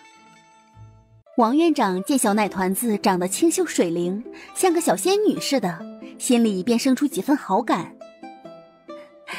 小姑娘，你几岁了？王院长好，我3岁半了。那在家里可有人教你读书识字啊？夫人，我妹妹不用人教，她天生就认识字。李二宝梗着脖子，一脸自豪。而且这些酸奶也是她做出来的，厉害吧？什么？王院长闻言满脸错愕。这么美味的东西，当真是这小姑娘做出来的？她是小神童吗？天生识字不说，还能做出如此酸甜可口的美食。女子书院设有萌学班，但最低的小娃娃也都5岁多了，这小姑娘才3岁半，年龄不到，她也不能破格录入。李甜甜笑着问：王院长，您买那么多酸奶，是打算给学生们喝的吧？其实她很佩服王院长这种有担当的人。朝廷虽然允许女子读书考科举，但并不提倡招生办学堂，如此一来会给男学子和其他书院增添了竞争力。不然开放女子科举已有数10年之久，为何朝廷上下没出现一位女官员？表面上是支持民间女子多读书，实则还没摒弃女子无才便是德的老旧思想。王院长点点头。是啊，学生们每日用功苦读，太劳累了，送他们一杯酸奶喝也能提神醒脑，就算是奖励他们的小礼物了。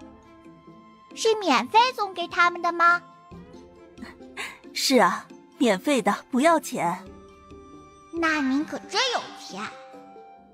李甜甜暗暗吐槽，这酸奶可不便宜，但转念一想，女子学堂的束修一定也很高，不然光买酸奶1个月就得200多两银子，一般人真负担不起。夫人，您看我妹妹能去女子学堂念书吗？她老聪明了，不管啥问题她一点就通，比先生知道的都多。等你妹妹的年龄够了，我自然会优先录用她的。这种事不用李二宝提醒，王夫人也会记住奶团子的。她是个很惜才的人，可办学这么久了，书院内只有几名学生考上了童生，还没有人中过秀才。如果在清水县的香华书院出现一名女秀才的话，不仅她脸上有光，书院的名气也会传播出去。然而小奶团子表示，她根本就不想读书，上辈子完成了9年义务教育，又读大学、考研、当博士生等等，已经把她读麻了。好不容易重活一次，她可不想每天钻研书本，咬文嚼字。小姑娘，这酸奶多久能做出来呀？王院长上前询问。奶团子回道：酸奶的发酵时间很长，但我保证每日都能提供2桶新鲜的酸奶。明天一早我就让二哥给您送去。好嘞，那这1桶你打算卖多少钱呢？2两5钱。行。王院长也没讲价，直接拿出5两银子塞到奶团子的手中。我呢，提前预购2桶，这是定金，你收好啊。老李家。真的假的？这东西真的有人买？李万全一脸惊愕。人和人的口味能一样吗？就跟那臭豆腐似的，你吃起来香，别人却受不了那个味道。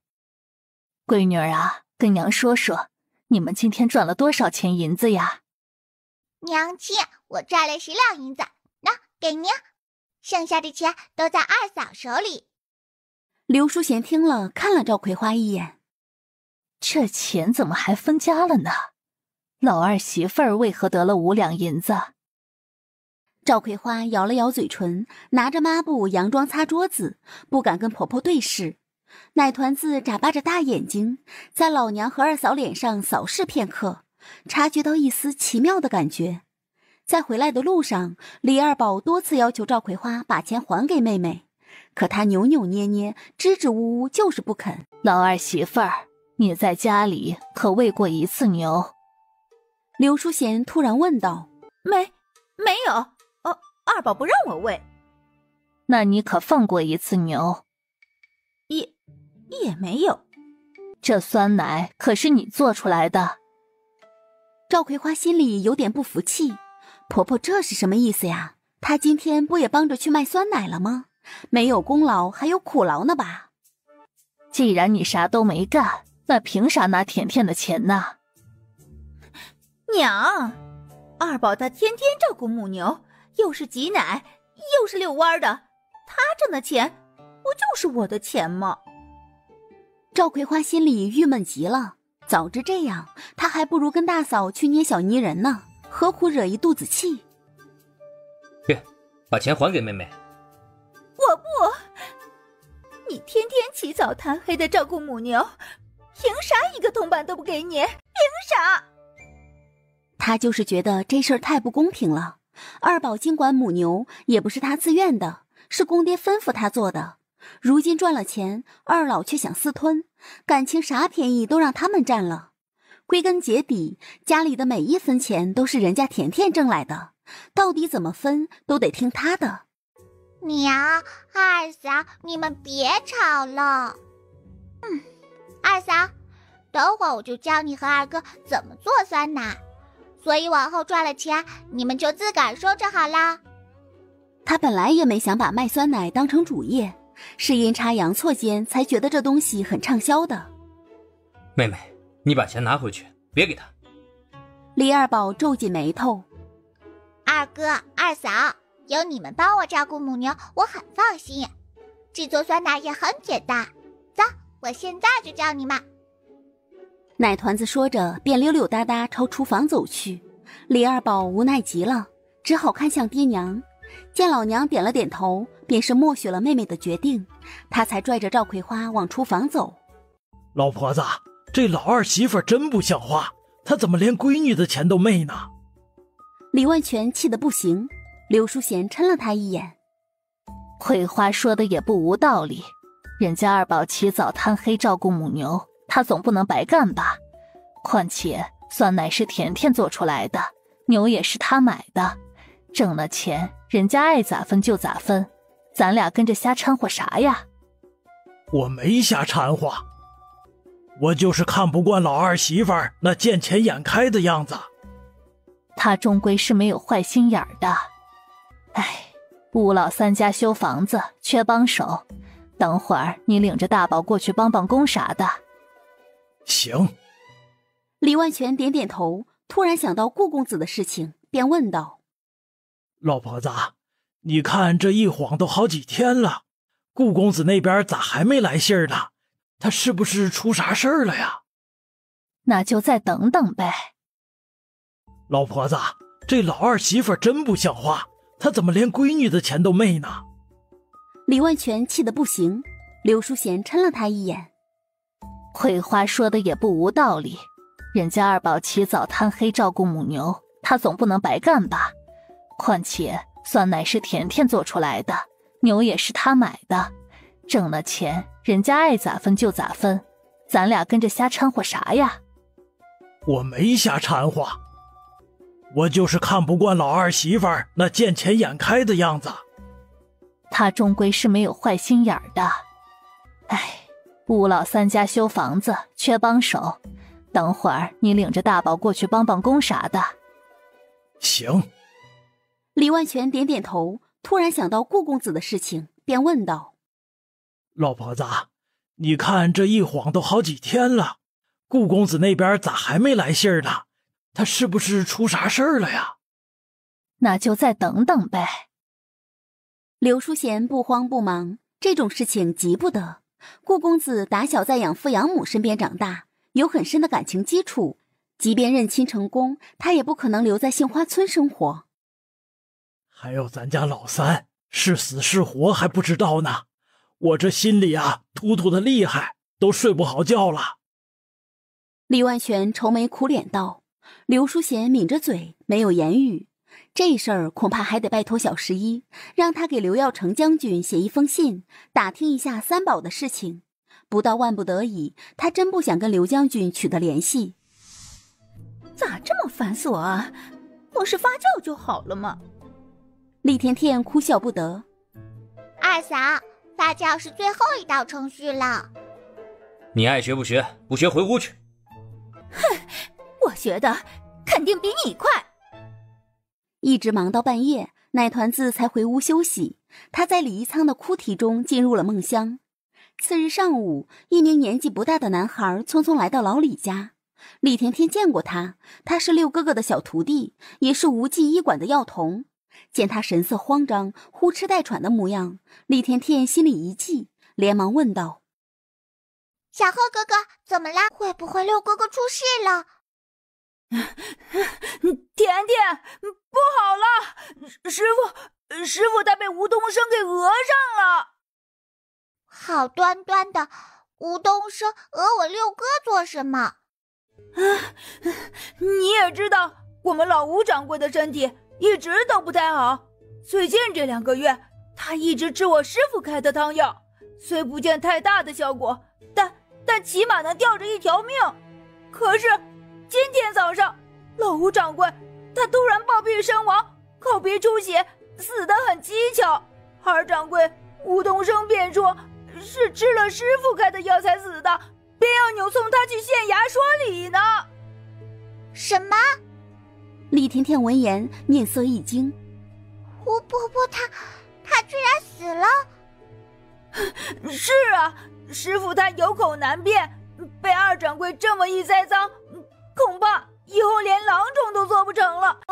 我实在没办法，才来找你们帮忙的。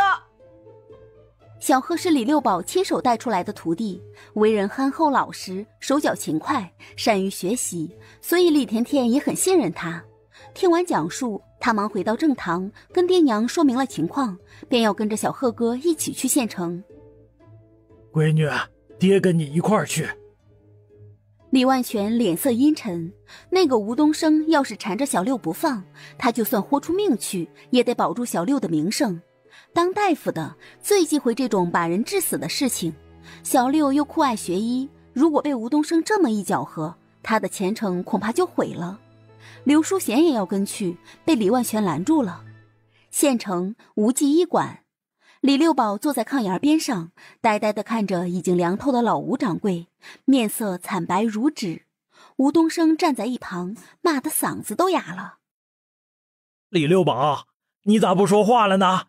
前几日我大哥还好好的，怎么今天早上就口喷鲜血，暴毙而亡了？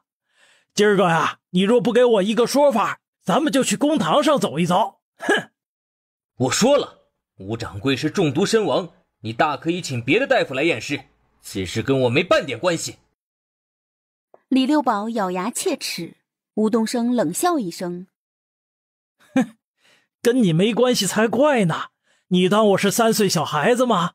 你天天在我大哥面前溜须拍马献殷勤，不就是看中了这家医馆了吗？想等我大哥死了，然后将医馆占为己有。李六宝，你这算盘打的，我在100里外都听见了。李六宝心里清楚，真是对牛弹琴。昨晚吴东升分明跟老掌柜见了一面，谁知道他给掌柜吃了什么东西？我的药方没有问题，但是跟几种食物相克。李六宝站起身，眯着眸子：你可否给老掌柜吃了橘子和白萝卜？吴东升面色一僵，怔了片刻，用力摇摇头：我什么都没给他吃，你别冤枉好人。你……恰在这时，小贺领着李甜甜和李万全走进来。小六，这是咋回事啊？爹，妹妹，我没杀人，吴掌柜是中毒身亡的。这么说，有人给他下毒了？李万全惊诧：是间接中毒。吴掌柜吃的东西中有一种食物跟我的药方相克，所以才……李六宝，你胡咧咧啥呢？我大哥当了一辈子郎中，哪种食物能吃，哪种不能吃，他自己不清楚吗？吴东升大声叫嚣，李六宝听了弯起唇角。吴掌柜卧病在床，身体极度虚弱，若是外人强行喂他吃不干净的东西，他一个毫无反抗能力的人，又该如何挣脱？哼，真是强词夺理，我也不跟你废话，现在马上跟我去县衙，一切对错自有县令老爷来评判。等一下，又瞧了瞧老吴掌柜的双手，手背上有明显的淤青。看来六哥哥说的没错，吴伯伯的确是中毒身亡的，而且在临死之前他还剧烈挣扎过，不然他的双手不会受伤。六哥哥，我能看一下你的药方子吗？奶团子上下扫了一眼，锁定了一味叫方呼的草药。这种药材可以治疗咳喘、发热和痢疾，药效很强，价格也不菲。方呼绝对不能跟白萝卜一起服用，二者相生相克，若同时吃下去，跟吃砒霜没什么分别。想到这里，奶团子心里就有数了。六哥哥，厨房在哪里？我想去看看。妹妹，跟我来。站住！不管怎么看，这家医馆都应该让六哥哥来接手。吴伯伯生前最信任他，大事小情都交给他来办。至于那个吴东升，吴伯伯压根就没把他当成弟弟，而是败家子。但这话奶团子不好直接说出口，怕外人以为他要占吴伯伯的便宜。冯县令其实心里门清，见小郡主盯着李老六看，便轻咳一声：这样吧，李六宝是吴记医馆的大夫，他跟老吴掌柜关系深厚，往后这家医馆就白给他了。县令大人，你可不能张口就来啊！这医馆再不值钱，也价值1000两银子。李六宝区区一个外人，他有什么资格继承医馆？你有资格，可知法犯法，杀害了亲哥哥。此事本县令就能做主，你没资格插话。什么叫偷鸡不成蚀把米？这便是了。眼瞅着吴家产业就要归他所有，哪知半路杀出个李甜甜，把他所有的计划都打乱了。六宝，今后吴记医馆就是你的了，好好干，别让本县令失望啊！李六宝心里有些忐忑，他何德何能霸占吴掌柜的财产呢？与理不合呀。可老吴掌柜孑然一身，无儿无女，就吴东升这么一个弟弟。李万全倒是没啥意见，小六如果开一家自己的医馆，再多雇几个大夫，往后他就有时间陪陪春云了。两口子成亲到现在一点动静都没有，人家老大老二媳妇儿都生了。吴东升被带走后，冯县令看着奶团子笑眯眯道：小郡主，近来你婶子整天念叨你啥时候再去府里住几天呢？我让人给你做油炸糕吃。一想到从前小郡主在他家只住3天，旱死的李子树便结果子了，水缸的鲤鱼也下崽了，院子里还挖出一根巨大的萝卜，可谓是鸿福齐天，好运连连。这一晃小郡主有段时间没去了，他媳妇儿念叨的勤，非让他把孩子接过来。李甜甜听了，不等开口说话，李万全一脸警惕：亲家，我闺女最近忙得很，你别打她的主意。哎呦，亲家，我又不会害她，你瞅瞅你紧张啥呢？我闺女还得回家做酸奶呢，等过完年我再给你送过去。这天李大宝领着妹妹来县城赶集，怕妹妹走丢了，便让她在医馆自己玩。冯春云闲来无事，也过来帮六宝忙活忙活。甜甜，帮六嫂摸摸脉吧。六嫂嫂，你又没病，为啥要摸脉呢？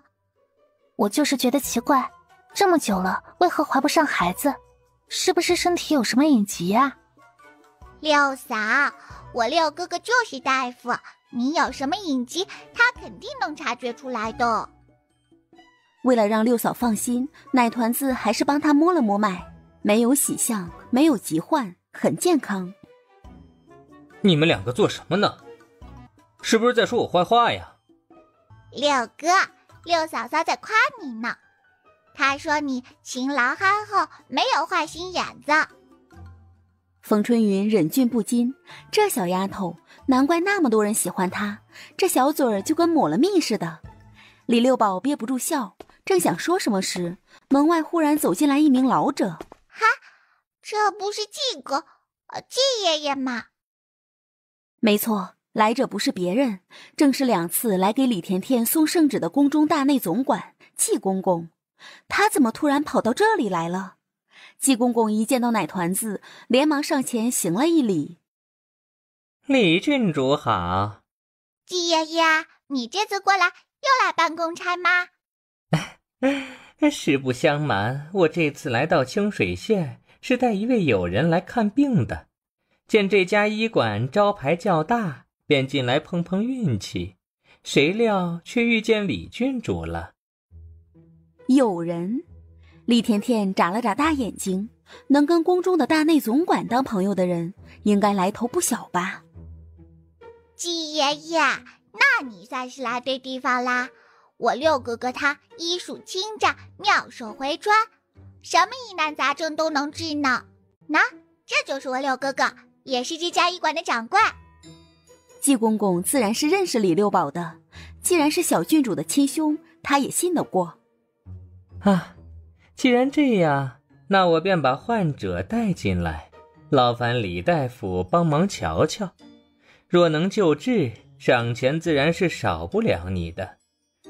若有时无医，我也不会怪罪你，如何？李六宝笑了笑，看病救人乃医者之本分，季先生客气了。季公公点点头，嘱咐道：我这位友人身份比较特殊，所以李大夫给他摸脉时莫要多言，更不能询问他的身份和住处，其他相干问题也一律不要多问。李六宝一脸懵，中医讲究的便是望闻问切，你啥都不让我问，这病害怎么治？见李六宝一脸为难的样子，季公公挑了挑眉：怎么，李大夫不想接诊吗？没有。李六宝干笑一声：季先生，把人请进来吧。好。奶团子观察稍许，他觉得这位友人的来头一定不小。见六哥哥似乎有点紧张，笑着安慰：六哥哥，你就平心静气的给患者看病就好，不用顾虑其他的。再不济还有他在呢，什么疑难杂症、刁钻怪病，他都来者不拒。李六宝微微一笑：好，不紧张。片刻后，这一名高个男子走了进来，他穿着一身素白色的长袍，腰间挂着一块玲珑美玉，走起路来大步流星，稳健得很，不像是患病之人。更奇怪的是，他脸上居然戴着一张黄金面具，把整张脸都遮住了。他进来后没去看李六宝，而是径直走到奶团子面前。李甜甜被他脸上硕大的面具给惊住了。这人好有钱，面具都是用黄金打造的。虽然看不清他的面容，但面具下的一双虎眸炯炯有神，仿佛寒星一般，迸射出一抹凛冽的光。你就是李甜甜？是呀，我叫李甜甜。他本想问问来者是谁，可一想到季公公的叮嘱，便把话咽回肚子。季公公不让打听，肯定是有他的道理。听说你前段时间又帮村民解决了鼠患问题，可谓是功劳无数啊。面具男的语气略带欣赏，奶团子嘿嘿一笑，挥了挥小手：你客气了，客气了，不过是举手之劳而已。杏花村一带本来就有很多野猫，只是天遭大旱，猫群都流浪到别处去了。他利用毫猫的美色来吸引猫咪大军，不就是举手之劳吗？面具男甚是欣慰，轻轻颔首：你小小年纪就为朝廷和百姓做过无数贡献，名扬万里，实乃鹤立鸡群。你有什么要求，可以尽管跟我说，我满足你便是。李甜甜一脸懵：你说满足就满足了？难道你是皇帝老儿不成？不过看他的气度和说话方式，跟普通的达官贵族完全不同，一颦一言中都透着王者风范。谢谢你，我没有要求，先生还是看病要紧。奶团子笑眯眯道。面具男闻言又盯着他看了片刻，这才瞥向李六宝。你可知油病？李六宝正了正神，回想一下妹妹送给自己的医书，里面有提到过油病。这种病比较罕见，发作起来常常伴有头晕脑胀、恶心呕吐、手脚哆嗦、入睡困难、心跳加速等症状。可要是从头查起，病症又很难着手，因为患者的心脏、脑袋和其他体征全部正常，可每次犯病往往又是这些部位最难以忍受。见李六宝迟迟没有吭声，面具男微微笑道：你也不必为难，若治不了，我也照常付你诊费。我可以试试。李六宝一脸坚定，其实他刚才打了退堂鼓，但在妹妹鼓励的眼神下，他觉得自己可以应付。医馆不就是给患者治疗疑难杂症的吗？奶团子见六哥哥很有勇气，便抿嘴笑了笑。六哥哥，我相信你可以的。妹妹，我当大夫这么久，还从没遇到过患有油病患者。万一我治不好，会不会？放心吧，六哥哥，这种病很好治的。奶团子眨了眨眼，所谓的油病，无非就是神经紊乱导致的各种并发症罢了。这么说可能难以理解，但一个人长期处于焦虑烦躁、压力过大、熬夜饮酒、担惊受怕、抑郁寡欢、心悸不安这种环境中，神经功能必定紊乱，甚至还会带来高血压、高血脂和糖尿病等一系列难以挽回的身体损失。这种病很好调理，只需养心安神、滋阴清热便可根治，没有想象中的那么难。那要开什么方子才最有效？李六宝心里有些慌。六哥哥自己看着开。妹妹是不想插手了吗？也对，我不能什么事情都指望着妹妹帮忙，以后这无极医馆还得靠我自己撑起来呢。李大夫，请问有什么问题吗？没有，先生，请到这边来。李六宝轻咳一声，带着面具男来到诊台前。当他掐住面具男的脉搏，稍稍诊治，便印证了自己的想法。这位先生脉搏跳得奇快，呼吸粗重，心率不稳，可见平日里脾气也不太好。先生，我能看看你的舌苔吗？若舌苔发厚，呈现淡黄色，且伴有皲裂的现象，便可以确认患者脾胃虚弱，阴火过旺，届时对症下药便好。一旁的季公公听了，凑到面具男耳边轻语几句。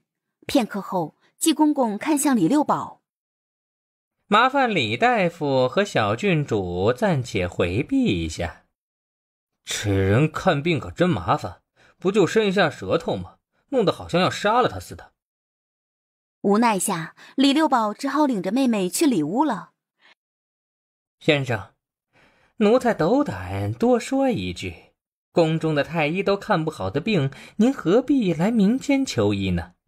难道御医的医术都比不过这些土大夫了吗？面具男闻言冷笑一声：看来你对民间郎中有很大的偏见嘛。别的不说，就他儿子那味觉失灵的毛病，便是在乡下治好的。可千万不要小看了民间的土夫子们，他们往往用最简单的办法，就能让痼疾缠身的患者起死回生。宫中的太医们纵然是学富五车、妙语经纶，但在大灾大病面前，他们多数是理论派，没几个真才实学的。是，奴才狭隘了，还望先生恕罪。须臾，李六宝跟奶团子从里屋出来，观察了一下面具男的舌头，又捏了捏脉搏，这才下定结论：油病不难治，不必开调理心脏的药，更不用滋阴补肺和大脑，妙方有的是，就怕这位先生不相信。李大夫，你看这病能治好吗？面具男忧心忡忡，李六宝笑而不语，随手写了一味方子。先生看吧。面具男和季公公都凑到药方前，上下扫了一眼，药方的后面还附加一条说明：每日睡足4个时辰，汤药在睡前服用。季公公看完方子，大为不解。六宝呀，你这方子上面有几味药，我家先生是吃过的，可是一点效果都没有呀。他就说嘛，六哥哥一定可以的。这个方子既能养心安神，还能滋阴清热，通窍醒脑，特别是在睡眠方面，可以让患者倒头就睡，养精蓄锐。季先生，此症最关键的诱因在这里啊！这位患者长期处在精神紧绷、压力过大的状态中，如若不好好休息，即便是仙丹妙药也治不好他的病。面具男闻言，跟季公公对视一眼，诧异道：哦，那这方子上的药材都是治疗什么的？既然睡觉就能解决问题，何必还要开方子呢？不是多此一举吗？这药方是帮助您入眠用的，先生是不是常常觉得入睡困难，多梦易醒，醒后不眠和烦躁易怒呀？面具男心里一计，还真被你说中了。这睡觉的问题已经困扰我很多年了。其他大夫开的药虽然也有助眠的效果，但吃下去身体经常感到疲累，一觉能睡6、7个时辰，醒来可还是萎靡不振，头疼欲裂呀。那是因为大夫只想让你早些入睡，并没考虑到养心安神这个层面。先生不妨回去试一试，如若没有效果，我可以适当调节一下方子。总之，由病并非药食无医，你要保持乐观的心情。李六宝说的头头是道，旁边的奶团子也很高兴。看来六哥哥的进步真的很大，抽空他再拿几本医书出来，帮六哥巩固一下医学知识。哈哈哈，好，那就劳烦李大夫了。面具男坐在椅子上，等着大夫给他抓药。恰在这时，冯县令风风火火地走了进来，一进来便嚷嚷道：哎呀，六宝呢？你赶紧的，给我抓点牙疼药。哎呀，我这牙床子全肿了，一喘气滋滋的疼。冯叔叔，我六哥哥抓药去了，要不我帮你看看吧。中啊！冯县令点点头，瞟了面具男一眼。大白天戴着面具招摇过市，就不怕被贼人惦记？厉天天无奈。冯叔叔，我劝你最好少说2句，这人身份不简单呢。哼，真是有钱烧的。现在的人呐，功利心太强，有那钱还不如多干点利国利民的事情，整这些虚头巴脑的有啥用？冯县令继续吐槽，面具男闻言微微弯起唇角。那按照先生这么说，这天底下的富人都得去接济穷人了。没错，我就是这么认为的，有些富人就该死。哦，那我看先生穿着绫罗绸缎，想必也是有钱吧？你可曾把自己的家财拿出来接济过他们？哼，我挣的那点钱还不够自己花的，如果人人都来吸我的血，我还活不活了？那你之前说的话就不成立，跟放屁有何区别？面具男眯起眸子，冯县令一听当即火了。大胆，你可知道我是谁？信不信我把你绑起来扔进牢房去？真是好大的官威呀！我没猜错的话，你应该是这清水县的县令吧？你姓冯？冯县令面色一僵，怔了怔神。你认识我？哼，之前不熟，现在认识了。你又是何人？看样子应该不是本地人吧？跑到我清水县来干啥？放肆！恰在这时，季公公走了过来，见冯县令敢这般质问他家主子，冯叔叔啊，你说你招惹他们干什么？这不是吃饱了撑的吗？季公公。冯县令瞪大眼珠子，脑子直接宕机了。之前给甜甜册封小郡主时，他见过季公公一面，据说此人是宫中的大内总管，更是皇上身边的红人。可是他怎么跑到清水县来了呢？冯县令，季公公眯了眯眸子，咱家劝你说话注意分寸，摆正自己的位置，不然说不定哪天就大祸临头了。冯县令闻言诚惶诚恐，闷闷的不敢说话。奶团子见气氛有些尴尬，便拽了冯县令一下。冯叔叔，我来帮你看牙吧。哦，牙龈出血，还有一个窟窿，加之肝火旺盛，脾虚肾亏，才导致牙齿疼痛的。冯叔叔，你这颗牙必须得拔下去了，留着也是祸害。奶团子认真道。冯县令一听，只感觉头皮发麻。啥？能不能给我开点药啊？他最怕拔牙了，比上刑还要痛苦。厉甜甜理解他的心情，古代没有麻醉药，拔牙都是硬挺着。开药也是治标不治本呢。不过冯叔叔放心，我拔着牙一点痛苦都没有呢。奶团子眨眨眼。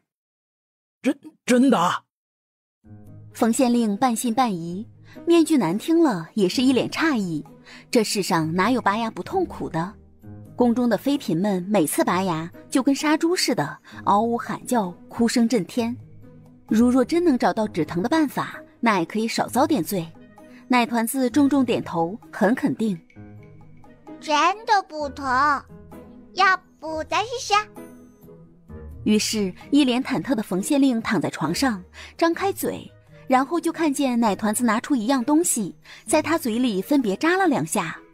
这一幕落在面具男眼中，无比震惊。你这是在做什么？他手里拿着的那个东西貌似很先进的样子。打麻药啊！厉甜甜回了一句。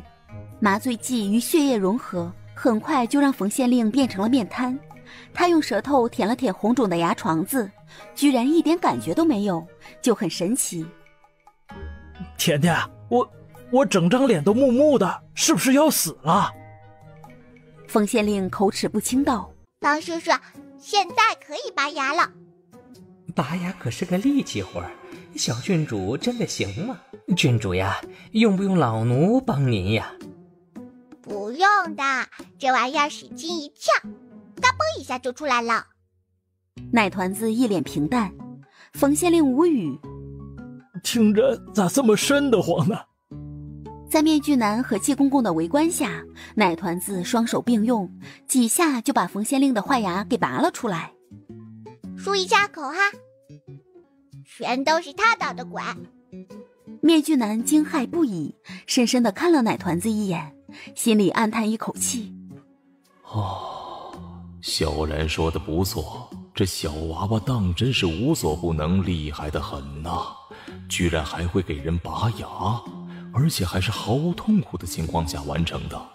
宫中的太医哪怕有奶团子的一般水平，朕和嫔妃们也不至于受那么多罪呀。李甜甜尚且有这种水平，她六哥应该也差不了吧。想到这里，面具男瞥了季公公一眼，在他耳边嘱咐几句。好，奴才待会儿办。李六宝抓完药回来，妹妹已经帮冯县令拔完牙了。面对季公公的白眼，冯县令自然不敢多待，付了拔牙的钱便悻悻地离开了。这钱是给小郡主的，不是给女婿的。季公公出手也极其大方，算上诊费和药材，他也没问价，直接拿出一张银票放在枕台上。厉甜甜瞧了一眼，居然是50两银子。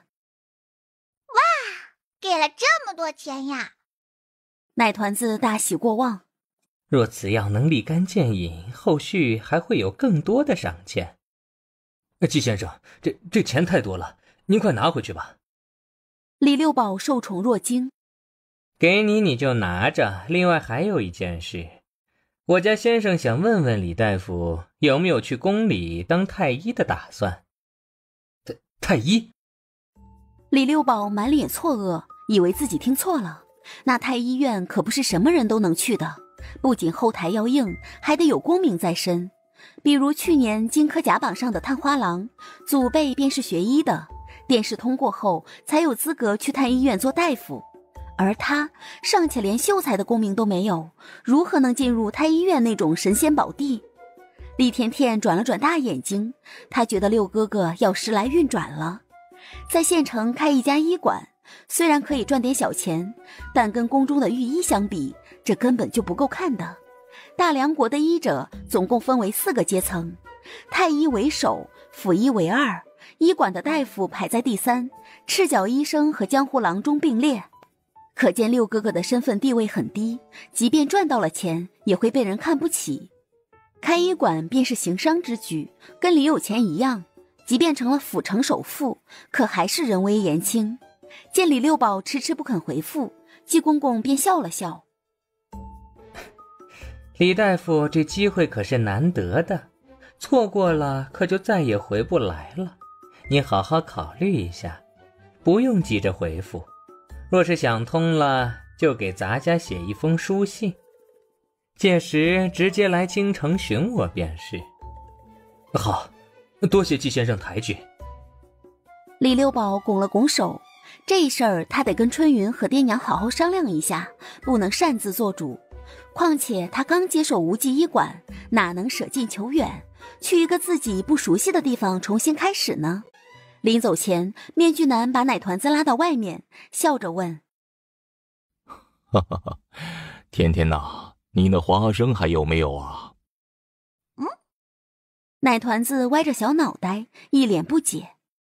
先生咋知道我种花生了？说完，他才猛地反应过来，表情有些发懵。不会吧，这全天下知道他种花生的，恐怕只有家人和11哥了。除此之外，还有11哥那个从未露面的爹。难道他是？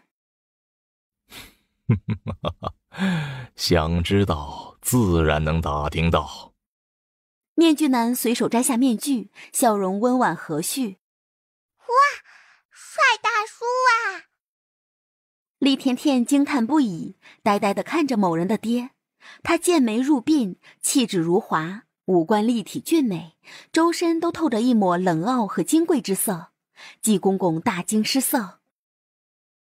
先生您怎么把面具摘下来了？这要是被有心人看到，会很危险的。哎，无妨，我就是问问小甜甜，如果还种花生的话，记得给我邮过来一些，我可比某人出价高啊。正在老李家后院子偷柿子吃的卓萧然猛地打了个喷嚏，是谁在念叨他呢？奶团子笑着点头。好，没问题。有钱赚，他自然没有二话。送走二人，李六宝把小贺叫过来，叮嘱了几句，便领着妹妹回村去了。这么好的事情，你还犹豫啥呢？那可是给皇上看病的御医呀，多少人挤破脑袋都当不上呢。李万全气鼓鼓地瞪着六宝，一副恨铁不成钢的模样。刘淑贤也觉得这事儿很靠谱。如果成了御医，今后你便端上了金饭碗，吃喝不愁，锦衣玉食了。春云跟着你也能过上好日子。最关键的是可以给家里争光添彩，让老李家的门楣愈发有光了。放眼整个杏花村，老李家出了第一个读书人，第一个郡主，第一个大夫，更是第一个住进砖瓦房，第一个有马车，第一个有鱼塘的人家。如今再出一个太医，那简直是锦上添花了。别说祖坟冒青烟，可能早都冒黑烟了。一旁的冯春云也格外激动。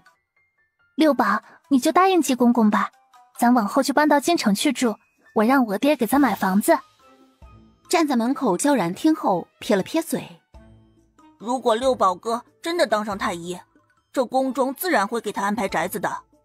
但是有一点我得提醒你，给皇上看病稍有不慎便会掉脑袋。伴君如伴虎，六宝哥要做好心理准备。李六宝心里不舒服，他本来就不想去，听完这番话，心里就更打退堂鼓了。这只是个例而已，六宝哥不必介怀。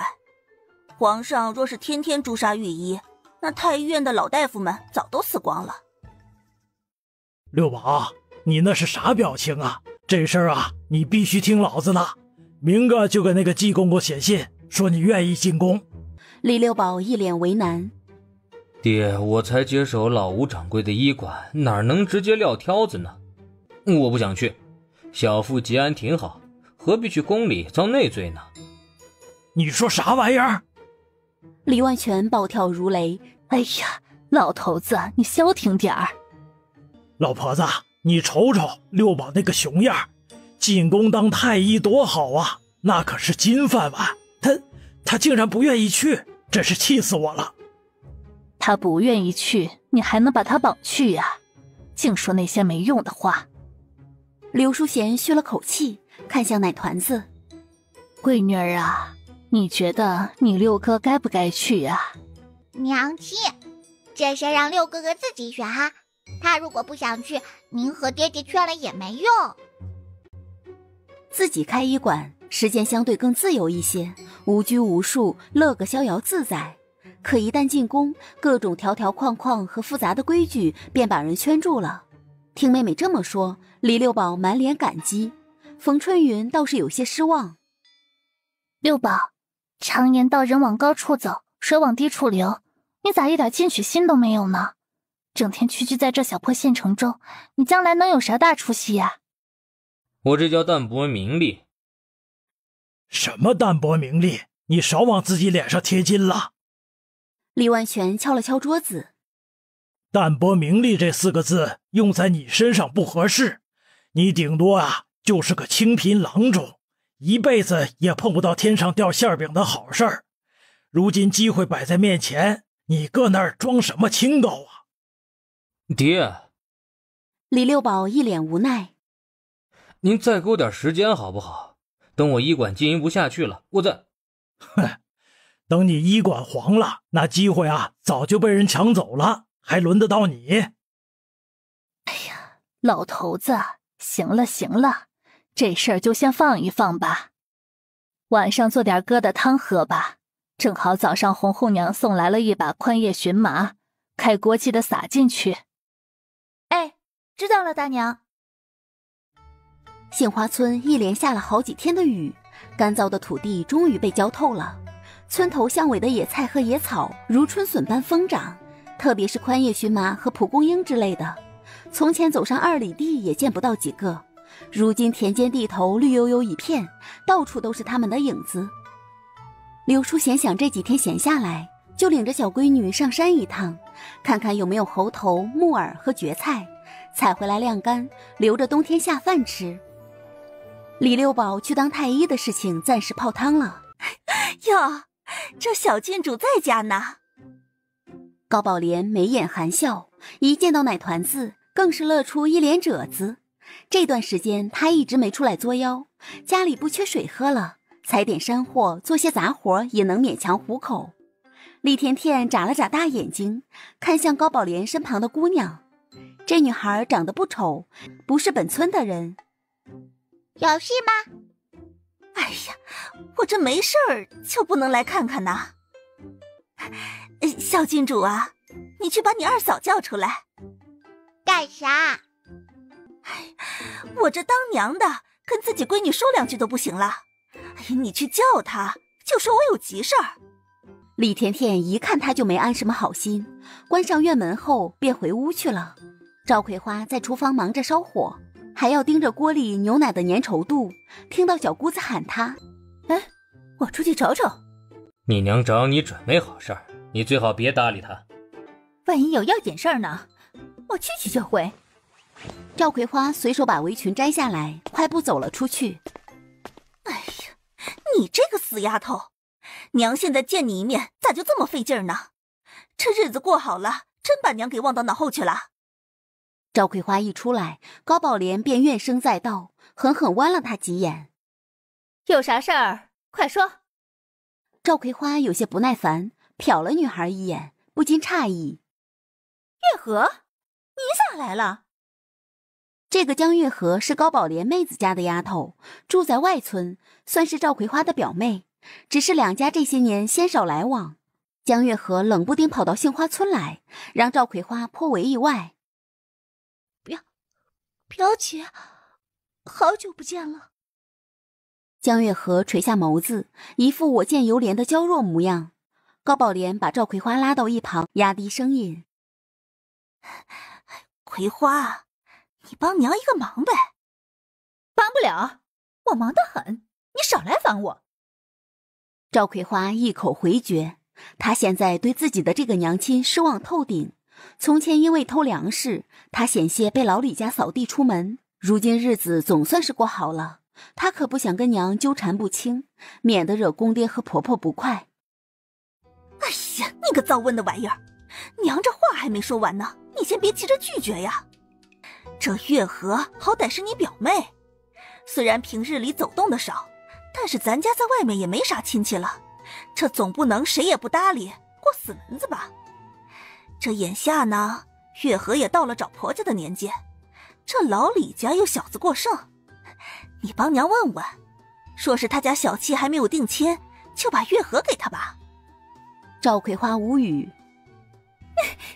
你可真敢想啊，人家七宝现在可是秀才，将来再考上举人和状元，前程不可限量，他怎么会娶一个乡下的媳妇儿？我可不说，我劝你别打歪主意，这老李家的小子有一个算一个，都出息得很，就连八宝都跟四史家的千金好上了，更别说七宝了。啊，真的假的呀？就那个穷木匠把刺史的闺女给忽悠来了？哼，娘，你说话别这么难听，人家是你情我愿的，怎能叫忽悠呢？赵葵花白了他一眼。高宝莲一听，心里没底了，这老李家果然很尿性，从前都穷成啥样了，可自打生了那个小妖怪后，日子就一天比一天好，没处说理去。犹豫片刻，葵花，这事儿呢，你就帮忙给张罗张罗。这七宝若是不行，那就把月河给三宝啊。他不是在外面一直没回来吗？这先把亲事定下，等三宝回来了，那就成。正在院子里跟11个下棋的奶团子听后，心里很纳闷，这高宝莲着急把江月河嫁出去，会不会受人家好处了？亦或是江月河有什么难言之隐，才想立刻嫁人的？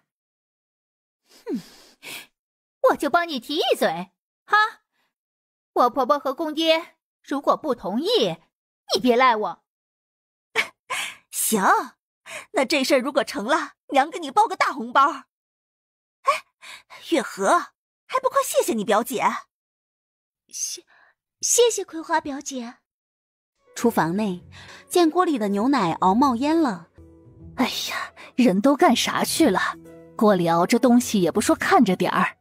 娘，我去茅房了，葵花还没回来吗？你自己瞅瞅，这不是糟蹋牛奶吗？葵花这个夯货，压根就不是做买卖的材料，让他干点活可费劲儿了。挨了一通骂后，赵葵花才把高宝莲的原话转达给婆婆。刘淑贤闻言冷哼一声：哼，且不说咱家小七眼光高不高，就算他愿意娶你那个表妹，我和你爹也不会答应的。咱家费劲拔烈供出一个读书人，若他把所有心思都放在女人身上，还怎么专心读书啊？我娘说了，实在不行，把月河许配给三宝也行，他不挑。赵葵花喃喃道。刘淑贤呵呵一笑：呵呵，他不挑，也不问问老三愿不愿意。况且三宝一走就是好几年，眼下音讯全无，我若贸然给他定一门亲事，他不喜欢可怎么办呢？啊，那我去告诉我娘一声吧。赵葵花站起身，头也不回地往外走。他就说这事儿不靠谱，他娘还满怀希望，癞蛤蟆想吃天鹅肉。高宝莲家，江月河把赵春燕珍藏的胭脂水粉都找出来，坐在铜镜前描眉擦脸。你少动我的东西，喜欢你不会自己买啊？赵春燕瞪着他，心里一阵膈应。他娘也真是的，收了2姨5两银子，就四处给江月河寻摸男人，比对他的亲事还上心。哼，我用一下咋的了？等我以后嫁给有钱人，给你买一车回来。哼！江月河翻了个大白眼。赵春燕一听，心里愈发讨厌他了。江月河忽然捂着嘴，哦哦的干呕起来。赵春燕吓了一大跳，连忙凑过去。喂，我说你咋的了？中暑了吗？江月河，你不会是有了吧？娘，你一早就知道月河怀孕了吧？赵春燕惊愕。哎呀，大惊小怪什么呀？那咱们村的魏大花，那也不是怀了身子才嫁给张宝根的吗？这叫奉子成婚，不犯说的。高宝莲不以为然，赵春燕听后扯了扯嘴角。这是两码事，人家魏大花怀的是张宝根的孩子，嫁给他也无可厚非。但江月河不知怀了哪个野汉子的种，如今连亲爹都找不到，你还想往老李家塞啊？不得不说，他娘是真的损到家了。你小点声，这咋呼什么玩意儿啊？我可警告你啊，这事儿你别出去瞎叭叭，就当什么都不知道。我说你咋那么急着把月河嫁出去呢？原来是这样啊！赵春燕嗤笑一声，然而这番话被门外的赵葵花听得真真切切。她许久没回过娘家了，本以为老娘和春燕早已痛改前非，好好过日子了，没想到心眼儿还是那么坏。赵葵花怒气冲冲地走进来。哎，不是，咱们家的门本来就不结实，你提什么提啊？高宝莲竖起眉头，赵葵花憋了一肚子火，当即质问道：哼，娘，我问你，那个江月河的肚子里是不是怀上种了？你胡咧咧啥呢？这话可不行说啊，人家月河可是黄花大闺女。高宝莲悻悻道。赵葵花冷笑一声：还撒谎！刚才你跟春燕说的，我听得清清楚楚，还狡辩啥呢？得亏我婆婆没答应，一旦江月河那破鞋脏东西嫁进老李家，都不够我恶心的。你婆婆没同意？月河要模样有模样，要身材有身材，若不是怀了孕，想娶她的男人都得排到县城去。对，没同意，你快死了这条心吧！表姐，你说话咋这么难听呢？不嫁就不嫁呗，犯得着这么辱骂我吗？我又不是没人要，你至于嗷嗷喊叫骂我是破鞋吗？嘿，你不是破鞋是啥？还是香饽饽啊？哼，我不管是啥也比你强。以前偷婆家的粮食，好学妹被人一纸休书撵出来，眼看人家日子过好了，你又跟条狗似的巴结上去。表姐夫真是瞎了眼，居然看上你这种人嫌狗憎的媳妇儿。话音刚落，忍无可忍的赵葵花直接扇了他一耳光。啊！你竟然敢打我！我挠死你，挠死你！贱东西，我打死你算了！高宝莲见大事不妙，哎呀，你个虎玩意儿，她怀着身孕呢，这万一打出个好歹来，你二姨就得讹上我，你快松开她！对，脏东西，就你这样的，一辈子也嫁不出去，趁早当尼姑去算了。用你管啊！哼，你若没嫁给李老二，恐怕还不如我呢。哎呀，行了行了，都少说两句吧。高宝莲跺了跺脚，推了葵花一把。你抓紧回去吧，再跟你婆婆和你公爹好好的说说。这实在不行，让月河跟你男人做妾也行啊。给二宝做妾，好家伙，他娘莫不是发高烧了，居然说得出这种厚颜无耻的话。老李家，二嫂别动，这种抓痕很容易感染，我帮你上点药哈。奶团子坐在炕沿边，拿出小药箱帮二嫂包扎伤口。李二宝则是气红了眼睛，这个狗东西，我非撕了他不可！你娘也是，你挨打他就在旁边看着，你到底是不是他亲生的？李二宝怒吼道。赵葵花闭着眼睛没吭声。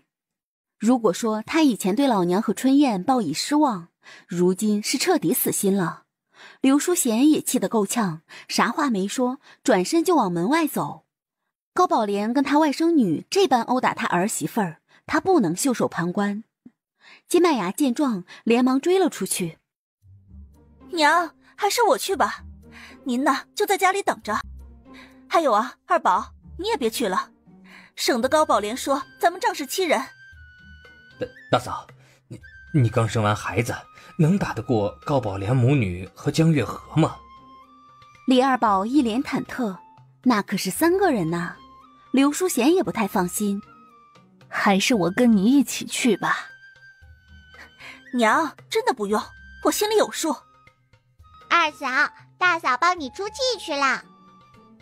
赵葵花眼含热泪，觉得自己很丢脸，在娘家被人打了，还得让婆家大嫂帮她报仇，这叫什么事儿啊？她真希望老娘领着春燕早点离开杏花村，不然糟心事就不断。金麦芽出了院子，不紧不慢地来到高宝莲家门前，迈步走了进去。江月河坐在梳妆柜前，高宝莲的脸色也不太好看，叮嘱月河，往后见到那个没良心的呀，别搭理他就是了。我这上辈子到底是做了什么孽呀？这10月怀胎生出来这么个狼崽子，真是没见过这样忘恩负义的玩意儿。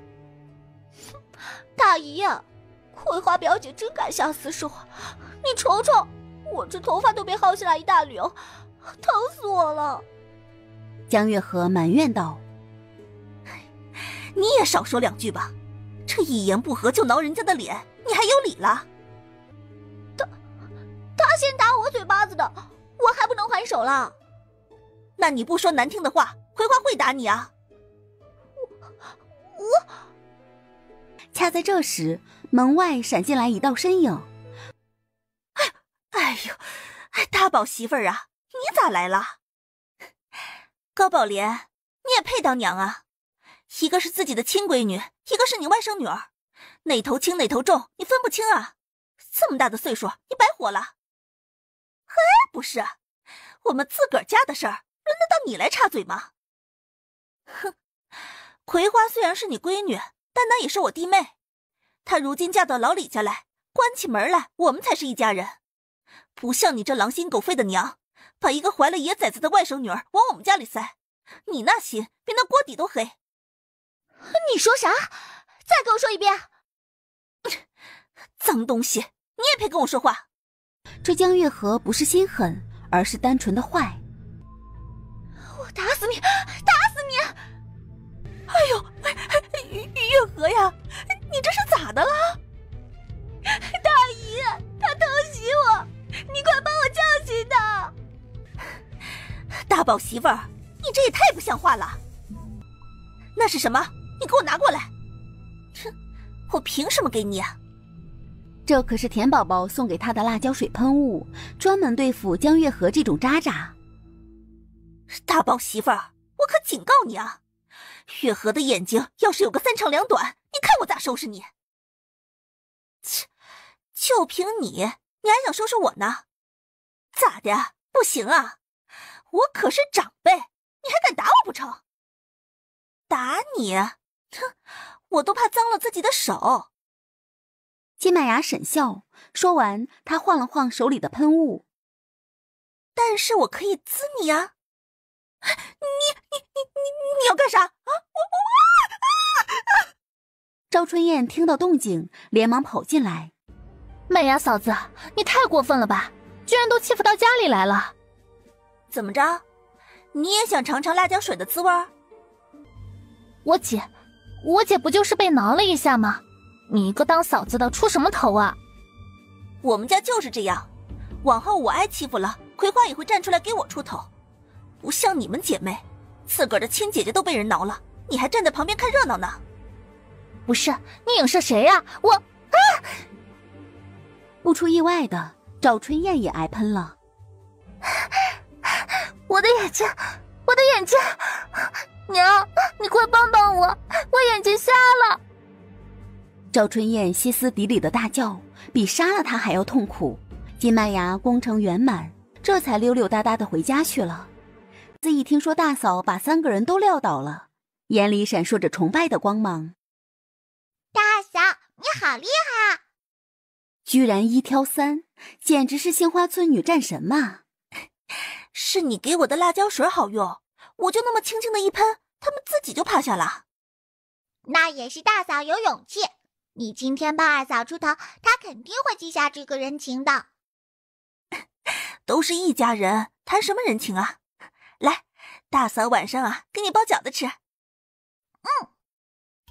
临近傍晚时分，村东头忽然跑来一队人马。哎，快瞧快瞧，是当兵的，他们长得好威武啊！咱们村子也没打仗，他们干啥来了？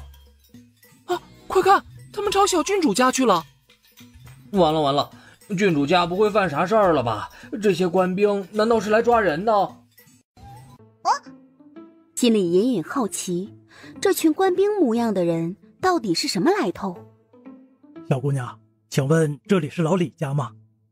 是的，你们找谁呀？啊，那就对了，李三宝家住在这里吧？奶团子大吃一惊。对呀，那是我三哥哥，他回来啦。三哥哥啊，你便是三宝经常挂在嘴边的妹妹吧？都长这么大了。陈景豪憨笑，李甜甜抿了抿嘴。三哥哥离家那会儿，他刚出生不久，没想到时隔3年多，三哥居然还记得他。大哥哥，我三哥哥人在何处？他回来了吗？啊，还没有。你三哥哥呀，立了大功，已经高升了，在外面执行任务呢，抽不开身呢，便让我们哥几个过来报个信儿。李甜甜闻言激动坏了，连忙跑回屋子。爹爹，娘亲，三哥哥有消息啦！他不在乎三哥升没升官，只要人没事就好。自打上次听说三哥战死沙场的消息，害得老爹老娘担心了很久，老上火了。真有老三的消息，他没死。李万全喜出望外，陈景豪上前抱拳一礼：大伯大娘，我们守卫大人让在下来传个话，不必为他担心，等大人忙完手头上的事情，便启程返乡。真的？刘淑贤笑容满面。三宝他过得怎么样？有没有受伤啊？他这几年为啥不给家里写信呢？他娶媳妇儿了没？胖了还是瘦了？大娘，您一次问这么多问题，让我先回答哪个好呢？哎呀，老婆子，你先等会儿再问，快请这位军爷到屋里喝茶呀。李万全笑着搓搓手。哎呦，大伯呀，我在守备大人面前尚且要恭恭敬敬的，这一声军爷若是被大人听见，在下呀就得回乡种田去了。您叫我景豪就行。哎呀，不就是个称呼吗？行，景豪后生啊，快请喝茶。哎，好。正堂内，陈景豪落座后，便一直盯着奶团子看。守备大人说呀，他离家那会儿，甜甜还在襁褓中呢，长得肉乎乎、白净净的，大人时常提起他，稀罕得不得了。哎呀，既然三宝想妹妹了，也不说回家来看看。刘淑贤嗔怪道：哎，大娘莫怪呀，守备大人之前在北疆参军那会儿啊，任前御继位，军务极其繁忙。由于刘大将军很信任他，所以经常派他出去执行秘密任务，不便给家中送信呐。李甜甜好奇：陈哥哥，那我三哥哥现在是什么职位呀？我刚才说了，他是我们的守备官，主要负责探查敌情，做防御工事等等。哦，那他以后还要到北以将参军吗？奶团子继续问。军人嘛，都是以四海为家，哪里需要我们，我们便会出现在哪里。守备大人主要听从刘将军的调遣，今后会不会驻扎在北疆，全看刘将军的意思。陈景豪回答得很详细，李甜甜心里也有底了。景豪后生啊，我问一下，我家老三娶媳妇了没啊？李万全很关心这个问题。三宝今年已经22岁了，家里小六都成亲了，他若还一个人飘着，就太说不过去了。刘淑贤也紧紧盯着陈景豪，希望能得到一个满意的答复。大伯大娘，我们守备大人做事啊，向来很低调，他有没有喜欢的姑娘啊？我也不太清楚啊。哎，这可完了，听你这么说呀，那肯定是没有了。李万全站起身，背着手来回踱步。这小子啊，都老大不小的了，居然还一个人单过呢。我要指望他抱孙子，黄花菜都凉了。哼！22岁，那可是高龄男青年了。若是错过了这个年龄段，往后就不好娶媳妇儿了。李甜甜倒不在乎三哥哥多大，只要他有进取心，将来喜欢他的姑娘肯定不少。况且军中守备，那可是从4品的武官，相当于现在团长级别了。老头子，你快少说2句吧。刘淑贤瞪了男人一眼，招呼童香香：香香啊，你今晚多做点饭，再捞几条鱼上来，跟豆腐炖上。但军有军规，他们吃相很好，没有哄抢。刘淑贤坐在一旁，给陈景豪倒了杯酒。来，喝杯酒解解乏吧。大娘，酒我便不喝了，吃完饭我们就得抓紧回去了。这么急呀？住一宿再走吧。真不行啊，军中事务繁忙，我们在外不能耽搁太久。那你知道我家老三人在哪里吗？他具体什么时候能回来？毕竟好几年没见到儿子了，刘淑贤日想夜想，终于要把三宝盼回来了。陈景豪放下筷子，打了个饱嗝。大娘啊，再等等看，多说呀也就10天半个月的。大人这次执行的任务很简单，没啥难度。啊，那就好，那就好。刘淑贤轻轻颔首，能全虚全伪的回来，比啥都强。从前听到老三战死的噩耗，差点没把他给吓死。哎，做什么？哎，军爷，是不是李老三要回村了？对，我们守备大人要衣锦还乡了。军爷啊，这守备是啥官啊？大不大呀？他跟县令老爷比起来，谁更牛啊？这如何有可比性？一个文官，一个武官，各司其职罢了。若真要比一比啊，那10个县令也比不过我家大人啊。你可知守备是几品官啊？几品啊？从4品。据我说着呀，县令也才是7品小官吧。你自己比比，谁大谁小。我的天哪，那可不得了啊！李老三小时候啊，老淘气了，经常光屁股去水泡子里洗澡，还偷过我家鸭子呢。哎，如今呐，时过境迁，没想到他都能当4品大官了。哎，真没处说理去啊！老伯啊，你这话是什么意思啊？难道说我家大人不配当4品官吗？我不是那个意思啊，我是说老李家的小子啊，都太有福气了。你瞧，4宝娶了福满楼的万掌柜，可谓是腰缠万贯，吃喝不愁了。6宝娶了县令女儿，听说前几日宫里啊邀他去当太医呢，人家都没同意。7宝读书好，考中了状元，将来肯定有大出息。据说8宝还跟刺史家的闺女好上了，你看看这上哪说理去啊？感情这天底下所有的好事都被李家那几个小子给占去了。陈景豪听后哭笑不得。老伯啊，你这是吃不着葡萄说葡萄酸呐，有本事你也把日子过好啊。嘿嘿，我倒是想啊，可我家呀没有福娃娃保佑啊，咋努力都白费。很快，李三宝当了4品大官，要衣锦还乡的消息在村子里传开了。一些没嫁出去的姑娘芳心涌动，都刺挠的想打听打听三宝成亲没。甚至连金寡妇都特意去县城一趟，买了点胭脂水粉回来，把自己里里外外捯饬了一遍。高宝莲家，江月河风风火火地跑进屋子。大姨，我刚才听到一件事儿。哎呀，啥事儿啊？李三宝要回来了，大姨，快去帮我提亲啊！啥玩意儿？哎，这李老三不是死在外面了吗？哎呀，他不仅没死，还当了大官呢。听说是4品大官，老厉害了。看来他这趟没白来，自己的姻缘就在杏花村老李家。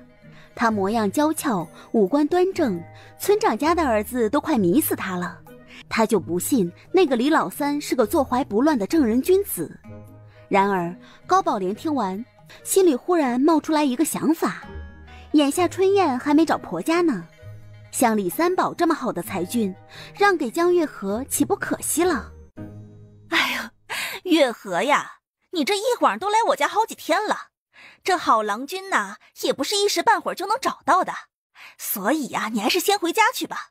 这碰见好的，我再帮你问问呢。高宝莲开始撵人，江月河一听，气得直冒火。大姨呀，你哪能收钱不办事呀？我娘明明给了你5两银子，让你帮我找个好婆家。我看那个李老三就挺配我的，你赶紧帮我去问问呀。他能等，可是肚子里的孩子等不了啊。这个锅如果不早点甩出去，他就得颜面扫地，以后谁还敢娶她？不是，月河，你还没睡醒呢。高宝莲剜了他一眼。这李三宝那么大的官，怎么会看上你这种丫头啊？一点自知之明都没有。哼，咋的？看不上我，难不成还能看上我二表姐啊？你胡咧咧啥呢？你抓紧拾掇东西回家去，这一顿饭吃3个馒头，我可供不起你。哼，回去也行，把银子还给我。门外的赵春燕被吵得恼人生疼，李老三的事情她也听说了，方才回屋还特意打扮了一番，想去老李家核实一下。看样子这李老太太还记仇呢。大娘，春燕儿，你有啥事儿就快说，我锅里炖着菜呢。赵春燕见狼狗不在家，便提着篮子走进来。大娘，三宝他……哼，别惦记了，三宝有媳妇儿了。啥？有媳妇儿了？赵春燕瞪大眼睛，这跟她听来的可不一样啊。一旁的奶团子抿嘴笑了笑，看来老娘是想打发掉这个烦人精呢。大娘，赵春燕有些不甘心。就算三宝有媳妇儿，将来也保不齐会分开。咱们都是一个村的，我是啥样的人您还不了解吗？洗衣做饭、喂牛喂马、挑水劈柴，这些活我都能干。只要三宝不嫌弃我，我随时都可以嫁进来。奶团子一听，脸上挂满了厌恶和嫌弃。如若赵春燕是个干干净净、踏实过日子的女人，老娘没准儿还能接受她。春燕儿啊，有句老话说得好，人贵有自知之明。你觉得自己哪点能配得上我家老三啊？你来说说。若三宝是个种地的乡下人，他也不敢说这话。可如今儿子出息了，他也想扬眉吐气一把。我，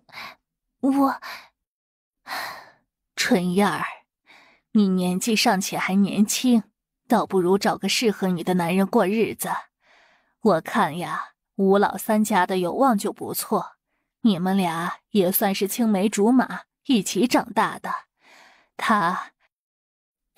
谁会要那种窝囊废啊？呸！就吴有望那种人，连自己的媳妇儿都看不住，八棍子也打不出一个屁来。我宁愿熬成老姑娘，也不愿意嫁给他。哼，癞蛤蟆还想吃天鹅肉，做梦去吧。当初周素贞绿了吴有望，那是不可控的事情，娶一个浪荡成性的绞家精回来，能怪谁？行，你爱嫁谁就嫁谁，反正别打我家老三的主意，出去吧。柳淑贤说完回屋去了，懒得搭理他。赵春燕撇了撇嘴，扭着腰走出院子。李三宝当大官的消息不仅在本村议论的火热，连外村的人都知道了。连远近闻名的张媒婆都亲自来到老李家，跟刘淑贤唠了一上午。大妹子，你们家三宝居然这么有出息！听说他是4品大官呢，将来会不会搬到京城去住啊？张媒婆笑着询问。刘淑贤打了个哈欠，面色有些疲惫。唉，这事儿啊，我也不清楚。张媒婆别着急，等我家老三回村了，我帮你问问他。这位媒婆的能耐可不小，万一三宝真的没成亲，倒还真有用得着张媒婆的地方。哎呦，那感情好啊！张媒婆笑着答应，眼睛瞄向奶团子。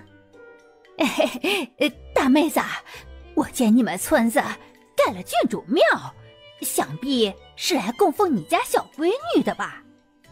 那是大伙儿自愿盖的。刘淑贤一脸自豪，她闺女虽然不是神明，却能享受到村民的供奉和膜拜。试问全天下谁家的孩子有这种待遇？哎呦，真了不得呀！你闺女长大肯定是头子。所谓的头子，就是很厉害、有能力、有出息的人。借你吉言啊！刘淑贤笑着点点头。大妹子，你那2个孙子也不小了吧？今年多大了？1和2和嘛，1和今年11了，2和10岁。俩孩子都在县城读书呢。哎，有没有定亲呢？啊？张媒人此话何意啊？李甜甜暗暗叹息一声。老娘，你还没看出来吗？三哥哥当官了，家里的小子们也都抢手了。甭管是嫁给谁，只要是进了老李家的门，就算是抢到终身粮票了。张媒婆微微一笑。这不嘛，大河沟那边有一户人家，家里有6个闺女。哎呦，跟尼姑庵似的，连个带伴的都没有。他们家二老托我问问，要是有年龄相当的，就把闺女嫁出去。哎，不要彩礼，直接送来就行。这白给吗？李甜甜争宠，刘淑贤扯了扯嘴角。1和2和还小呢，这事儿不着急。大妹子，眼下时间过得快，孩子在几年的功夫就长大了，娶妻生子这种事儿，你得提前留意着，别到时候抓瞎。张媒婆笑容满面。我留意。刘淑贤附和一声。送走张媒婆后，刘淑贤往大门外瞄了一眼。妹妹，这酒能喝了吗？这味刚刚好。大哥，你快帮我尝一尝。好嘞。好喝，太好喝了！妹妹，大哥跟你说句掏心窝子的话，这酒是我这辈子喝过最好喝的酒。入口醇香，甘甜清爽，喝起来凉丝丝的。在如此酷热的天气里，能喝到这种美酒，当真是一种享受。大哥，不许说谎哦，不好喝的话，我再重新酿。奶团子想听实话。大哥啥时候跟你说过谎话？你要是不信，我把爹和你二哥叫过来，让他们帮你尝尝。别的不敢说，就妹妹酿的葡萄酒，一坛子起码能卖上100文钱。大哥，今天晚上我请全家人喝酒哦。是夜，全家人都围坐在饭桌前，看着碗里泛红的葡萄酒，皆是一脸期待。这酒是葡萄酿的，喝起来肯定甜。李万全一脸兴奋。老子啊，活到这把岁数还没喝过这种高级酒呢。哎，大宝，你来说说，这酒是啥味道？爹，您尝尝不就知道了。李大宝憨笑一声。这酒啊，入口醇香，甜滋滋的，度数不高，但喝多了会后反劲儿。李万全哦了一声，笑眯眯地看向奶团子。闺女啊，这酒是你酿的，你自个儿没尝尝啊？老头子，刘淑贤皱起眉头，使劲拧了李万全一把。闺女才多大呀，你就让她喝酒？哎呀，小小的抿一口，不碍事的。那也不行，这毕竟是酒，不是甜茶。从前他是喝过葡萄酒的，外域国家每年都会给朝廷进贡几百坛子，皇上慷慨，会把美酒赏赐给朝中的文武大臣们。李甜甜憋不住笑。家人们，你们可以敞开了喝，菜窖里还有很多呢。他酿酒的初衷就是给家人们品尝的，如果喝不了，再考虑送到干爹那里卖掉。若是可以卖到高价，他以后就多酿一些。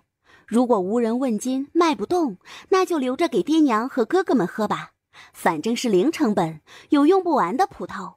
李万全没再废话，端起酒碗直接灌了一大口。唉，哇，真过瘾啊！老婆子，这简直就是琼浆啊！琼浆啥来着？是琼浆玉液。刘淑贤也尝了一口，味道香甜浓郁，比宫中的御酒还要清爽几分。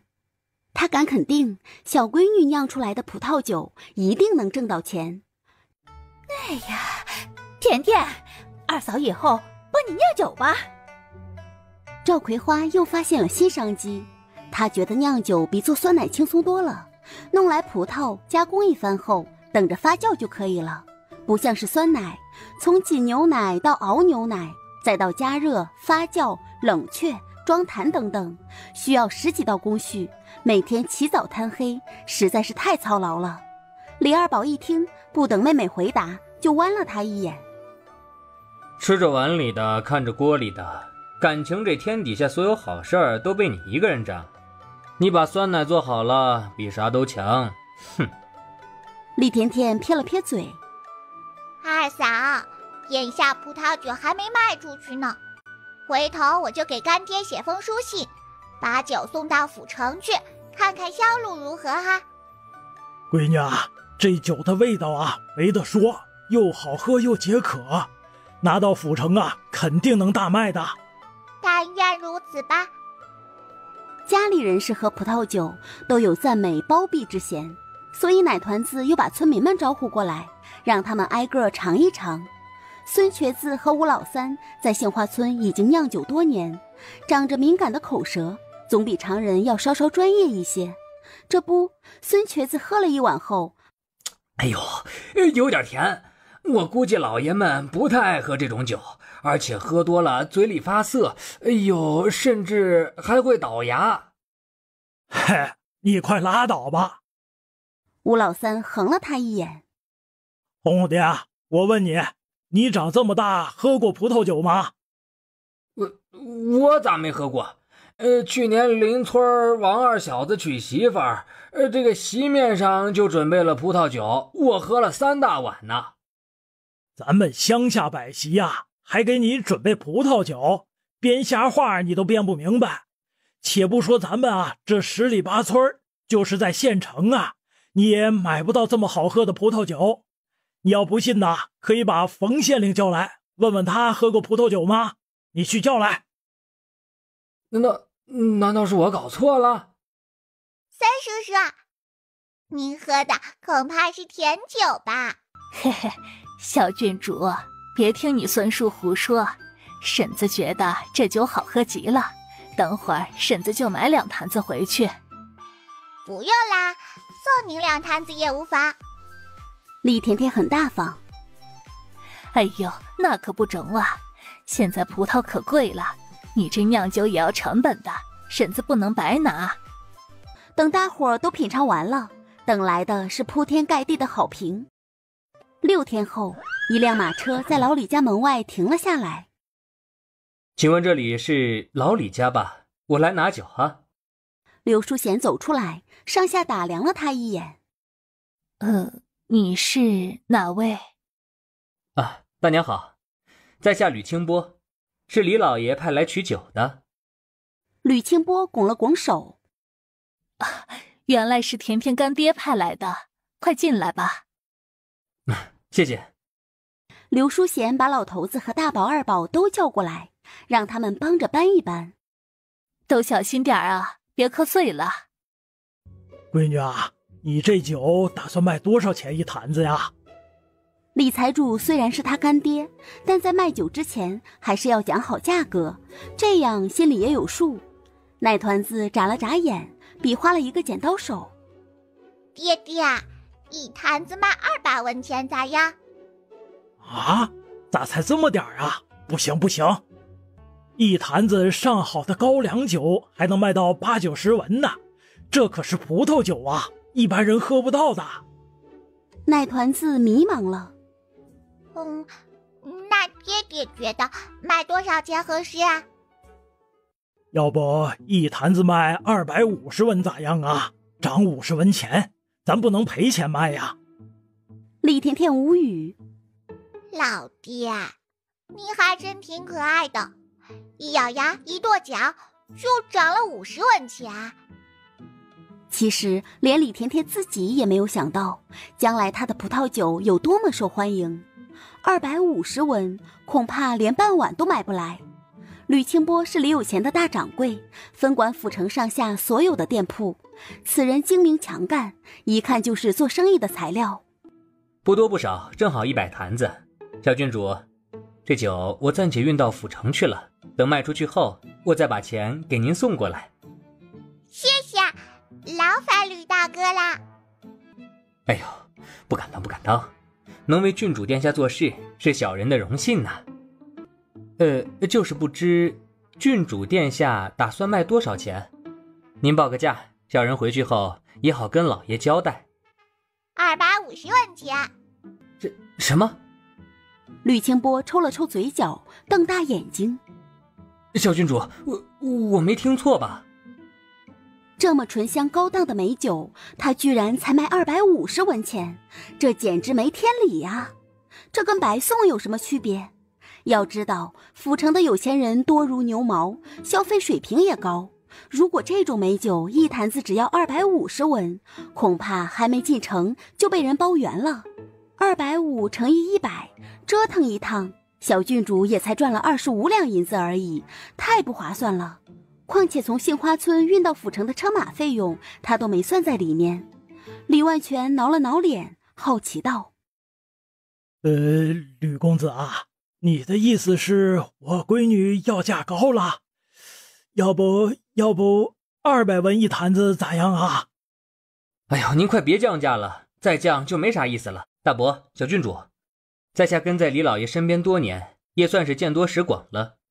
恕我直言，郡主殿下酿出来的葡萄酒，最低也要卖到5两银子1坛，这是最低。若百姓喜欢这个味道，价格可能还会翻一番的。这葡萄酒本来就是稀罕东西，即便是在府城，有钱也买不到。小郡主这一单如果能打开市场，往后就坐在家里数钱吧。这次不等李万全震惊，一旁的赵葵花便张大嘴巴，不可思议道：你说啥？1坛子葡萄酒就能卖到5两银子？这好家伙，他不会是在做梦吧？这可比卖酸奶赚钱多了。吕清波笑着点头。是呀，只要酒好喝，钱不是问题。若打着小郡主的旗号出去卖酒，一坛子卖到50两甚至上100两也是有可能的。怕就怕甜甜不同意，这天底下哪个郡主会堂而皇之的靠卖酒为生呢？啊，那可太好了！来，甜甜，你教二嫂酿酒吧，二嫂保证一学就会，真的。李甜甜无语。二哥哥说的没错，二嫂就是吃着碗里的，还看着锅里的，好高骛远，不专注眼前的事情。二嫂，这事以后再说哈。奶团子不想提这茬，李二宝也怂了媳妇儿一下。别给我丢人现眼，酿酒这事儿你以后不准惦记。眼下他们靠卖酸奶就能赚得盆满钵满，养家糊口足够用了，还谈什么呢？再看大哥两口子，到现在还没着落呢。听说大嫂想开个铺子都没有本钱。我就是问问嘛，你急啥眼呢？赵葵花撅了撅嘴。送走吕清波后，刘淑贤把家里人都叫回屋子，开了个临时家庭会议。